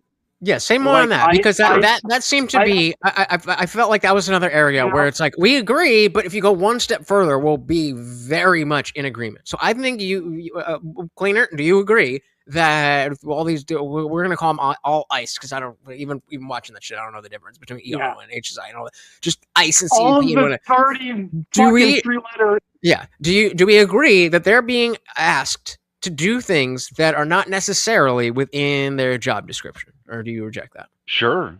No, I would absolutely agree that their original job description does not always entail what they will be doing. That happens in almost every job you have, though. That's true. Absolutely true. And so, Box, when you originally said that, I was asking for Box. When you originally said that, I didn't disagree with you. I completely agree that they're being asked to do things that is not their responsibility. And my question to you is, why do you think that is?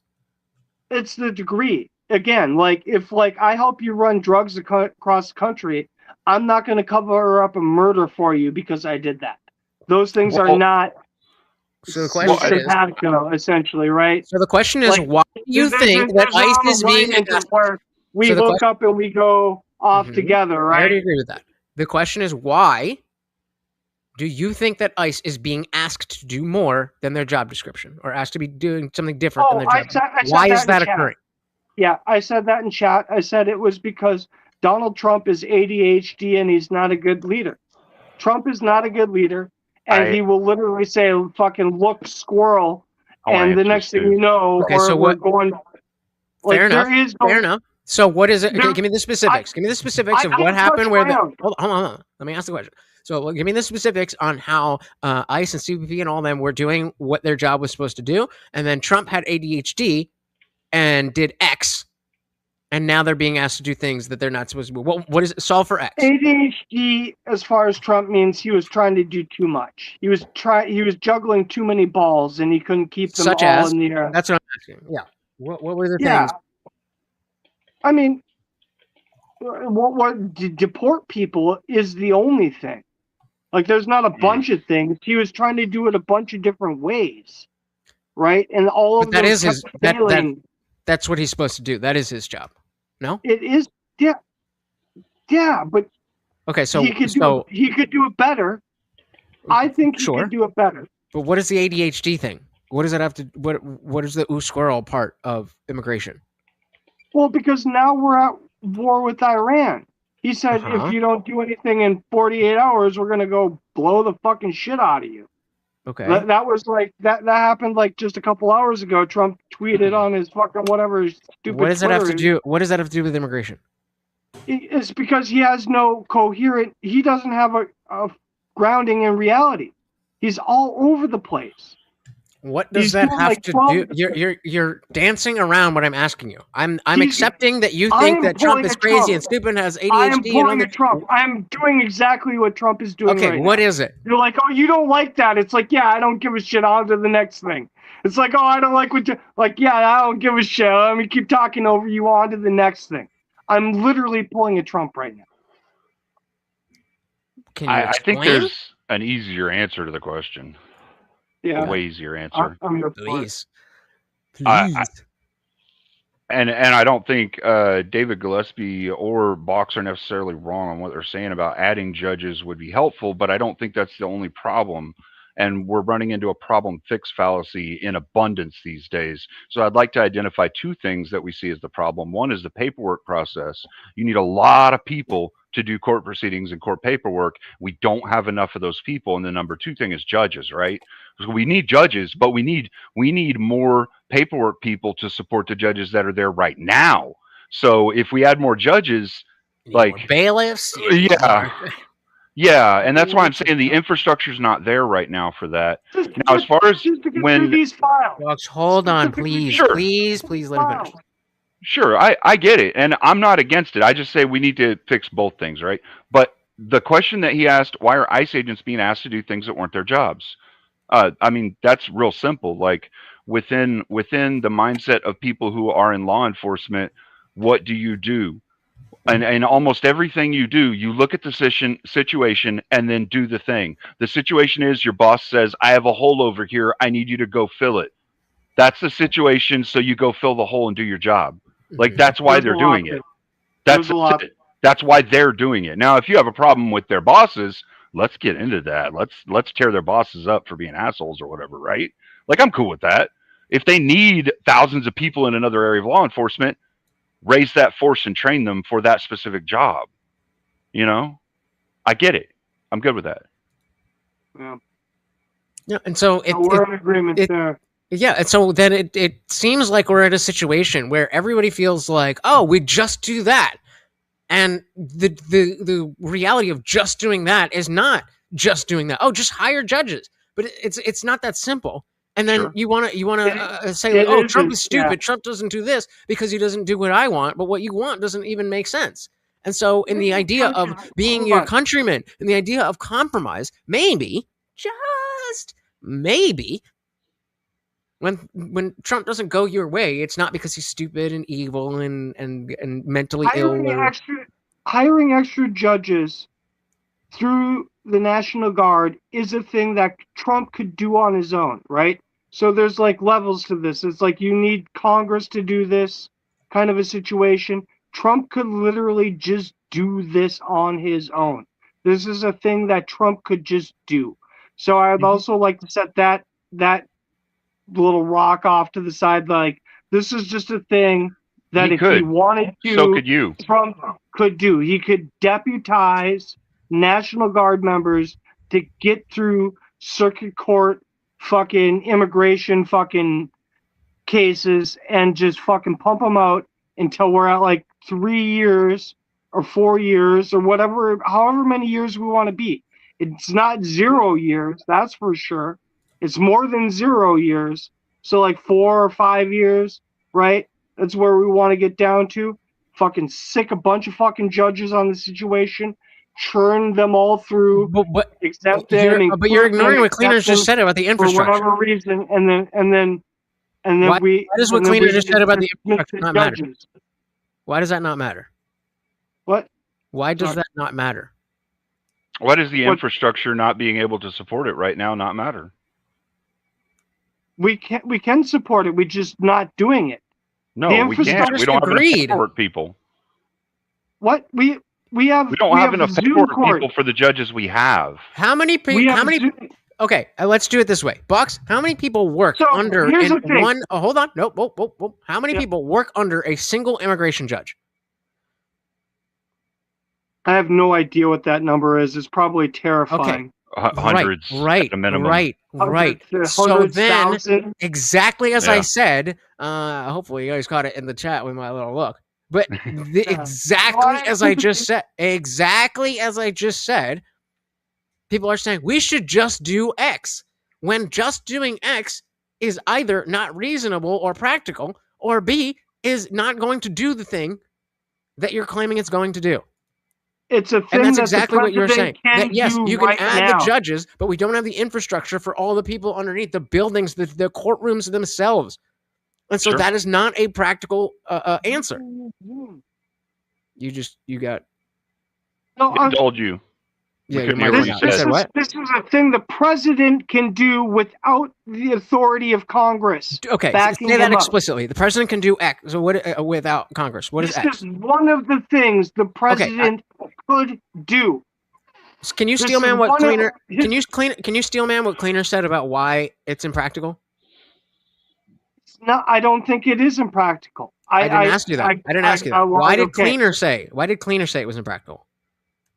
He doesn't think that there's enough room for all these people to do all of these cases. Why is he wrong? Why does that lead you to say this is something that Trump can do himself? Because we have Zoom court now, which was never a thing. So Trump is going to be on Zoom doing immigration judging. Trump himself won't, but okay. I mean, so then we have to hire a judge, and we have to hire all the people under there, and then we. Okay. Zoom court. I like that, but Zoom court speeds up the process the judges are involved in, which means there has to be more of everyone else to support that, and there's already not enough of everyone else to support the judges we have. Has anyone here seen a Zoom court where like the fucking judge sends like the fucking sheriffs to the house? They're like, like, we know where you are. We're gonna go. This is exactly what Zoom court is going to be. It's going to be great. Yep. It's going to be great. That's how they treat criminals. Yeah, I get that. What I'm saying is, in order to handle the caseload, we don't have enough of the paperwork people to be able to support the judges. And if you speed up the judges with Zoom calls, which I know they've done some of that, like all you're doing is speeding up the judges portion of it, not the paperwork side. And the paperwork has to happen, or else warrants don't get issued. People aren't allowed to go out and arrest people. You know, like all this other stuff doesn't happen. You're right. And as you said, we know that because most of these people are coming in illegally or abusing the asylum system, then probably the majority of those people are going to be sent out. And so then that also implicates the number of agents that can actually, do the physical deportation. Yeah. That's going to increase the number of detention center cells. All of this stuff, it trickles down. And so again, as I said before, when you say, you just do this is something Trump can do himself. No, the fuck it's not. It is. That Okay, excludes okay, Trump. fine. Explain to me. Explain to me how he does this by himself. Go ahead. Because Trump is head of the executive branch, and the Uh-huh. National The Guard is executive head branch, of the you said? military. Wait, the president Yeah, is the head? He's the head of the executive The branch. executive branch? Are you sure? Okay, no, I'm When learning. did this Okay. change in politics happen? So he can do it himself, and then what? What does he do, and what happens after?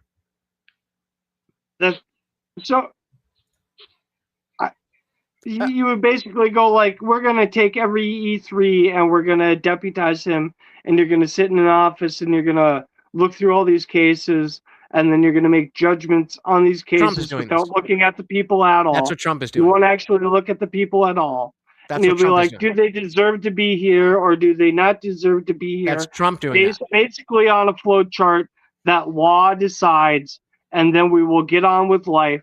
And in a year or it's so, not Trump then. we'll fucking fire all those fucking judges. Brother, I'm trying to let you go. But you said that is something he can do himself, and then you implicate other people. Yeah. Do you understand the disconnect? Yeah, the president makes people do things. But the president can't make people do things if there's not enough people to do the things or the resources needed to do the things. Let me ask you this. Let me ask you this. Box, could the president has the power, but could practically the president just decide that everybody gets a personal chef? Yeah, Can he make that decision? Yeah, I think so. Okay, and so then let's say he makes that decision. Do you think that would practically unravel? That each individual person has a private chef? No, somebody will. So why is it different for immigration then? Somebody's going to bring you all. Exactly, Box. So why is it different for immigration? Unless I'm misunderstanding you, because you keep saying he can do it himself. This is something he can do himself. Because in one set of ideas we're talking about a fantasy, and the other set of ideas we're talking about actual immigration law, where people are waiting to come into the country. I disagree. I think both are fantasy. And we have to go through all these things and be like, are you coming here for the reason you're telling us? Are fantasy. We have to go through all these things. Okay, both are fantasy. Both are fantasy. No, they're not. The only difference is that you're taking one fantastical situation and saying, no, it's probable. And the other one, like, oh, no, that's fantastical. No, it's absolutely happening right now. Okay, so then explain how it's not. Explain when you say the president can do it himself, what he himself is doing that changes. That's not other people doing it. That's him doing it. You said he can do it himself. He can. He can do an executive order. Okay. He can issue it through executive order, essentially. Just like he can issue an executive order that everybody gets a personal private chef. Like there's a lot. Right. There's a lot to that. Right. There's He can do that. Right. He could do that. There's so much to that. Could he do that? He can he can put an executive order where he can deputize the National Guard. Okay. Could he put an executive order where everybody gets a personal chef? No. Why not? Are they National Guard chefs? Sure. Is a National Guard member beautiful. Come Thank you, Box, for helping me with my point. So let's say that the president does the president have the right to deputize each National Guard and say your mission? The right to do? Can the president decide that the National Guard needs to be dispelled across the country to be personal chefs? Does he have the legal authority to do that? No. Why not? This is silly. I know it's silly. So why not? What law stops him from doing it? National Guard members. Right. What law stops him from deputizing the National Guard members to being personal chefs? There's no law that's stopping him from. He can do that. Okay, so why can't he do it? Saying.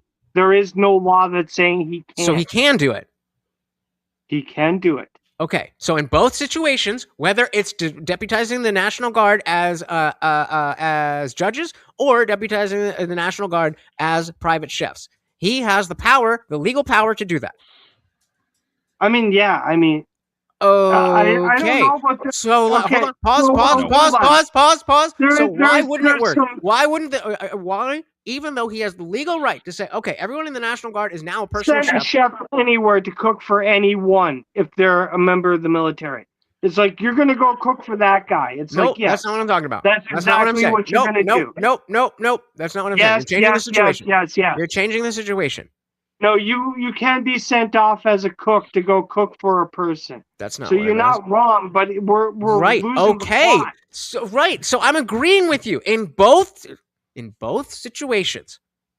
The president has the ability and the legal right to deputize the National Guard to do either in situation A, become immigration judges, or situation B, become personal chefs to citizens. Yep. Okay. Yes. So both of those are equal so far. Then They're not equal. They're not equal.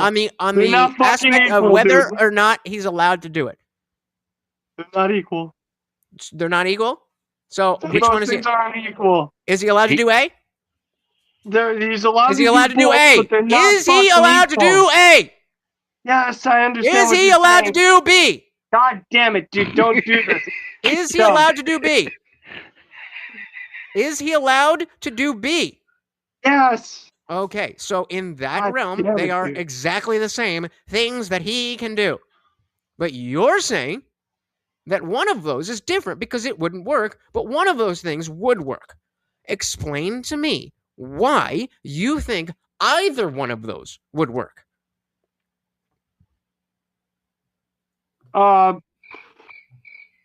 Yeah, I don't actually have any. It wouldn't. It wouldn't. No. That's the point. So So while he here, has hold the on, legal hold on, let right me to explain it, let me deputize, explain it. Hold on. I don't trust the government to do any job effectively. So if you asked the government to do a thing and you gave them money to do it, I would expect that they would fuck up. Yeah, your trust issues don't have anything to do with our infrastructural attention and whether or not we can actually support something. the point I'm trying to make, apparently I have to just say it because I'm doing my best to walk you there and you're not walking with me. The point am is not. just because the president has the power to say a thing doesn't mean that thing is practical in reality. And so you are claiming that it is practical for him to add Not thousands of possible. judges and that would help. And we're saying it's not possible. just like the private chef thing, while he may have the legal right to do it, it won't work. Yeah. No, you're. We got there, guys. Guys, We got there. My dudes, we have so many fucking cases to get through. Sure. How do we get through these cases? I'll tell you how. That's We the go problem. through them. We have the Hold on. You problem. asked a question. We I'm have the going to actual answer it. problem, How do we which get? is- How do we get through the cases? One at a time. That's how we get through them. Fox, hold on. What? We just get through them one at a time because that's what we can do right now. We don't have the infrastructure to be able to support the massive amount and the influx of requests to come into the country. So we support them as we can. Right? That's it. So you support fucking fraud. No, that's not what I said at all. Objection! Ooh, I think this is the See, first time we've just ever gonna got let a everyone live sit projection. But no, actually, Box is pointing out something I've been kind of trolling people on because they won't get this concept, right? Okay. Like Box is pointing out how you can sit here and say that you understand someone else's point of view, but because you believe you have a preconception that your perspective is correct, you won't be able to step outside and look through someone else's perspective lens. He's showing that right now that he can't do that, right? Like in this particular instance that I'm saying right here. I'm trying to hold the saying he position. can't.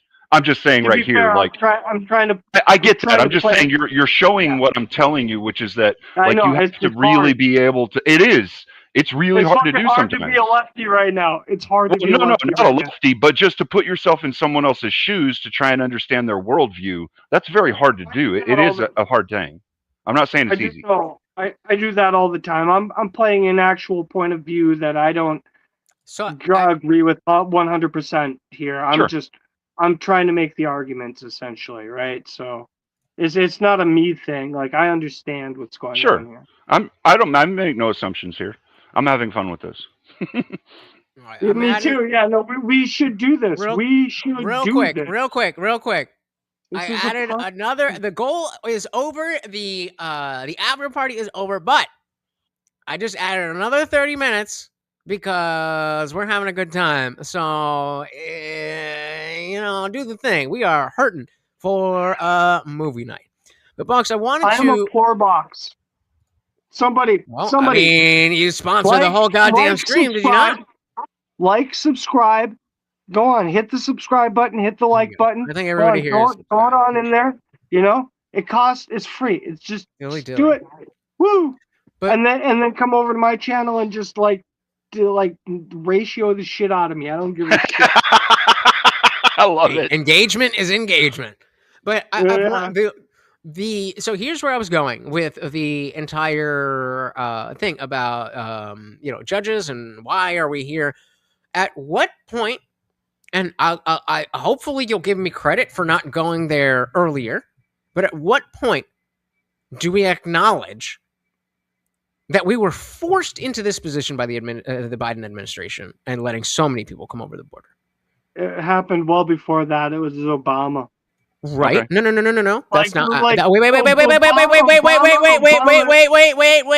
Wait. As you pointed out so much in the chat, he was deporting people. So yes, the issue of people coming over the border was not new.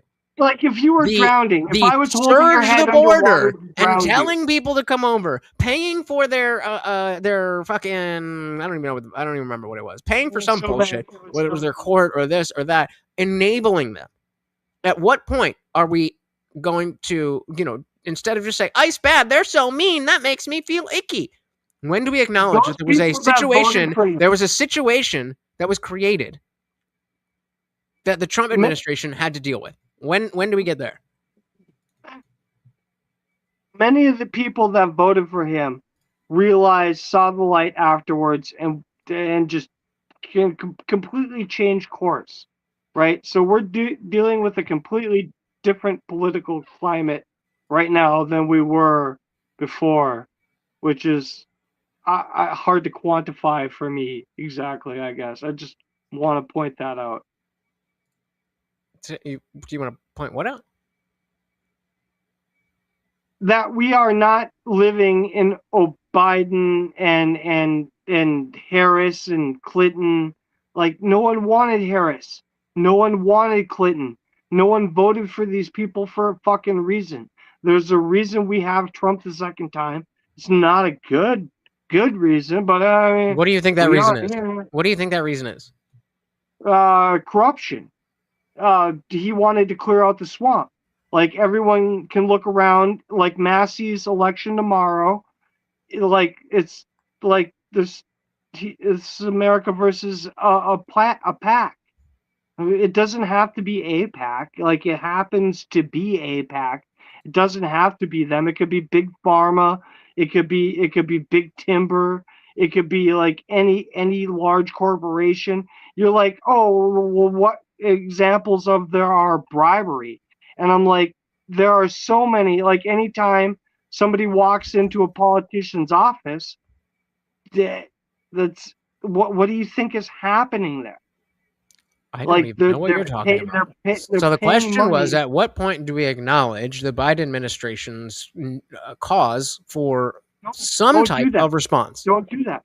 Why? Don't do Why? that. I had you up here for an hour without making it a left-right thing. Biden was a retard, and to focus on him is to focus on the past and not the future. Okay. And we shouldn't do that. Why? What good does it serve? To understand how, history, if it doesn't repeat itself, it rhymes. Do you The disagree? guy couldn't talk. He couldn't talk. Yep. Biden couldn't fucking talk, and we could all see it. And then he tried to do debate, and we all watched that he couldn't fucking talk. Right, I remember that. I'm not asking you to remind me of what happened with Biden. I'm asking at what point does he get some level of accountability? The point at which we wish to correctly identify the problem. If we want to correctly identify the problem so we can fix it, we need to admit what created it. Please. So then why, Box? When I spent over an hour talking to you about immigration and don't bring up oh, Biden did this and left, right, that, and legitimately trying to understand No, your you've been positions really good on about border that. control and responsibilities and solutions and all that stuff. And so finally, I come down to you say Trump's an idiot, Trump's got ADHD, Trump is this, Trump is that, and you guys know I have my issues with Trump at the moment. Sure. But there is no Trump is going too hard with ICE without Biden and Kamala doing what they did. He's doing dumb with ICE. Okay. ICE There would be no opportunity to do something dumb without Biden and Kamala. Agreed? I mean, no, they're way more dumb. They're way more dumb. On the scale of dumb. He's just like, saying. Hold on. I don't exactly know how to quantify that, but they're all definitely there on the scale of dumb. Box. Yeah, no, all he's saying is that, like, because Biden and Kamala did this thing, it waygated Trump to be able to do this thing, or to have to deal with it, or whatever, right? Like they had some interaction with it, and so since it wasn't fixed during their problem, like during their era, Trump has to fix it now during his era, right? No, but we're looking at that is actually logically and necessarily correct. If you don't fix a problem, someone after you has to fix it. That is 100% correct. Otherwise, the problem doesn't get fixed. Any random politician, for any random reason, these are previous hanging out the president that was here before versus the president that's here now. Because you keep pointing out the president that's here now that's doing problems. And it's like, yeah, well, they got dumped in his fucking lap.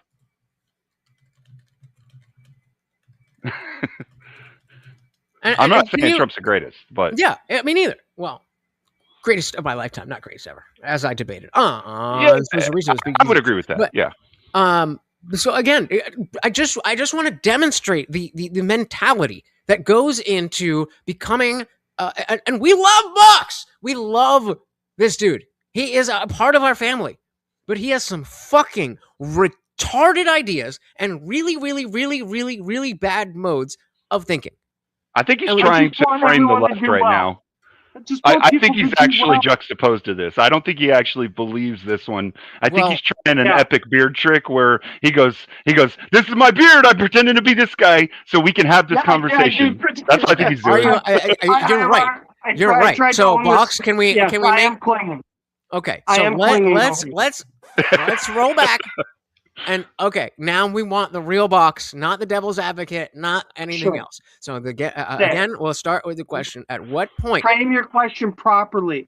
At what point in this conversation do we ask the Biden administration, meaning specifically Biden and Kamala, to have some responsibility in the degree to which this issue persists today, even though they did not create the problem? They created a level of the problem that was so severe that we are at the situation where ICE has to be out in the streets. And as the officer said, we didn't used to do this, and now we got to do that.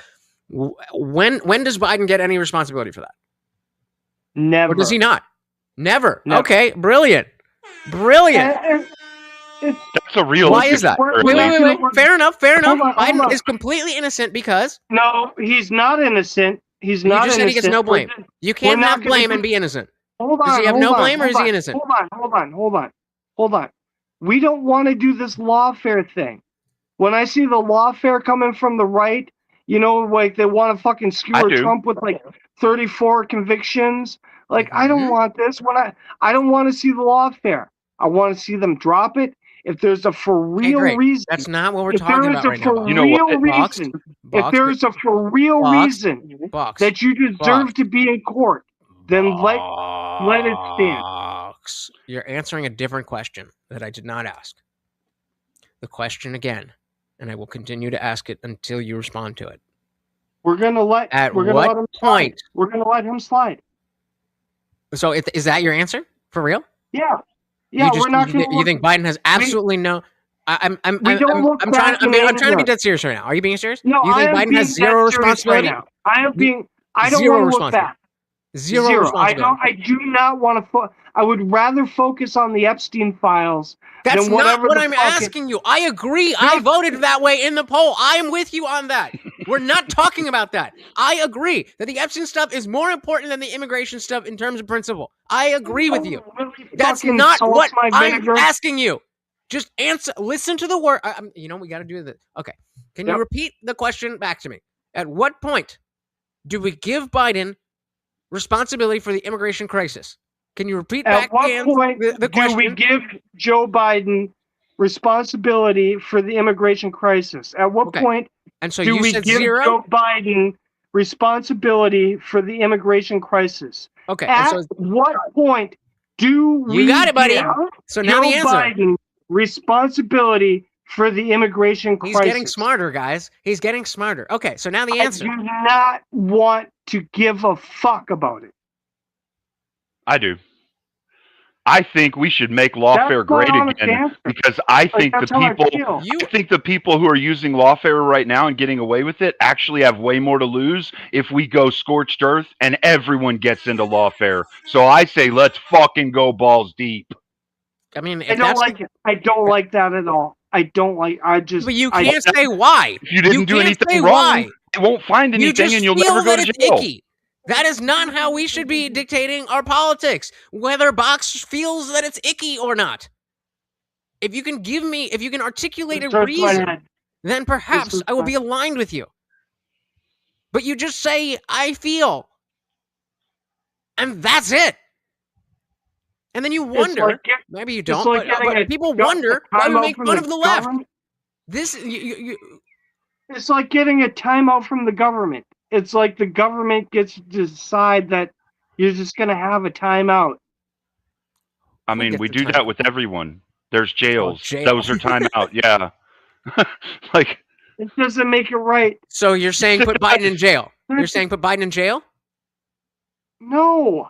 Then why are you bringing up timeout? My question to you is about Biden. And so Trump's before you said die 0, you said never.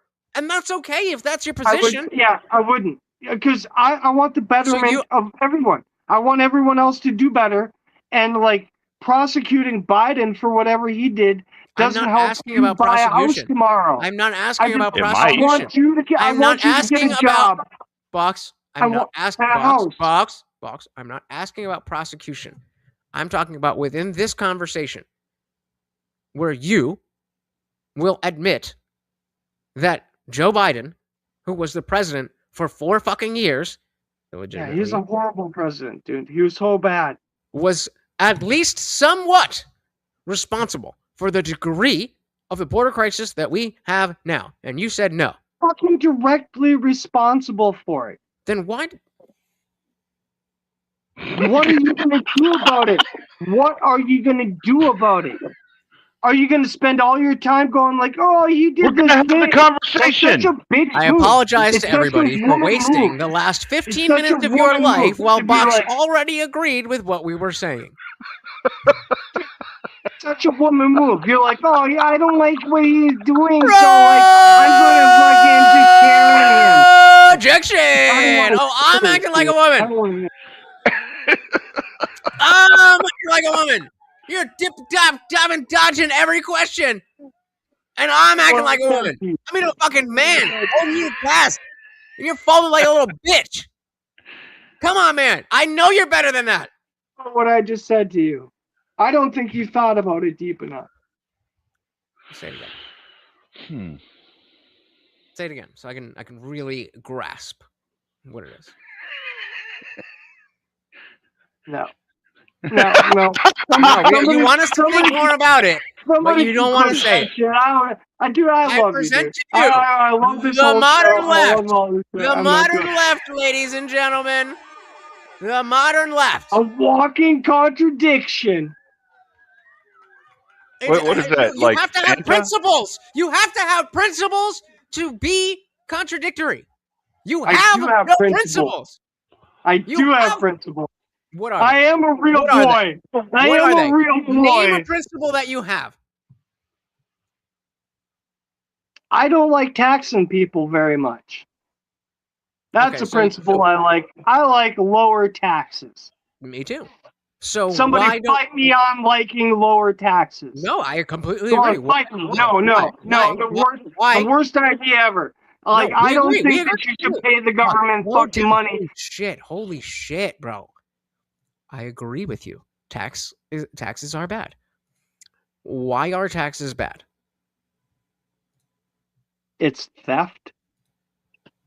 That's not like taxes aren't a principle though.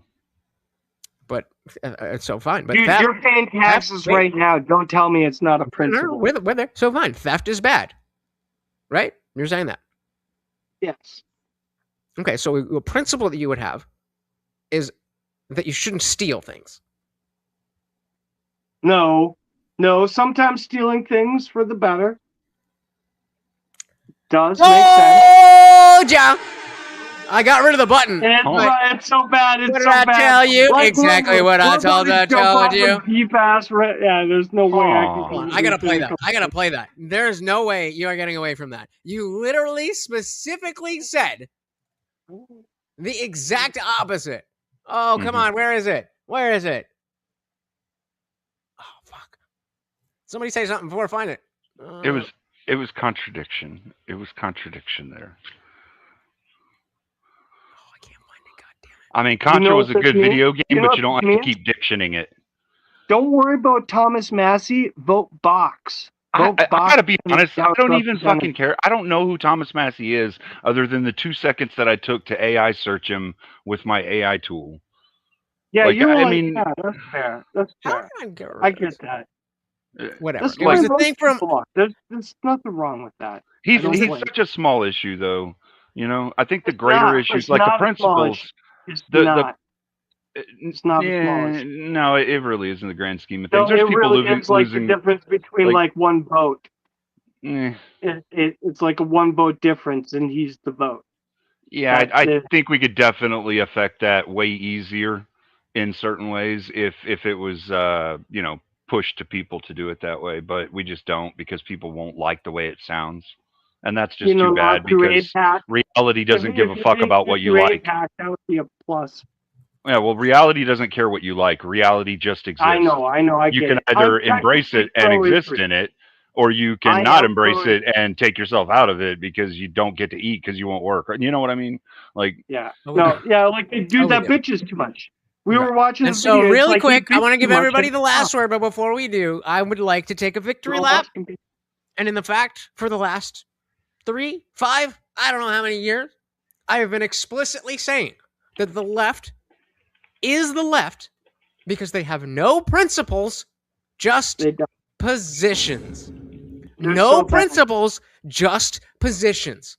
And you saw in real time, in front of your face, I asked this man, what is his principle? Taxes are bad. Okay, taxes are bad. Why? Because theft. Theft is bad. Okay, that's your principle? Yeah. No principles. Just whatever feels good in the moment. So, did it to me! I leave the viewer to argue that deeper. There is no deeper. You have no principles. Period. Full stop. Unless you want to try again. Try again. Go ahead. No. What's a principle? No. I think you might just miss the point of principles, Box. Principles are something you stand on, right? And you hold a firm ground on. You cover up a body because you fucking ran some drugs for some guys?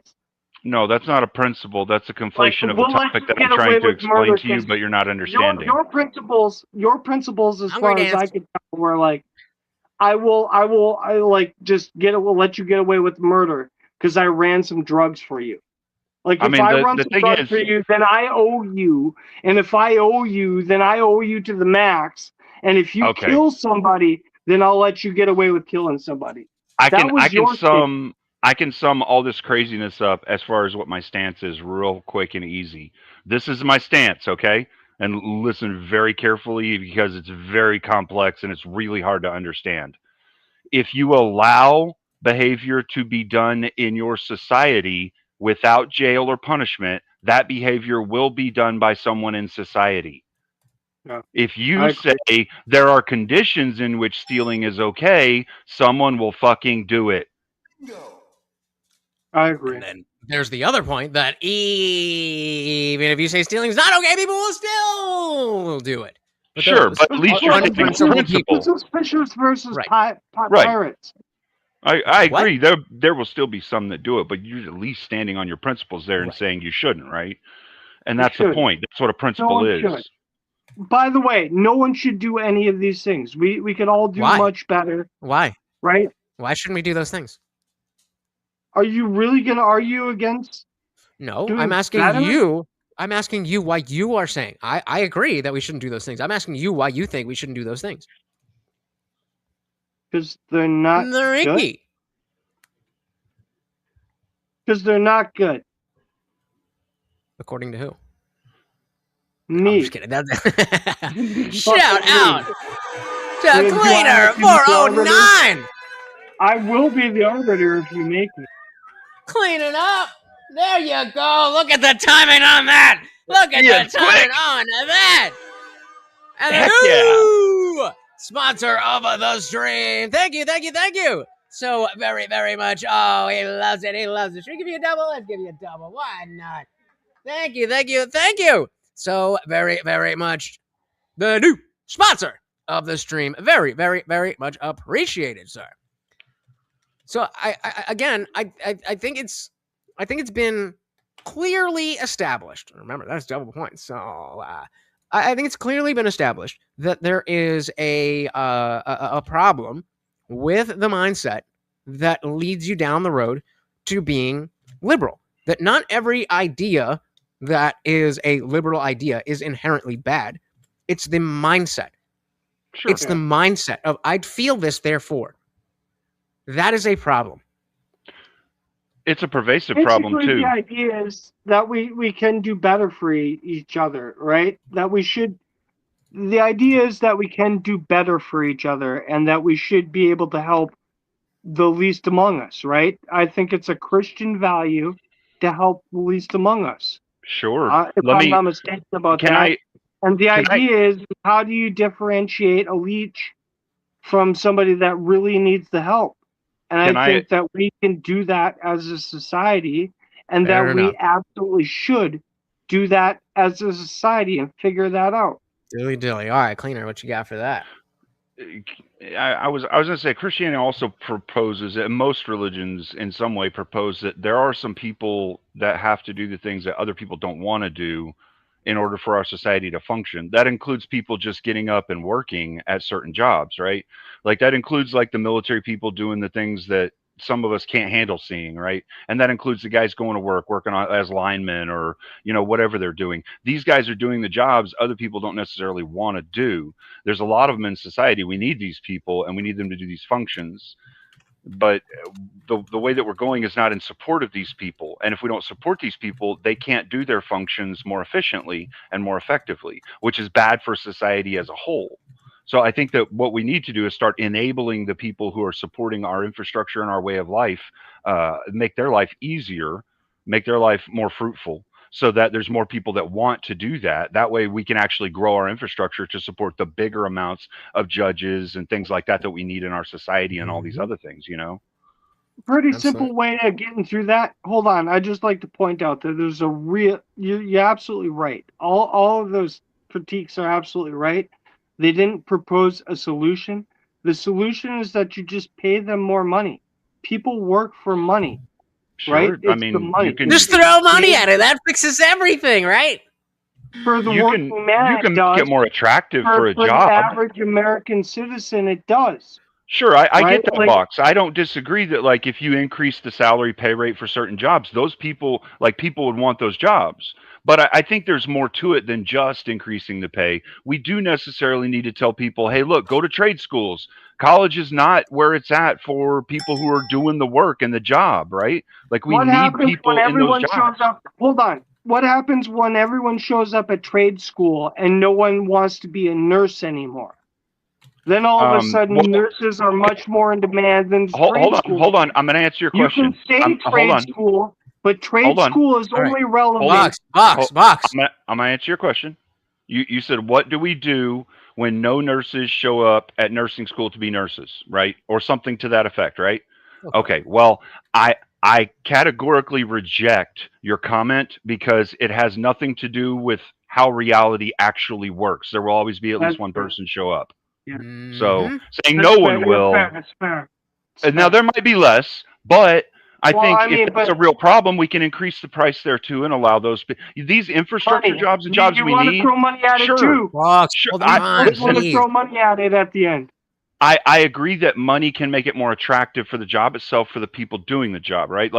But there is other things that they need, which is the other supports, the paperwork people, all of this other stuff in our society to It goes support them. beyond that. They need to know they can go to work without going to jail for doing something they didn't fucking do or getting killed by someone who's not going to go to jail. They need to know they can do that safely, right? We have to trust them to know that when they're taking advantage of our social safety nets, that they're doing it in good faith.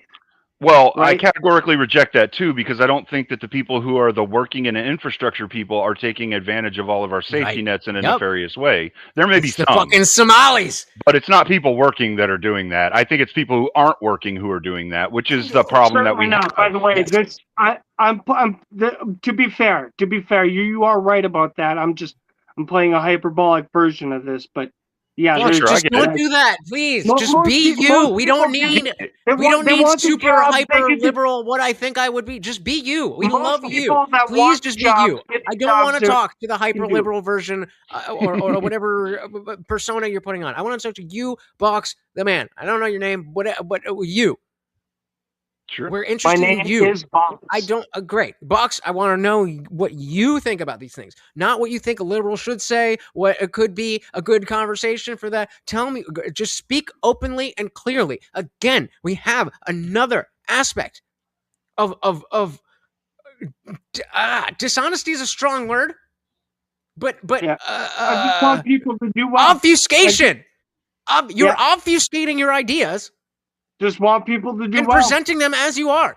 And so I want everyone in the audience tonight. I want everyone in the audience tonight to be able to own a home.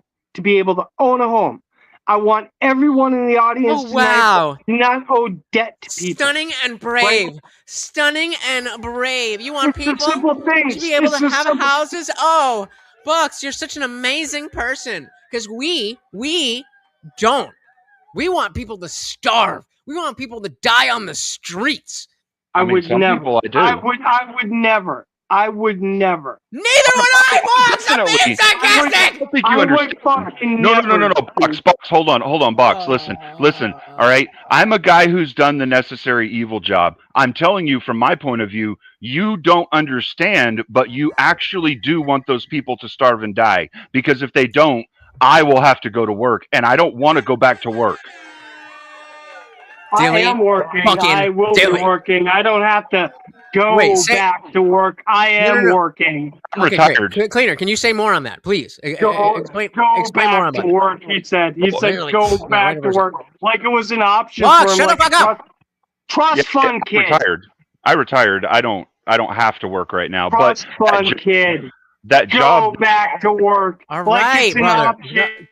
So yeah, okay. You're misunderstanding the spirit of the conversation, the spirit of the point that I'm making. The point I'm making is those of us who are necessary evils, who have seen the trials of combat, what it's like up front, in close, staring a man in his eyes as he exits our planet.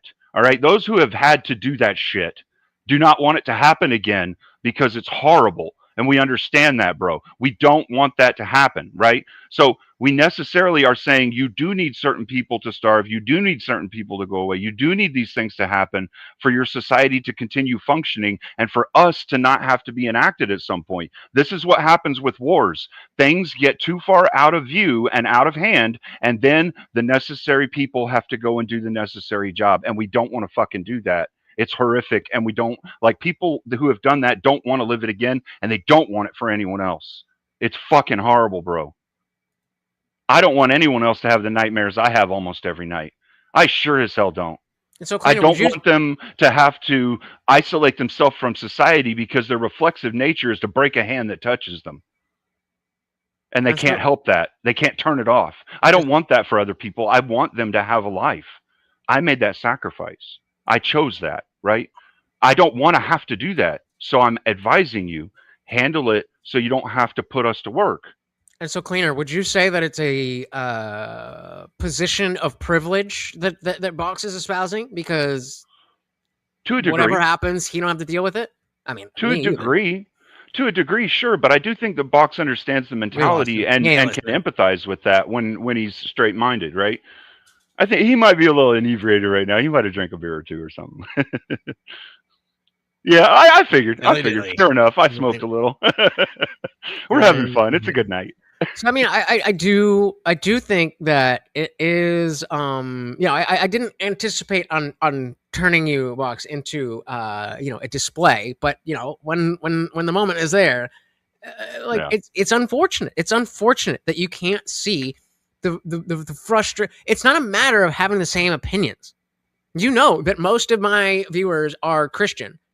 And I'm very much not. It's not a matter of agreeing on the opinions. It's a matter of understanding that, okay, I think this, and you think something different, but it makes sense that you think that, even though I don't agree with it or I don't think it. When it comes to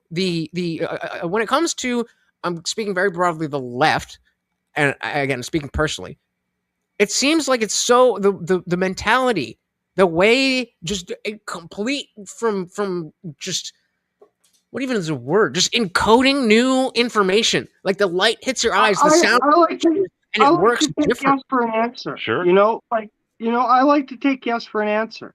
When you're like, oh, you're doing this thing and I agree with it, it's like, yeah, okay, well then I'll, like the Second Amendment. It's like, yes, obviously, Second Amendment. Yes, absolutely. Like, I must have missed the part where it said shall not be infringed.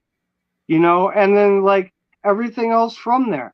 But it's really just this basic idea. And all the rest of this is just bullshit as far as I'm concerned. I mean, again, it sounds like a liberal.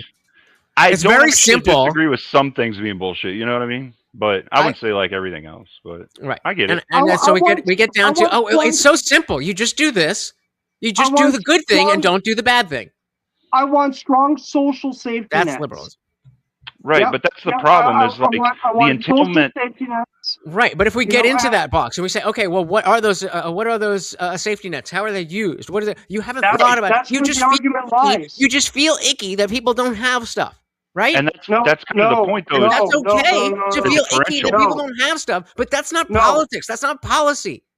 No, not at all. That's not. Okay, then why do you want a strong? Why should we have a stronger social net? That argument is the argument we need to be having. So we'll do that next. Why is having a stronger safety net better? Because we're the richest nation on the face of the planet. That doesn't answer the question. And why? How is it better? Okay, how is it better for me? How is it better for me? Okay. Two-part answer. Just 2 parts. Right? We're the richest nation on the face of the country. We can do better, and so we should do better. Why? Richest nation can do better. Why? Why should we do better? That alone. Why should we? So you're saying so theoretically, I just want to take your logic. You're saying we can do better, so we should do better, right? Yep. Okay, so we can pay for every other. We can use the power of the petrodollar, the U.S. dollar, to just give away all of the cash that exists in America to other nations, and they could use that, and that would help, and that would be better for them. So we should do it. No, we know better. Okay, what's the difference? Because that's what I hear. I hear it can be done, so it should be done. You're like, oh my God, you're lefty, so take the worst position ever. Well, I'm just going based on your words. I can wring this motherfucker's neck right now. I could just do that. I could do that. So I should do that or no? This is all unfair. So then the principle box of we can do better, so we should do better is based in nothing. You're just saying things. Why should we do better? Because we can do better. Yeah, there is a lot of saying things. That's true. Okay, then don't get mad. Don't get mad when I'm just saying that you're just talking bullshit. If you know you're talking bullshit, then just own it. Be like, all right, yeah, I'm talking bullshit. I don't know what the fuck I'm talking about. We're talking bullshit. Like I wouldn't like to have my legacy rest on me talking bullshit, but you could feasibly do it, and that's a problem. That's a problem. That's Kelly a Green problem. said, we are sacrificing our resources to save Iranians from an Islamic tyrant regime and helping Venezuela and probably helping Cuba. We don't have to, but it's good to save people. We're doing a lot. Plus all the upsides of the we get a lot of oil. So is it about doing things for the Venezuelan, the Iranian, and the Cuban people? No. Or is it about oil? And is that good or bad? Or is that neither? None of these questions. None of these. Definitely not good. Okay, but Box, do you see how you're not addressing my questions about these things by just saying, "Oh, well, it would be nice. We should do this and we should do that, and I think this is nice and I think that is bad." And you are 15 years old to be doing that. Yeah, icky. David Dude, says, it's bad. lefties, we're so busy seeing if they could do a thing, they never stop to think if they should. Yeah. I don't remember. What movie is that? That can't be Oppenheimer. That's too old, right?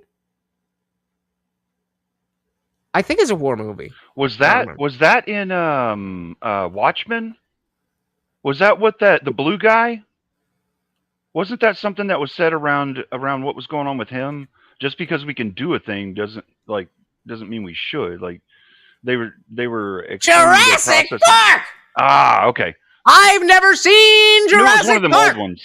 I've never seen Jurassic Park, so donate to the movie night so we can fucking get Lutch some American culture that he missed by being a first-generation American. I'm gonna refrain from talking shit about that. About what? Talk your shit, Ninja. Talk your shit, motherfucker. Watch movies and I've seen Jurassic Parks. Like, what the hell is going on around here? What country were you not talking about how your family's been here for 200 years? Yeah, they've been here for a long fucking time. So your family was here when Jurassic Park came out. I saw Jurassic Park. What's wrong with you? That's racist. Kind of, a little bit. Do you not understand? My victim blaming? You exactly are. I was born into a situation. You have the privilege of being of having years, centuries of history just bestowed upon you. And I don't watch none of these movies. And you don't watch none of the good movies. You're bad at movies. All right. So, I want to. So let's go. We'll have Box go first, so that. Yeah, we'll have Box go first, so we can have a cleaner close, and then I'll keep you up here, Box, if you do want to respond, and then I'll drop you guys, and we're going to bed. So, Box, the floor is your only thing, so I'm not gonna take us off the screen, but go for it. Cleaner, it was an absolute joy yelling at you and having the conversations, and hit me back up in chat. Cleaner, OP. Honestly, everyone go check him out. I love that shit. He said OP. I got nothing to say. Next Monday, I will be on the Young Turks live show. I will be doing a live segment on the live show. If you want to hit me up next Monday, that'd be great. That's the only place I'm going to be. Wait. Like, you're going to be on the show? Or like... Yeah. No, I'm going to call in. They do Monday. They do a Monday call in, and I'm going to go yell at Jank next Monday. Screen record that shit, bro. They do a morning show, right? Yeah, I don't be doing mornings. So screen record. Yeah, well, 5 in the afternoon. That's the only thing I got going on. And aside from that, like, could we just get along, dude? Like, I don't really give a shit. Honestly, no one really gives a shit. I don't think, and I think we could all get along famously if we just stop fucking bickering amongst each other. I don't have much more other than that. I love you guys. Well, hold on. Because I do want to give. I do want to kind of tie a bow on all. Yeah. So we talked about the judges. We talked about immigration. We talked about the National Guard. We did 10 different topics on 10 different levels. Yeah. So give me a TL. More coherent. Give me a TLDR of what you felt like you needed to say in this stream. We need to vote better in the midterms. The midterms are about to come up. Massey's election is tomorrow. If you live in Tennessee, please go vote for Massey. And these small elections, these local elections, are going to continue to happen for the next half a year. Forever. So no, there's some What movie is elections that, going on. motherfuckers? Go find out who's in your election and vote appropriately. Please vote the incumbents out. Dilly dilly. That's it. All right, Cleaner. Any last words on the topics? And we'll see if Box gets a little bit triggered before we go. So I'll try not to purposefully trigger someone. I think that like we can fix our system, and that's the whole thing about why we're all up here talking to each other and trying to figure things out. We're in an age of change right now, and we're going through a lot as a species, and we have to kind of have these conversations and approach each other and try to understand each other's point of view. That's why I like to bring up perception a lot, because I think we need to understand each other's point of view to make sure that we're picking the best point of view for the human race. So we have to have these conversations and debates. Dilly fucking dilly. Thank you to the both of you. Is there, Box, anything you want to respond to that? I'm so fucking triggered, dude. Just vote the incumbents out, dude. Go through your local election, find out who you're voting for, make sure that you're voting for real Americans that want to help you out and want to help other people out. It doesn't matter if you're conservative or liberal. It doesn't matter where you are on the political spectrum. Just find some honest fucking politician in your local district and fucking stick with them and make sure that you hold their feet to the fire. I love you guys. Dilly dilly. I think you might have said Tennessee, but it is Kentucky with Thomas Massey. Yep. So Please vote Kentuckians, Massey. go vote Massey. Please. All right, guys. Thank you so very, very much for hanging out. I don't do the panels too often, but when I do, I love hanging out with you guys. So Box has already dipped the fuck out, but Cleaner, thank you so very, very much for hanging out and really appreciate your opinions. Don't make yourself a stranger. Peace out, brother. Absolutely. I enjoyed it, bro. Take care. All right. Holy moly. So, let's see. What did I miss from the chat? Shout out again to Cleaner. Very much appreciate the Big 10. Man, and with the after party points, that's 20 points. I think that's a good fucking idea, right? I think that's a good fucking idea. Double points in the after party? I'm fucking brilliant. And yeah, that movie, Civil War.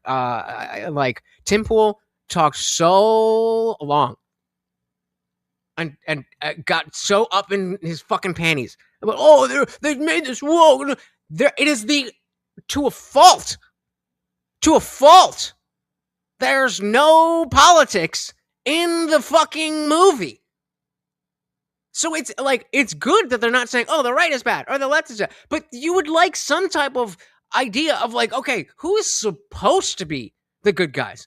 There's a civil war where Texas and California are working together, and then there's two other factions, and it's just like soldiers and whatever. There is no wokeness at all. The only thing in that movie that has anything to do with partisan politics is literally an Antifa massacre. So if you think that's woke, then you are gay. If you call feminism the fact that that Kirsten Dunst is a photojournalist, like a wartime journalist, it's literally just Kirsten Dunst, I forget his name, some dude, and then some younger girl. And it's just the story of them going through this civil war that is like a legit civil war. But again, Texas and California are one faction. There's three factions. One faction is Florida. One faction is California and Texas. And then the Loyalist states. Texas and California. Texas and California are a coalition, and people are bitching about how this is too woke. This is how we lose the culture. Making perfect the enemy of the good is a good story. And you know what? What was it? There was something else. It doesn't even really matter what it was. There's something else that I was watching. Oh, it was The Pit. Right? It's almost like it's not real life. Like it's a fucking movie. No titties, but it's a good movie. But yeah, the culture. This is such my frustration that a lot of people are just. I said shit. Me too. A lot of people get so entrenched in politics that that's all there is, and then it creates a cycle where because all you care about is politics, then you watch something apolitical and you're like I'm not gonna call any names, but somebody who's like, don't. And in the beginning of the movie, Nick Offerman, the guy who plays Ron Swanson, he plays the president, and he's the country has fallen, and he's like doing a press conference, like, well, we think that we've had some victories in this area, and so hopefully that will go. And somebody's like, don't you think that was like a little Trumpian? What? You mean in the way that fucking presidents speak about the things that are going on? If that's woke to you, then you have brain rot. That's a whole different story. Do we miss anything that I wanted to talk about? You changed the 80% crime rate, and so the alien front? What? Shout out to Cleaner. Very much appreciated. Yeah, right? Yeah, exactly. Because, like, it's a different world. It's, like, not our world. Oh, yeah. Back in the day, right? So, here's what I'm going to do. Since we're still here, I wanted to show these and I didn't have another context for it. So, we're just going to do it right here. Couple of tickety talks. And then it's bedtime. You might have seen this one. Wait, on the count of... You might have seen this one. But be ready. Be ready for the fatigue. Not the prestige, the fatigue. Memphis Ho gender reveal is abortion pills. What? Yep. One, y'all gotta be like, fuck J5, okay? 5, 4, 3. Apparently J5 is the baby daddy. I don't know, it's on TikTok, but supposedly. 3, 2, 1. Fuck J5! Fuck J5! Fuck J5! You already did, bitch! That's why you here!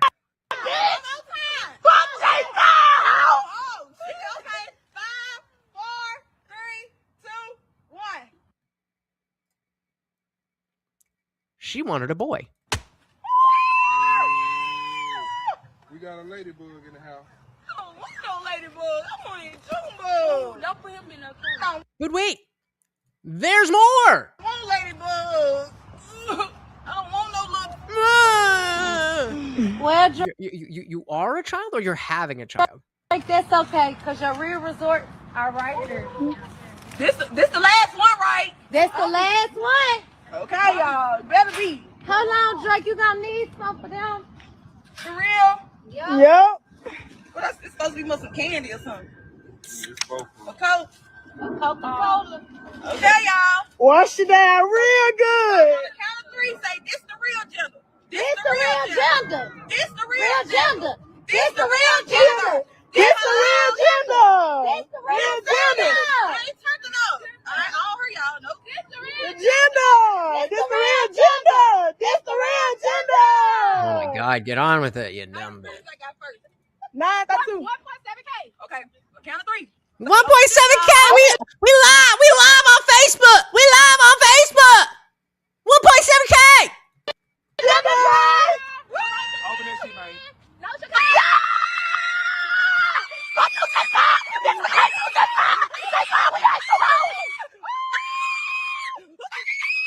Compare the reaction to, oh, these are abortion pills, to, this is the gender of my child.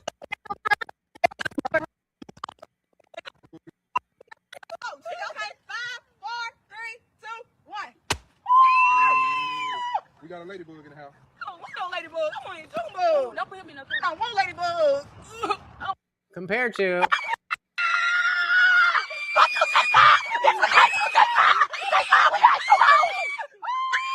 now, there is always the possibility that this is a skit. Doesn't seem like it. You kind of once you kind of know, you know, the signs, but I don't seem fake to me. And then this one is just something I actually sent to my dad. And what did he say? So I sent this to my dad. And I said, wondering if this helps you understand me better, or if you also operate this way. And he said, very powerful. It does help me understand you better. Very powerful. Thanks for sharing. So, you know, well, you know. You were at a gathering with... Hold on. Ooh, we get a full screen one. Let's go. People you genuinely like. The conversation is good. You are at a gathering with people you genuinely like. The conversation is good, the energy is warm, and at some point, without fully deciding to, you start counting down. Not until something bad happens, until you can be alone again. This is so me in terms of the ability to be social. And I believe it was real too. I'm just saying, keep hope. But no, the you know, especially you know, putting my face online and you know, it can be difficult for people to see how, you know, I'm that's it's not a character, but it's like this is where all of that energy goes, and the rest of my time is recharging. Not because you hate being there, because something in you has been running a quiet process the entire time, reading the room, managing your energy, tracking every shift in tone. And the moment you finally close the door and the noise stops, something in your chest releases. That's why you've seen it. I do it with you guys too, but whenever we're on a panel, I get off, I'm like, oh, I need to do that. It's just a release. Not loneliness, relief. Yep. Most people assume this means you are introverted or antisocial or just someone who needs a lot of space. But psychology points to something older than personality, something that started long before you had the words to describe it. Today, I want to show you 6 patterns that explain why some people feel genuinely safer alone than with others. Not because they hate people, because of what they learned before they were old enough to choose. Kind of. 1. You grew up not knowing which version of someone you would get. There was a version of them that was warm, present, safe. And there was another version, distant, unreachable, cold in a way that had nothing to do with you and yet felt entirely like it did. You never knew which one would be there when you came home. So your brain, doing exactly what brains are designed to do, learned to prepare for both. It learned that connection is unpredictable, that warmth can disappear without warning, that closeness is something that can be taken back. Psychologists call this insecure attachment. And here's what... I'm not insecure, you're insecure! Nobody explains about it. It does not make you afraid of people. It makes you afraid of needing them. Because needing someone who might not be there when you reach is a specific kind of pain. And like that, you know, we don't need to get into the specifics, but I have my own issues with that when it comes to, you know, my childhood and my family and stuff. But then there's another layer when it comes to YouTube and content creation and all that. Like, you know, it was very slow at the beginning of the stream, and you know, I'm gonna feel some type of way about that. But I come here for you guys, so I push through that. You know, you guys show up and we have a good time and whatever. But like, I'd be lying to you if for the first fucking 36 minutes and 38 minutes, whatever, it was like, where the fuck is everyone? Come watch me. That's what you're supposed to be doing right now. But, you know, you regulate. One your nervous system decided, early and quietly, to protect you from. I don't need you. You learn to enjoy people in small amounts. To keep a slight emotional distance without quite knowing you were doing it. To feel most calm in your own company. Not because alone is better, because alone is stable. Alone does not suddenly change. 2. Your emotions were treated as inconvenient. Yep. You were upset once, and you were told you were overreacting. You tried to. I told you guys. I'm soft. I'm sensitive. I got lots of emotions. That's just the way it is. I'm sorry. Explain what you were feeling, and you were dismissed before you finished. You needed someone to stay with you in the feeling, and they moved on. So eventually, thanks, Mom. Without making a conscious decision, you stopped. That was too real. You stopped explaining. You stopped expressing. You stopped expecting anyone to meet you there. And your brain wrote a rule so quietly you never heard it. Handle everything alone. As an adult, this shows up in ways that look like independence. You process everything internally. You do not reach out when things get hard. You withdraw instead of asking. Not because you do not need support, but because you learned from very specific and very early experiences that support would not be there. The villain here is not the people who dismissed you. It is the belief they left behind. The belief that your emotions are too much for other people to hold. That the appropriate thing to do with them is to manage them privately, quietly, alone. That belief is not the truth, but it has been running your life as if it were. 3. You were pushed into independence before you were ready. Some people did not choose to be self-sufficient. They were trained into it before they had any other option. As a child, you had to figure things out alone. You had to calm yourself down when no one came. You had to solve problems that were not yours to carry yet. And from all of that, a belief formed. Not as a thought, as a fact, the nervous system accepted without question. I can only rely on myself. And then again, like I having not that tight of a connection with my siblings or my parents and being geographically far away from my extended family, that was the thing. And then, I started, like, even in my real life, I was having trouble with all this same kind of stuff. And then I come to here, and finally people are coming to watch me, little old me. You care about what I have to say? Oh my goodness. But then there's also the aspect of, like, okay, you're entertaining to people, but that doesn't mean much more than that on a grand scale. I'm not talking about any single one of you, but the idea that, we got 5,000 subscribers, the overwhelming majority would literally not notice if I died. And I'm okay with that because I understand the landscape. But I have to understand that most of you who are here at fucking 1 a.m. Eastern, at least, who have been here for 5 hours,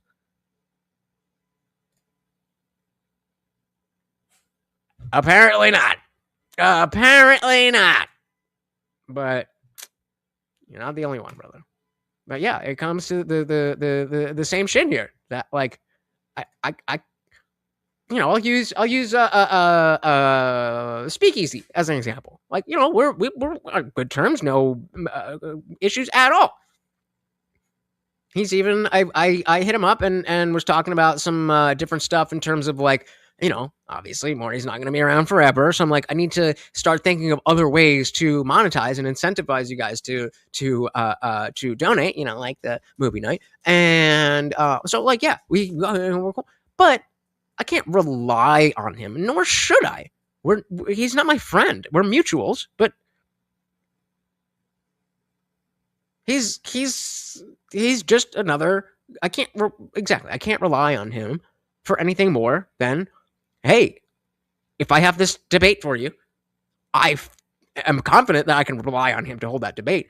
But outside of that, it has nothing to do with him. I don't know him, and he don't know me like that. I can only rely on myself. On the surface, this becomes a strength people admire. You are capable, responsible. The one who always manages. But underneath that, something else lives. A deep discomfort with needing anything from anyone. Strong, independent, don't need no man. A flinching away from vulnerability. A private fear that depending on someone will end exactly the way it did before. In disappointment. In silence. In the specific loneliness of having needed and not been met. So you stopped needing. Or at least you became very convincing about it. And being alone stopped feeling empty. It started feeling controlled. Safe in a way that depending on people never quite did. Stop here, because before we go further, something needs to be said. You were not born preferring solitude. You adapted into it. Because at some point, being alone felt safer than being misunderstood. Safer than being ignored. Safer than being let down by someone you reached toward. Your mind did exactly what it was supposed to do. It protected you.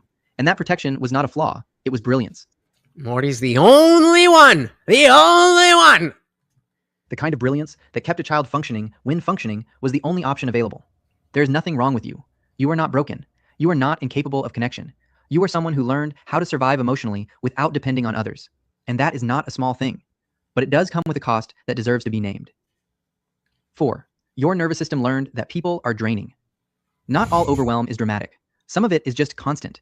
If you grew up in an environment where the emotional temperature was unpredictable, where tension was always possible, where you had to read the room before entering it, your nervous system adapted. It became more alert, more sensitive, more easily flooded by input that other people barely register. So instead of seeking more interaction, you started seeking relief. And relief came from being alone, because alone means no one to manage. Facts. No one to manage. Something's really lately, like this one, reminds me of stuff that has like vacant information that doesn't really have any backing. Make sure the video, the videos are based on certain philosophies. Who knows? Yeah, sure. I mean, I'll give you that this is just some random TikTok page of people saying things. But like let's not forget, I do have a degree in psychology, so I have enough to be able to discern whether or not something on super basic psychology is legit or a complete bullshit. So use my appeal to authority there. But fair enough. No emotional noise to track. No pressure to perform a version of yourself that keeps the peace. Just quiet. So wait, are we? I'm interested now. Are you bringing this up because you're like feeling that maybe this is a little too broad? Like, as you bring up the tarot cards, right? Is that what you said? Yeah, like tarot card readings, where it's like that can be, you can. The other one I was thinking of is the like the newspaper. What do they call them? The astrology bullshit. It's like, oh, you're gonna have money, and then fair enough. I'm as somebody who vibes with this and resonates with this, I'll tell you that it's a little bit more grounded than that. But I mean, I'm not saying this is some like brilliant fucking thing that's gonna change. It's just a little insight into the way I feel about the world. I don't know, it's fucking 1 a.m. We've been going for 5 hours. We're after the after party. If you're here, then I'm gonna assume you care enough. If not, I'll see you next time. Space. Just enough distance for your system to finally slow down to its natural speed. For you, solitude is not avoidance. It is regulation. It is the thing your nervous system needs to return. It's telling you. Yeah, you can definitely do that. But the aspect of tying the uncertainty and then wrapping that around how you perceive the rest of the world. I grew up in a place where, exactly, I don't know if they said it yet, but they say explicitly where you come home and you don't know what to expect. And so you learn to kind of almost dissociate and be like, all right, this might be fucking hell. And then because of that, when I got to move out, and I don't need to worry about my parent, like, because I got hit. I got hit and beat for not doing my chores on time. I'm not saying that's the worst thing ever, but that's a difference of living on my own, where the solitude explicitly is the stability that they're talking about. Well, I mean, I don't know which part of it is anyway. I mean, okay, fine. If you don't want to watch it, we can fucking go. I mean, we can fucking leave if you guys don't like it. Sorry. My bad. I just wanted to show you a thing. My bad.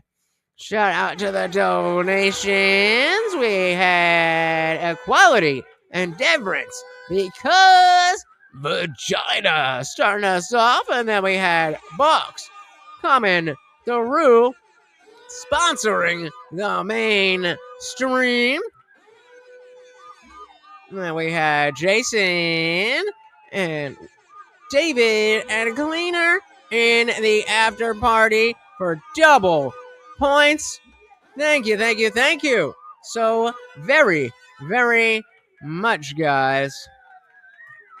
All right, I'm sorry. I won't share shit with you guys anymore. My bad. All right, well.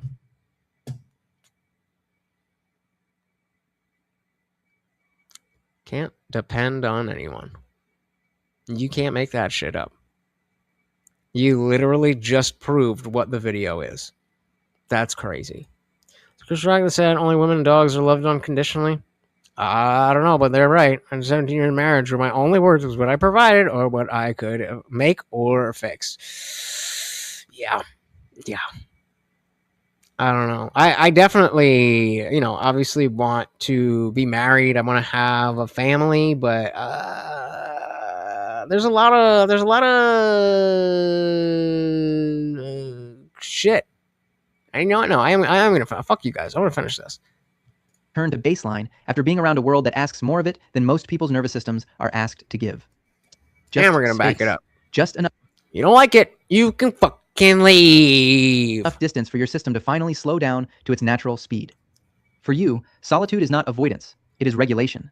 It is the thing your nervous system needs to return to baseline after being around a world that asks more of it than most people's nervous systems are asked to give. 5. You feel everything more than people around you realize. From very early on, you know. I told you I'm soft, bruh. Noticed things other people walked past. The slight shift in. I'm explicitly trying to make sure, because I still haven't met my niece. I still haven't met her. Hopefully Sunday I'll be meeting her. But I had something with a client and whatever. But I still haven't met her. My sister got the first delivery of the meals, where I'm getting her those meals. She really appreciated that. But I'm explicitly trying to create a new dynamic where we're not going to play like that, because I feel the same way about not so much Papa Lunch, but anyone else. Like, you're not hitting me up to like see how my day is going, right? If we're in contact, it's because you need something. It's just fine. Like, I'm not contacting you either. But like, it is what it is, you know? Now you're saying that. Now you're saying that. Okay. Someone's tone, the tension in a room that nobody else seemed to register, the emotion underneath what someone said that had nothing to do with the words they used. You absorbed all of it, not by choice, because your nervous system was built that way. Psychologists call this high sensory processing sensitivity. Okay, let's do that. High sensitivity. What do you say? And with nervous voice, because your nervous system was built that way. Psychologists call this high sensory processing sensitivity.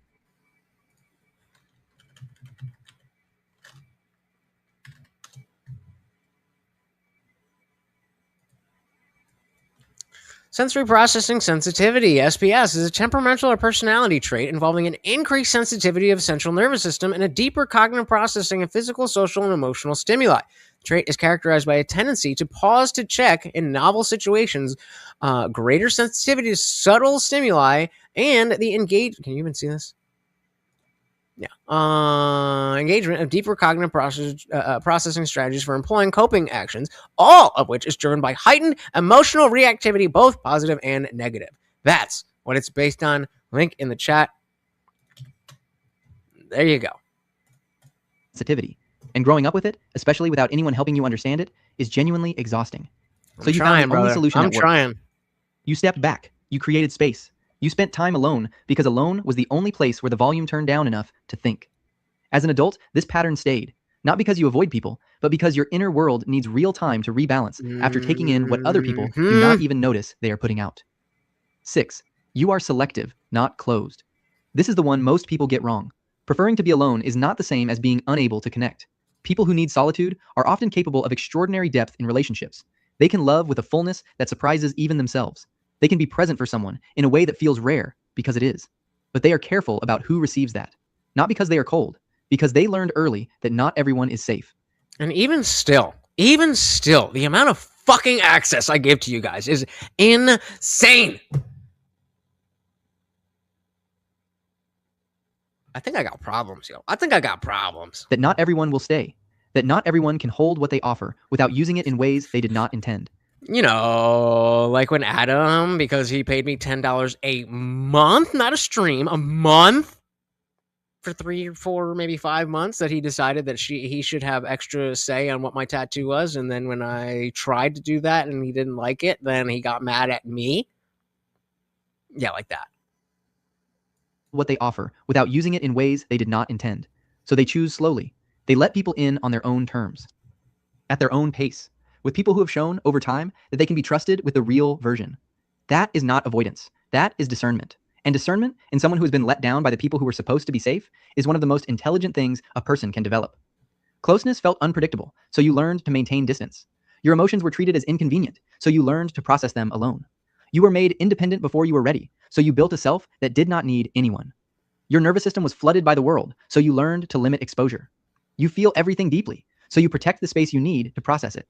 You are selective because experience taught you to be. These are not personality traits. They are adaptations. Intelligent, necessary, brilliantly executed adaptations that kept a child safe in environments that were not consistently safe. The question now is not whether they served you. They did.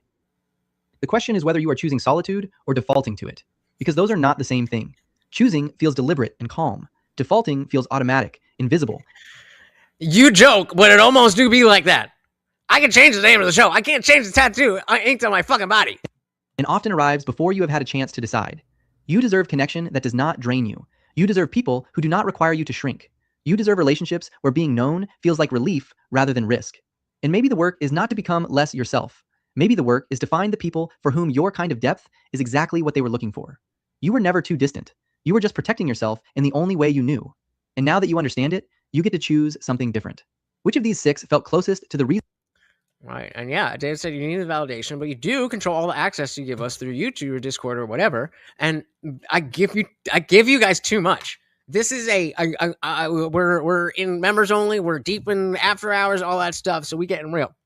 This is a huge reason why I have trouble getting money from you guys, because you're not incentivized to give me money. I already will interact with everything that you say. I already will answer you in Discord immediately, all the time. But I'm just me. I don't know. I don't want to be like, I don't want to think of you guys as like yes, I need to understand the separation between creator and audience. But like, this is why I don't ever talk about like you guys as fans.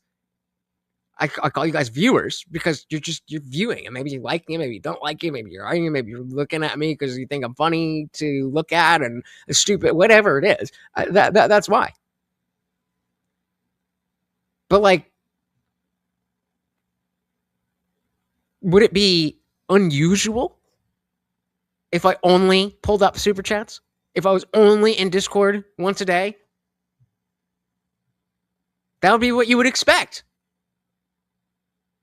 But something different. That was a good one. Is it true? It is true. This is what I've never even bought a single thing online. I'm paranoid. Hey man. There you go.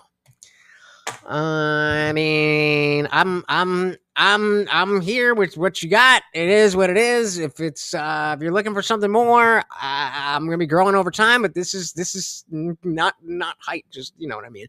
I'm gonna be growing over. But this is it. This is it. So I really that's why I end every single show by saying I know that you guys will be doing anything else in the world, and yet here you are hanging out with me, and that means the world to me. Morty's the only other one who does that, even on a somewhat of a schedule. So it's you guys. So thank you so very, very, very much. No push-ups for me. Thank you so very, very much. Do you guys like the double points thing? I think that's a good thing. Now we're up 39 points. And 15 and what do we do?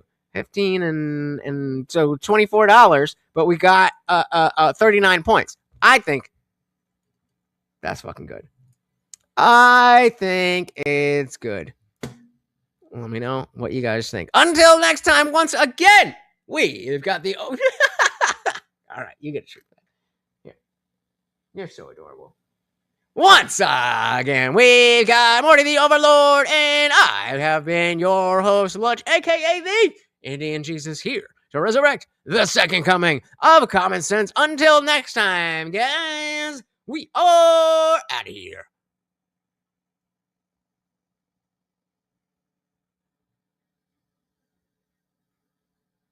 Peace!